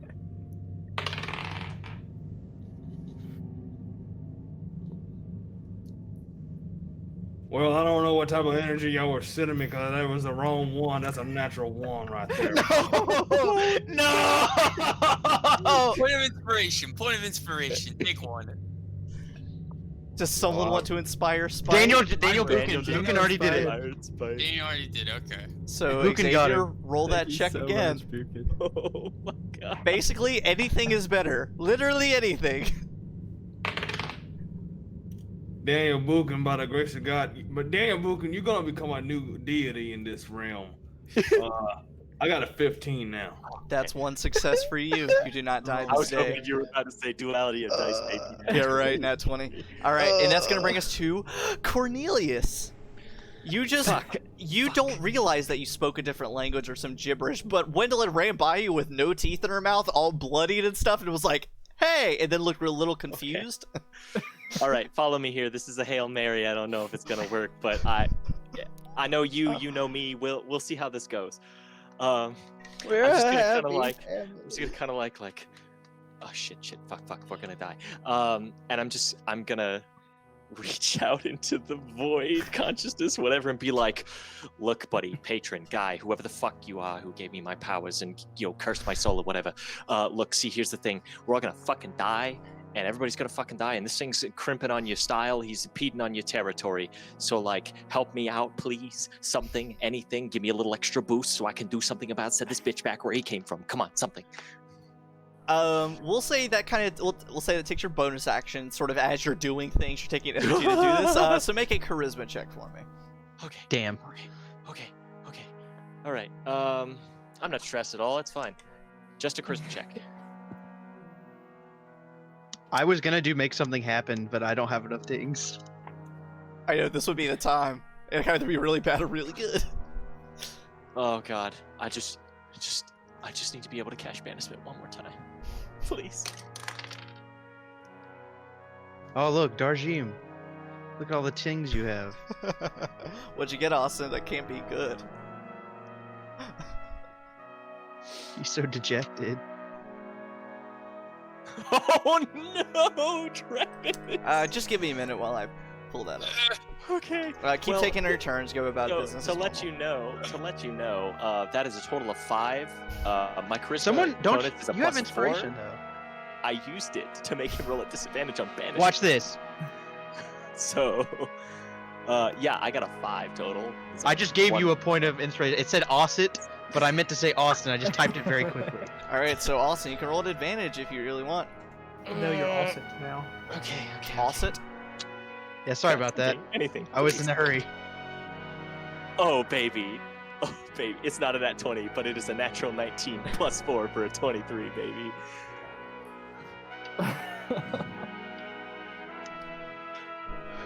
So you call. As long as it was just a charisma check. If it was a charisma saving throw, It's just a charisma check. You call into the void and say literally anything. Please help me. What do you want to do with the rest of your turn?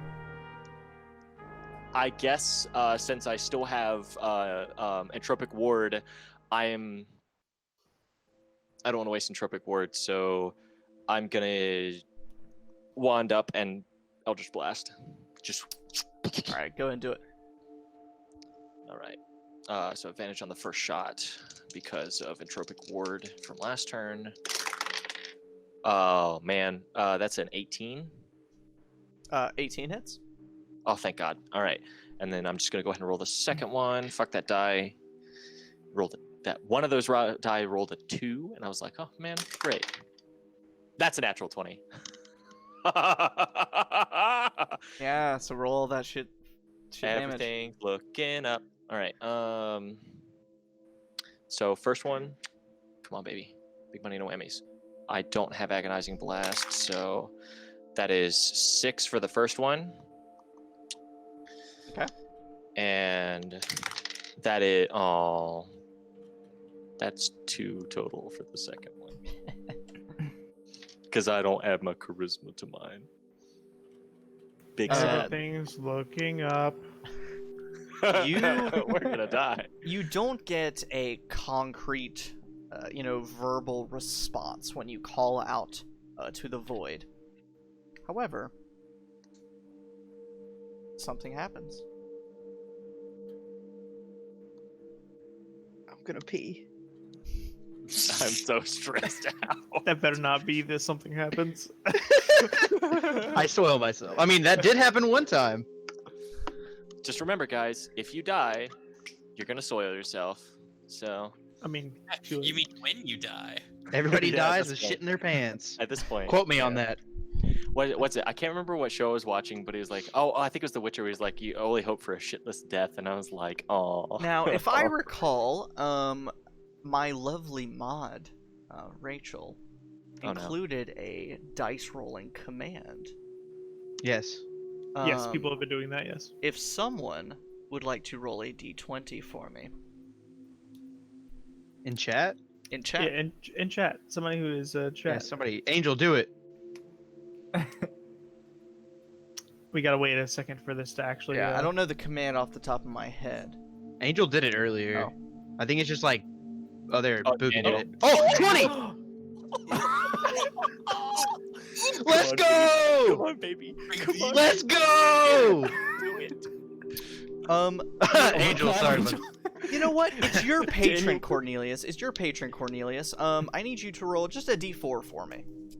A D4. Yep. Oh, no. 50-50 chance. High or low? 2. Alrighty, we'll see what that means. Oh God. For those of us who just joined with the I raiding know. party, Thanks for We're all raiding dead. everyone. Well, I we are forgot how to so kill everybody. screwed. We are so screwed right now. I think the only the only person who hasn't taken damage yet is me, but I've got nothing, and we're also all going crazy. Yes. So, Cornelius, you, in your mind, you call out, say, please help, literally anything, please. Come on, I want to banish this motherfucker again, please. And you just start feeling so sluggish. Oh crap. You start feeling helpless against this cosmic eldritch being in front of you that has gripped into the foundation of Sharn. Don't tell me that. Varian, Please don't tell Wendelin, me. Donovan, Cornelius. Actually, no, not Cornelius. Just Varian, Wendelin, Donovan. The last 3 standing. Let me double check real fast. Yeah, Logan. If I fuck this, What are we making? Make a charisma saving throw. Oh, thank God. Donovan's like, yeah, motherfucker, I got this. All right. That was a good roll. Thank God I don't have to make that roll. Jesus. That was a good roll. At least it wasn't a wisdom check if you had to make it. No. All right, Varian, what'd you get for that charisma? 4. 16. All right, and Wendelin. 18. All right, and Donovan. 26. Oh Holy baby, shit. music to my ears. So the 3 of you begin to feel so sluggish. Cornelius, you feel it, but shake it off immediately. But you see it start to take hold of everyone else, and you can see a bit of lull to their eyes as Varian and Wendelin, you are both under the effect of the Bane spell. Oh man. Cool. The dice Alright. decided. You got us, Bane. We had a nat. I had a nat 19 and then a nat 20 from Daniel and then a 2 on a And D4. look what it got us. So for my audience, Austin bellowed out into oblivion to his patrons, like, please, anything.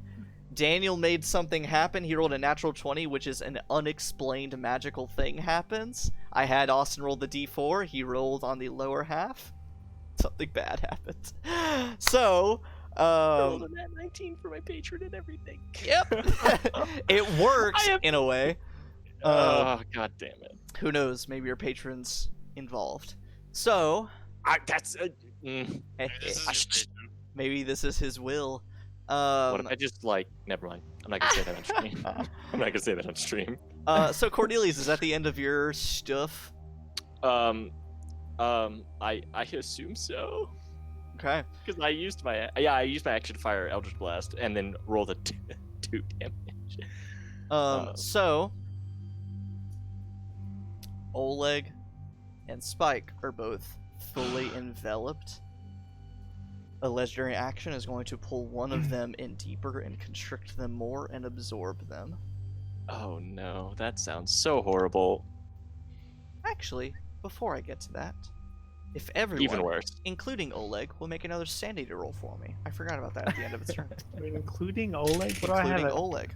How do I have my negative? It's still just a 4? D4. Still a D4. Okay. That's okay. That's another. I got an 8. 8 for Donovan. Varian, what'd you get? 2. 2. Cornelius. 6. Wendelin. I also got 8. And Oleg. I got a 4. I thought you were going to get a 1, and I was Oh going wait, what about Spike? Xavier stepped away, so we will get to him later. Did he? I'm right. He's right here. He just Oh shit, he was just down. I'm pretending to Xavier, be dead, it's did all you on make that. a sanity roll for me? Yeah, He's an actor. He's just role playing. I'm a method actor. All right. Oh my god. What did Please you don't get be for a your method sanity actor. roll? I rolled a 6. 6. All right, Varian, roll a d20 for me.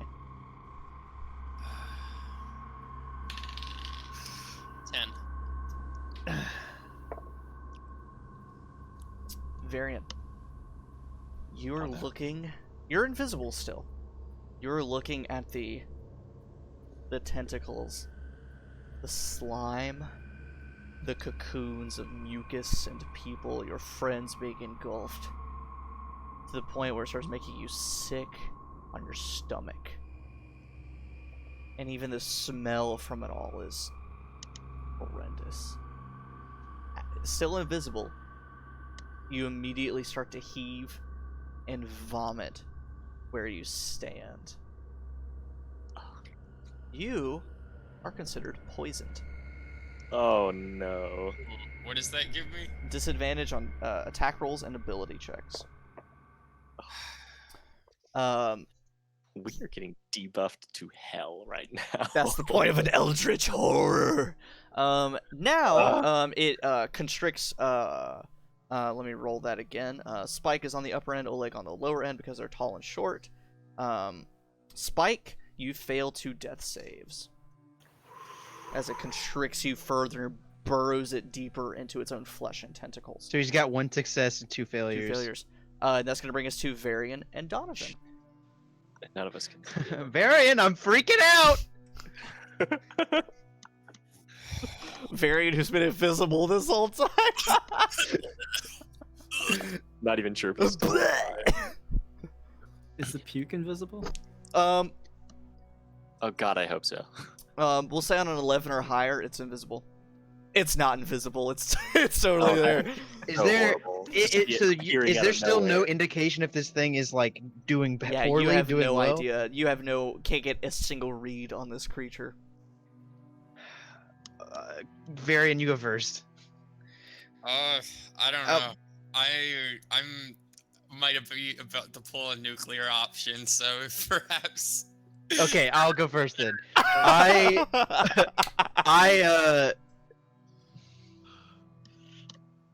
What's it gonna be? I'm gonna fucking do my only other damaging spell, I guess. I'll use Thunder Wave at 2nd level. How are you gonna position your Thunder Wave? Because They're inside of it. It isn't. They're inside of it. So there's flesh in between this and them. Theoretically.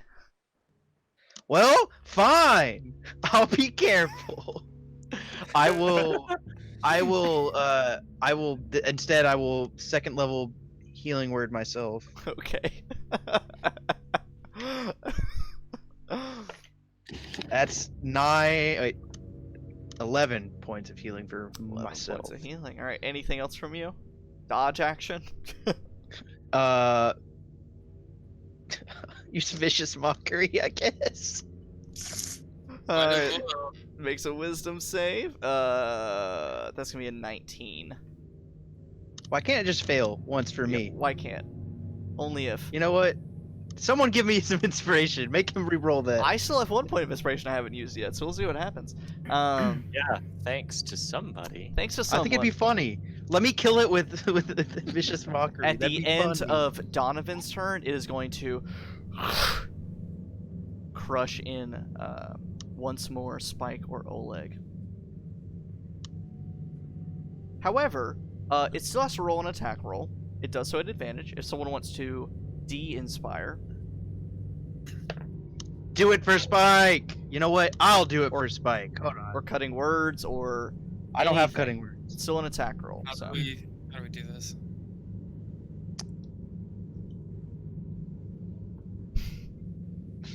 Me. So you want to Dude. de-inspire me? Yes. I want to save that thing. Okay, I rolled on the lower half, so this time it's Oleg. So it's just going to be a straight roll. That's still a 21 to hit Oleg.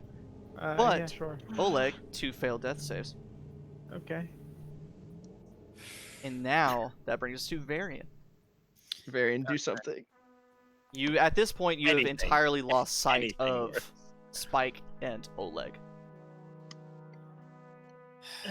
Do something. I'm giving up on you. Yeah. Pretty much.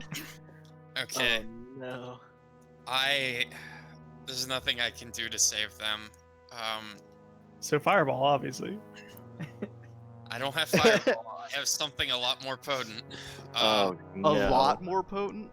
Alright, buckle up, everybody.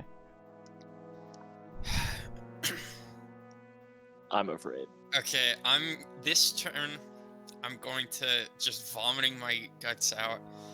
To conjure up what arcane will I can and cast a 2nd level magic missile at it. Okay. And then as I'm backing up, just through vomits, I'm gonna yell to the rest of them, and like,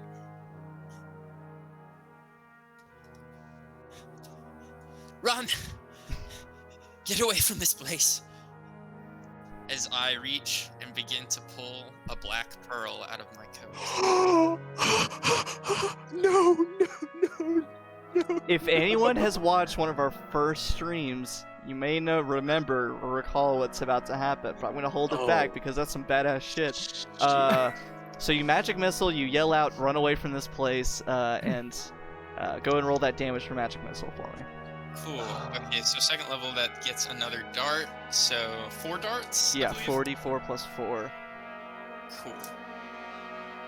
Oh boy. Oh god. Oh jeez. Rip Oleg and Spike. Yep. Hey, I'm doing what I can. 5, Oh, no. 7, 8, 12 points of force damage as just a bunch of pew pew pew little bright green darts. Okay. Slam into it. Pew, pew. Yeah. So, you do that. You start backing away and yelling to everyone.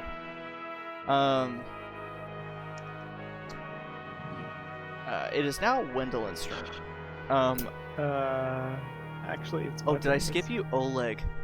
Oh, no. Make a death save Oh, for me. I'm gonna pee. I'm gonna use my inspiration.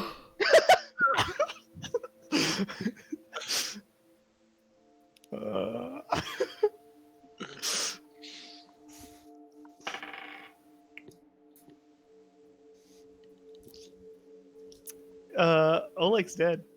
Ugh. No. I rolled a 9. Oh. I rolled a 4 before that. Okay. So, that's gonna bring us to. Wait. I have an inspiration point. Can I give it to Oleg? You know what? Do it. I'll allow it. I'll say this is the last one. So Oleg, you wanna roll one more time? Alright. Everyone, give him your energy. I should not give you Kairos energy, though, because that means you're dead. Oh, you're dead. Travis. I rolled a 16. Okay. Yeah. Oh my I God. knew it. Oleg lives for bastard. one day more. You mean like 6 seconds? 6 seconds more. Wendelin, it is your turn. Wendelin, Donovan, Cornelius, you're still sort of in the area. Make a perception check for me. Oh no. 18. Okay. Also an 18. Okay, and Wendolyn? 15. 15? Sweet. All of you start to notice this mass of tentacles and flesh is starting to raise up from the floor. Almost like it's a suction cup ready to detach itself. Wendolyn, it is your turn. Okay. I've got two plans. One is just to run away, as Varian has said. The other one, I'm gonna just ask if it's possible. Mm-hmm. All right. So You're in a still halfway previous up the session- wall. Yeah. Yeah. Do I realistically know like where Spike or Oleg are in the tentacle mass? Realistically, no. If you want to make general intelligence check, you can try. Okay. Intelligence. 14. You know where they entered, but you don't know how deep they've been pulled, so you don't have a good guess of where they might be. Okay.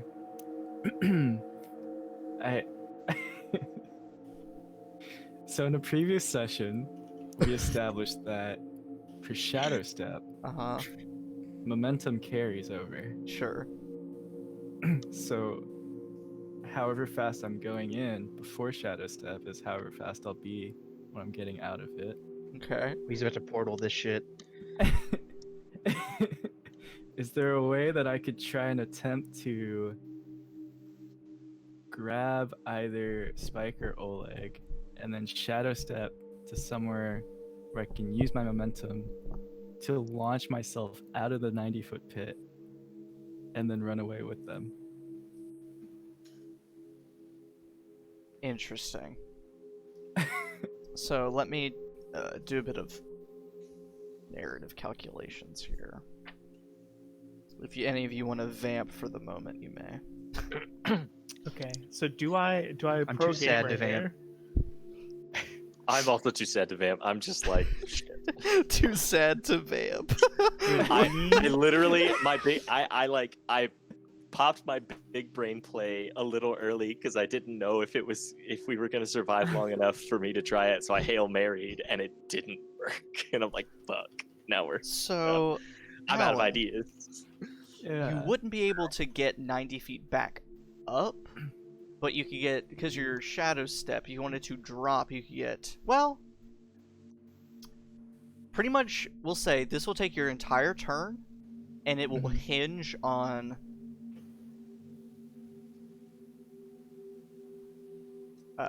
we'll say 2 skill checks. Okay. Otherwise, if you fail the first one, you will also be enveloped by the tentacles and flesh. If you fail the second one, you will end up just falling to the ground. Do you have a point of inspiration Okay. already? Me? Yeah. I gave it to you. Oh, cool. Now you have another one. Inspire wind. Thanks, dude. Jesus Cool. Christ. Alright, so you were inspired on one of those rolls, so I'm just burning through all my points in this. yeah. session. Rip the next session, right? Yeah, right. So, Wendolyn, if you want to pursue this course of action, we may begin. Yeah. Alright, so for the first roll, I would like for you to make... We'll make this just a perception check. To see where you can spot the differentiating lumps in the flesh, potentially a limb of one of the 2 people poking out. Did someone else just give me an inspiration? Yeah, someone else just gave you one. Oh my Thanks, God. Estrella. Alright, so roll the first roll at advantage.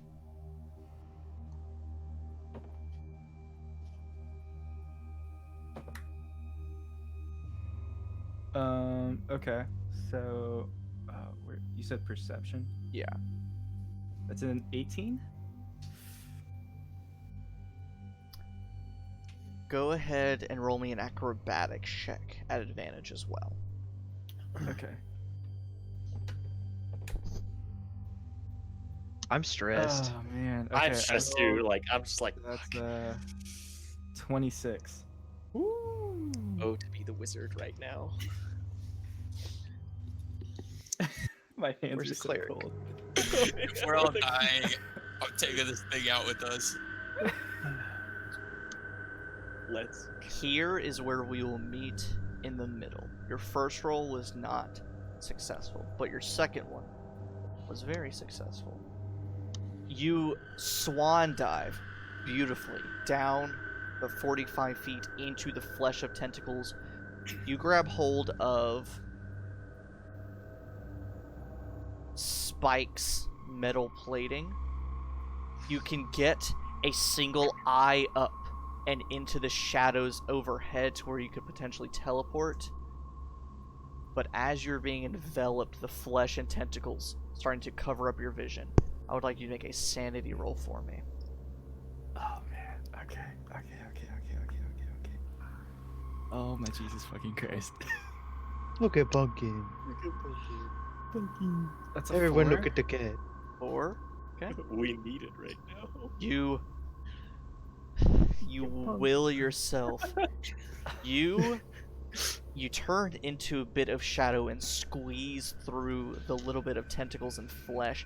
It takes some strength and willpower to pull Spike free, but eventually you launch free from the tentacles and flesh. You feel a hand clasp onto the side of the root, and essentially you and Spike are hanging by one hand. Like, you are holding on one hand, you're holding Spike by part of his arm from that root.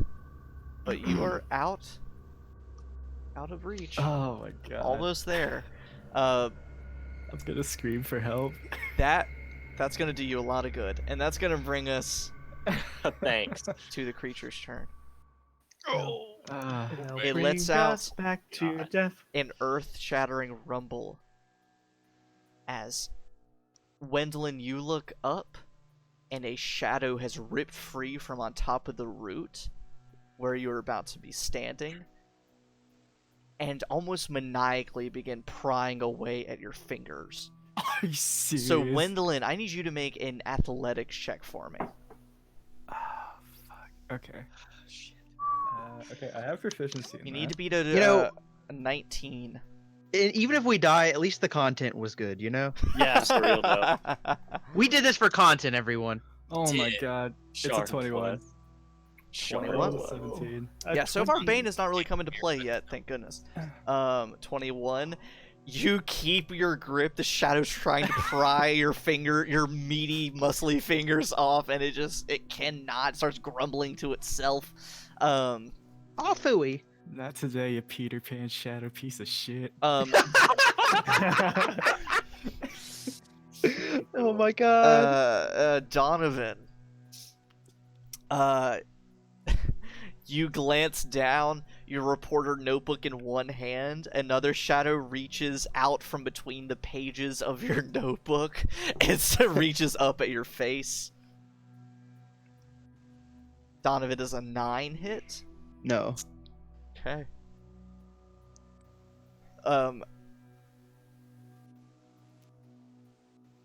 With the creature's slow rise above the ground, you see tentacles reach. It's almost like it's raising up, and you can almost see the underbelly, like looking at the bottom of a car. And you can see tentacles reaching down, trying to grasp hold. I just knocked down my corkboard. Reaching down, trying to get hold of the stonework beneath, but it's just grabbing at loose gravel, trying to maintain a hold.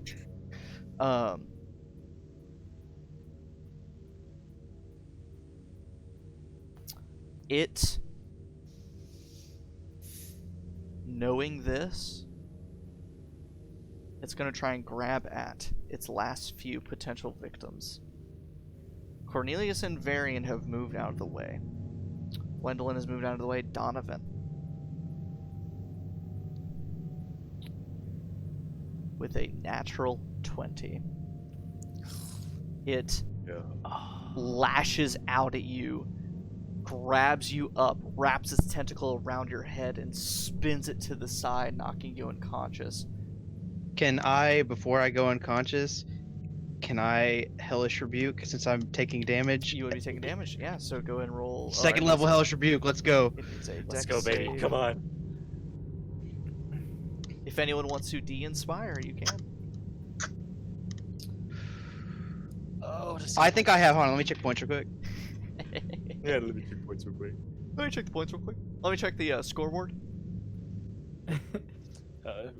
300 points to Gryffindor. Okay, I have enough, so I'm gonna do that. Alright. That was a natural 18 on the first roll.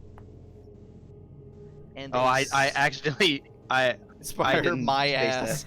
Yeah, go ahead and make it correct, but that is going to be a 14. that fails. Okay, so go roll So- that damage. Okay. Okay. I just rolled 3 10s. I don't believe you. I'm so serious right now. I'm so fucking serious. Once in a On lifetime God. opportunity. Once in a lifetime opportunity. Let this man have it. As it grabs you, wraps around you, it gets up to your face to snap your neck to the side. And your past, your origin I just take my lighter and I fires just hold it up. Yeah, you I take your hold it up lighter, to it. drop it. Fire catches all along this creature like oil. And almost as a reaction, it curls you into its body, but all of its attached tentacles release. And like an elevator dropping, it's hard to tell which. You don't know whether the tentacle shoots upward and this mass of things releases forward, or if the ground beneath you drops. You're not sure which. But Donovan, Oleg, Spike, you are wrapped up in this thing as it rockets upward. Varian, Gwendolyn, Cornelius, the ground shakes and it drops from beneath you and you fall. At the end of its turn, there's not really much it can do. As this happens, though, I need everyone to make a sanity roll. Everyone to make a sanity roll. Shit. Oh, that's the. And a then I'm gonna D20. go across to keep it nice and civil. Varian, what did you get? 5. All right, Cornelius, what'd you get? Got an 8. Oh, Nice. Spike, what'd you get? 4. All right, Gwendolyn. 7. All right, awesome, Donovan. 6. And Oleg? Oh no. 2. Oleg, roll a d6 for me. No. What Please. more can they take from us? They have 2. almost literally taken our A 2? Yeah. You feel yourself get pulled upward just slightly. You start thinking, if my past is behind me, I don't know what's in the future. I can't. I don't know if what's left for me. I don't have anything left for me. I have to listen to what others say. I don't have any of my own experiences rallying me on, but that's probably for the best. I need some guidance. I need someone to lead me. I need some help with this. And I think this will help. All of your ability scores are reduced by 2. You have a wisdom of 2 right now? Wisdom of Oh, 2. baby. Everyone Oh, else is God. okay. Oh god. And at this point, you're almost thinking like, yeah, I'll just whatever they say, I'll do. They're in charge. They will help me be who I need to be. Didn't you say Spike? Wendolyn pulled Spike out, right? Correct. So Spike didn't get pulled up. Oh, that's right. So it's just It's just me. It would just be me and Oleg. Oleg and Donovan. You're getting funny rocketed enough, up. Yes, Oleg. I don't know what happens whenever your stats go below 3, but D&D Beyond is absolutely refusing to make my stats go below, like my wisdom go below 0. D&D Beyond said no. We'll see what That's happens. fake. We'll play it by ear. Oleg, actually, Yeah, you there's did your no way. thing. That was that. So for the purposes of everyone else's turns, this thing rocketed up into the air, or vice versa. You rocketed from it, and at this point in this moment, it is 120 feet away. And that is going to bring us to Spike. I need you to make a death saving throw. Are you still on? Wait, I don't remember how many death saving throws you're at. He has 2 death save. He has 2 fails, 1 success. Okay. Well, now, Shinueve, you might be about to just see exactly that. Maybe. We will see. Probably. What'd you get, Xavier? 6. No, someone save Spike. It's okay. It's okay. Someone save Spike, So, please. Spike. Cowboy's time. Not every cowboy can ride out into the sunset. No. So, Fuck that. I'm the DM. I can do whatever I want to. And Alan just inspired Spike. All right, this will be the last one. So, Spike, make another death save for me, and we'll see what happens. Cowboy death monologue. Yeah, give me a fucking cowboy death monologue. 8. No, Spike. Spike. Xavier, your lights are flickering a bit. You hear Romulus's voice saying, "Come on, partner. Come on. We're almost there. We're almost there. We'll make it. We'll make it. You made it before. You made it a few times. We'll get there. Come on. Yeah. We'll survive." Spike, what are your final words? Romulus. Sometimes you get, and sometimes you get God. You hear as his voice, his cowboy persona fades. And you hear Spike's true voice. He says, "It has been a good ride, partner. Take care." No. Now, Xavier, does Spike also say this out loud? Is it sort of a dual thing or just inside? It is out loud. Okay.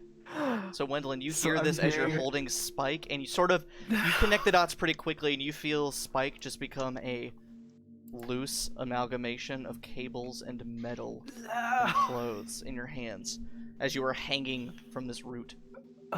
One more turn, I could have stabilized. Cornelius, it is your turn. This thing is now 120 feet up in the air, pulling away from you as quickly as you can watch it. I cannot see it holding Oleg. No. Okay. You could maybe It's see it holding me. holding Donovan. Yeah. Okay. I have shit. You have shit. And Yeah, I mean, am I basically- unconscious? Yeah. Okay.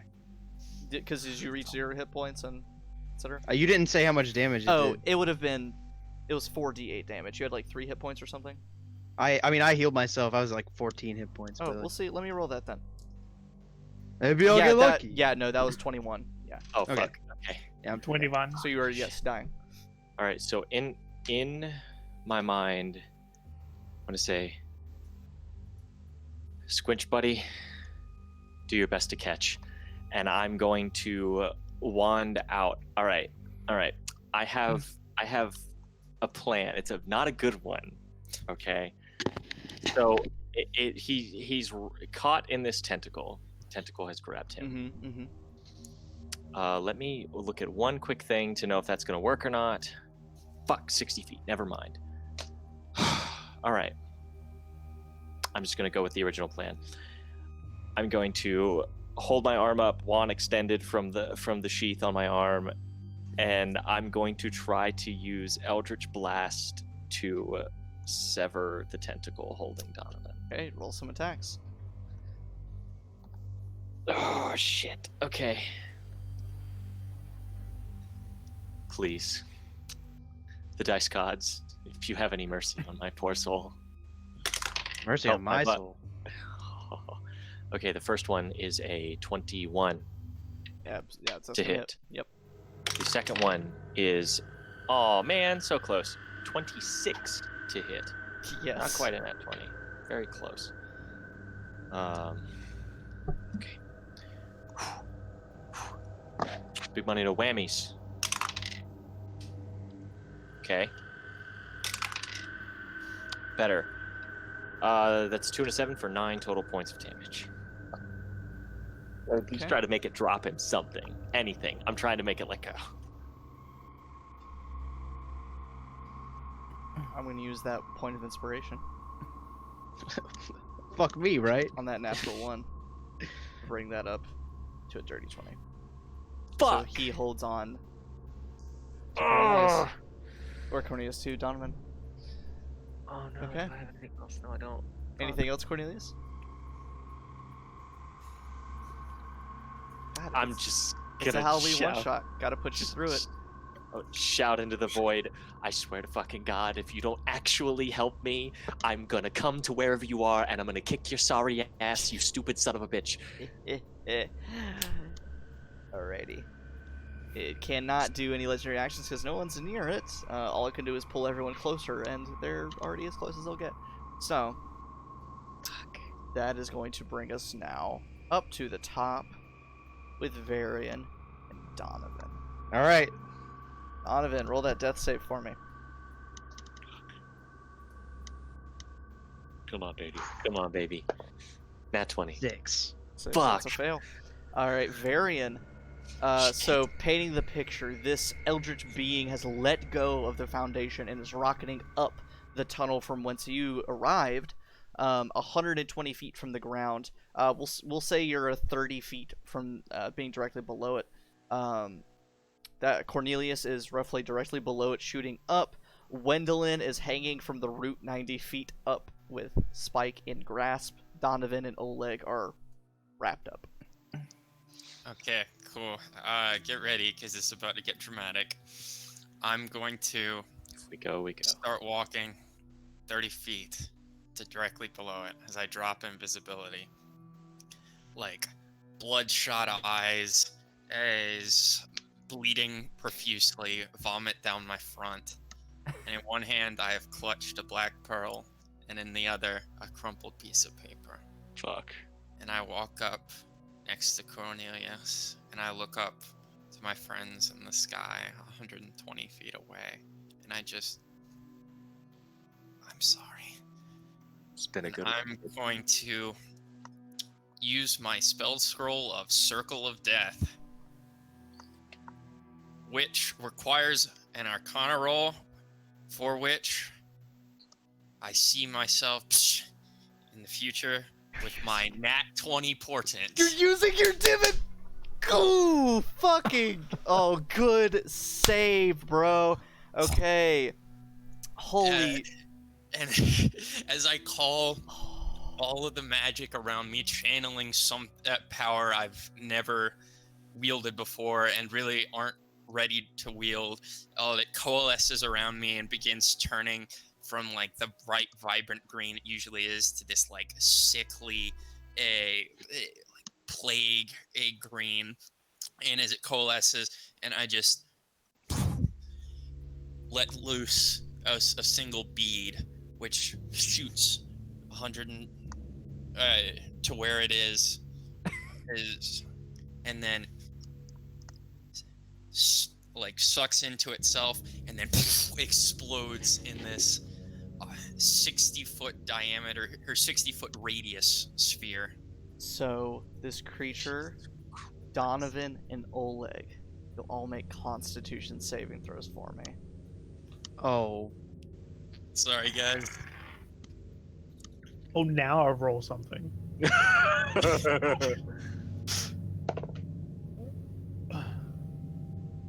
Okay. I mean, I don't know if it matters. I rolled a 19. I don't know if it fucking matters worth of shit. I rolled a 22. So, the two of you save, so you take half damage, which essentially means you just fail one death save. Legs it. Sorry, buddy. Yep. Alex. And Varian, you probably feel that too. You know it happened. The creature. Tears are rolling down my face. Yeah, the creature, it failed. So roll your 8d6 necrotic damage.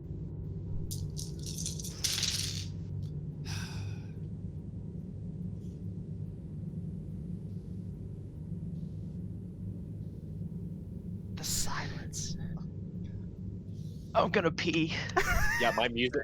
I tried to put music and it stopped, like playing completely. Like it won't come back, and I'm just like, that's not a good sign. 26 points of necrotic damage.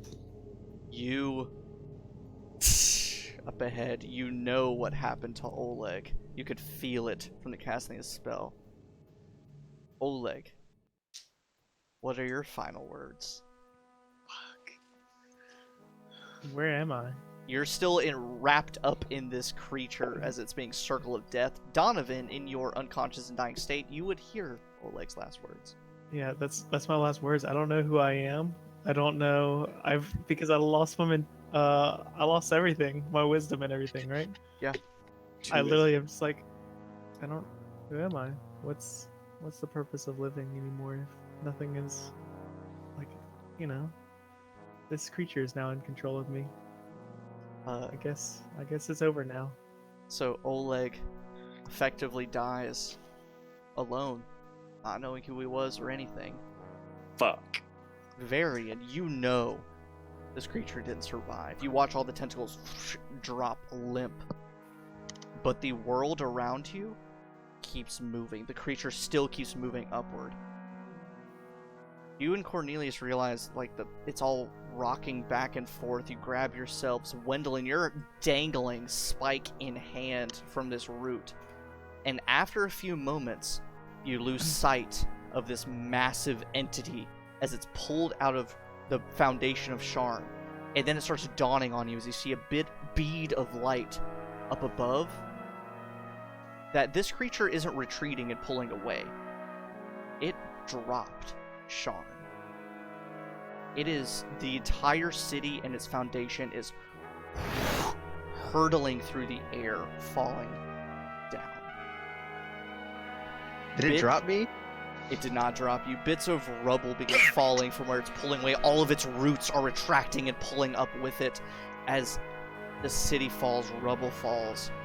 You are all consumed by the rubble.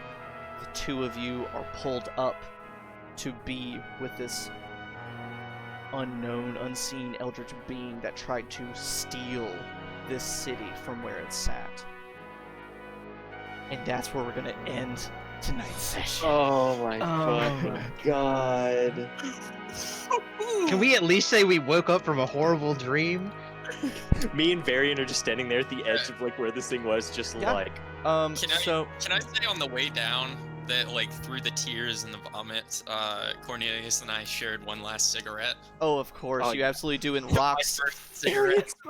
rocks fall on Yeah. top of you, and you wake up, all in your normal beds. You go about your day with this slight lingering sensation at the back of your mind of a dream that you had, but you can't quite remember. But Oleg and Donovan, you aren't in that same boat. You remember it, and you're changed by it. You are rattled by it. And we will discuss what that means a little bit later. Oh shit. And then, Oleg, you receive a message from your friend Alden DeOrian saying, "Help, my cousin was just in a deadly skycoach crash. Meet me at Death's Gate." And that's where we'll end. Question. Motherfucker. Yes, awesome. Okay, I have a question. Okay, so I don't remember. So I'm not one of the people that remembers things. It's just No, I had a bad you're- dream, but I don't remember it. Yeah, you remember that you had a bad dream, that it was fucking awful, but you don't remember any of the details, so it's just more of an annoying feeling at the back of your head. Is the clay ball still in my jacket? Do I notice something? Do I notice there's something in the pocket of my jacket when I get up in the morning?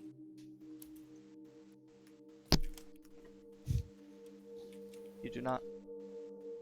Fuck. Okay. Fuck.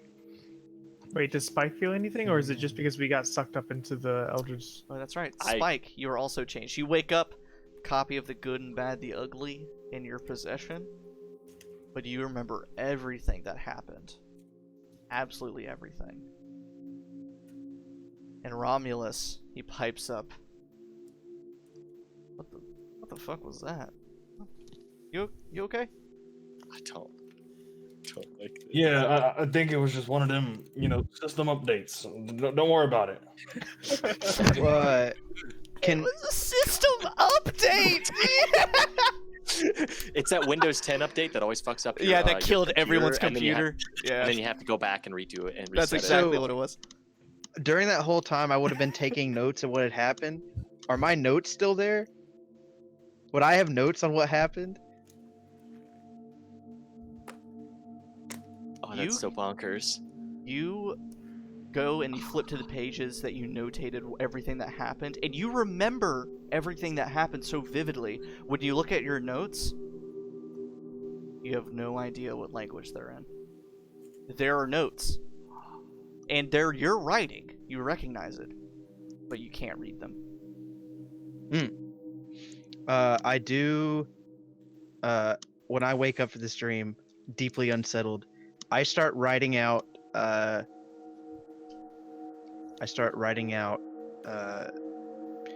What to do in case I die.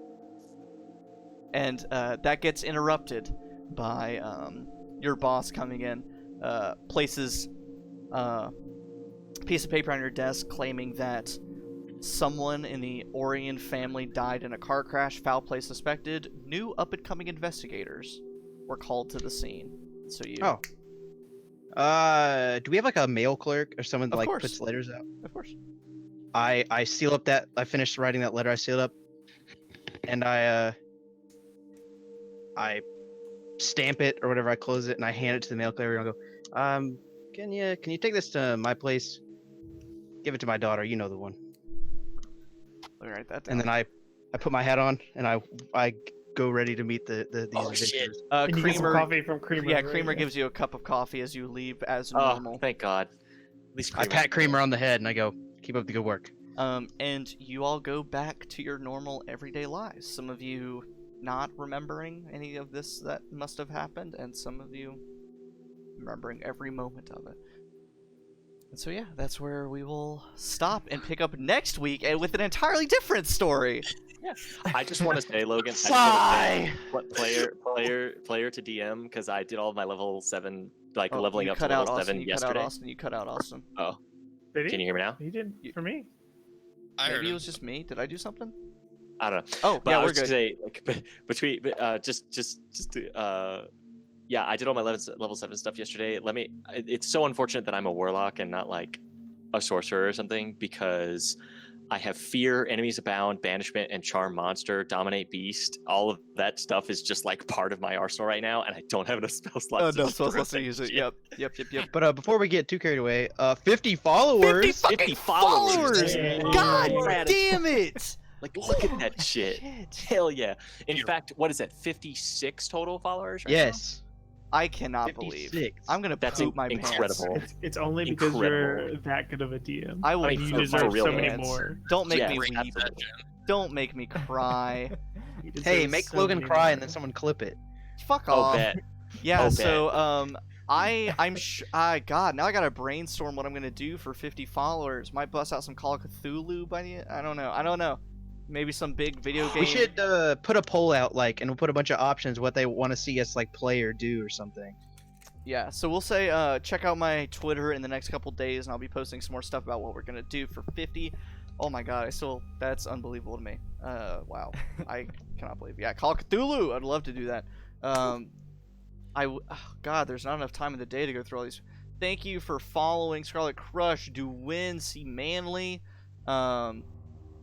What's a Tuba, Icy Red Bull, Adam Sumi, LDT 003. Thank you guys so much. Isn't that Isn't that Luke? Luke Taylor? Yeah, Luke Taylor. One of those was Luke Taylor. LDT is Luke. Yeah, that was Luke Taylor. I did not Yeah. know that! Yeah, that's what he has on Steam. That's how I remembered that. Yeah. Wow, that's fucking awesome. I did not realize. Thank you so much, Luke. So yeah, check out my Patreon, my DM's Guild shit. I don't even know what to say at this point. Wow, I'm at a loss for words. I'm never at a loss for words. So thank you, That's why everyone. you're the bard. Logan is so happy, and he will cry later, but we won't clip it because that's mean. But this is not the But- end. Thank you for sticking with us. I Yeah, mean, so- Yeah. That was a long At stream. fucking 5.5-hour stream, and we still have 20 people here. That is unbelievable. Thank you That's guys. Yeah, check out Logan's Patreon. Subscribe to that if you feel so inclined. I think someone already did. Yeah, it looks like earlier. I had one supporter. Thank you So much. follow Logan on social media. Don't follow the rest of us. We're not funny.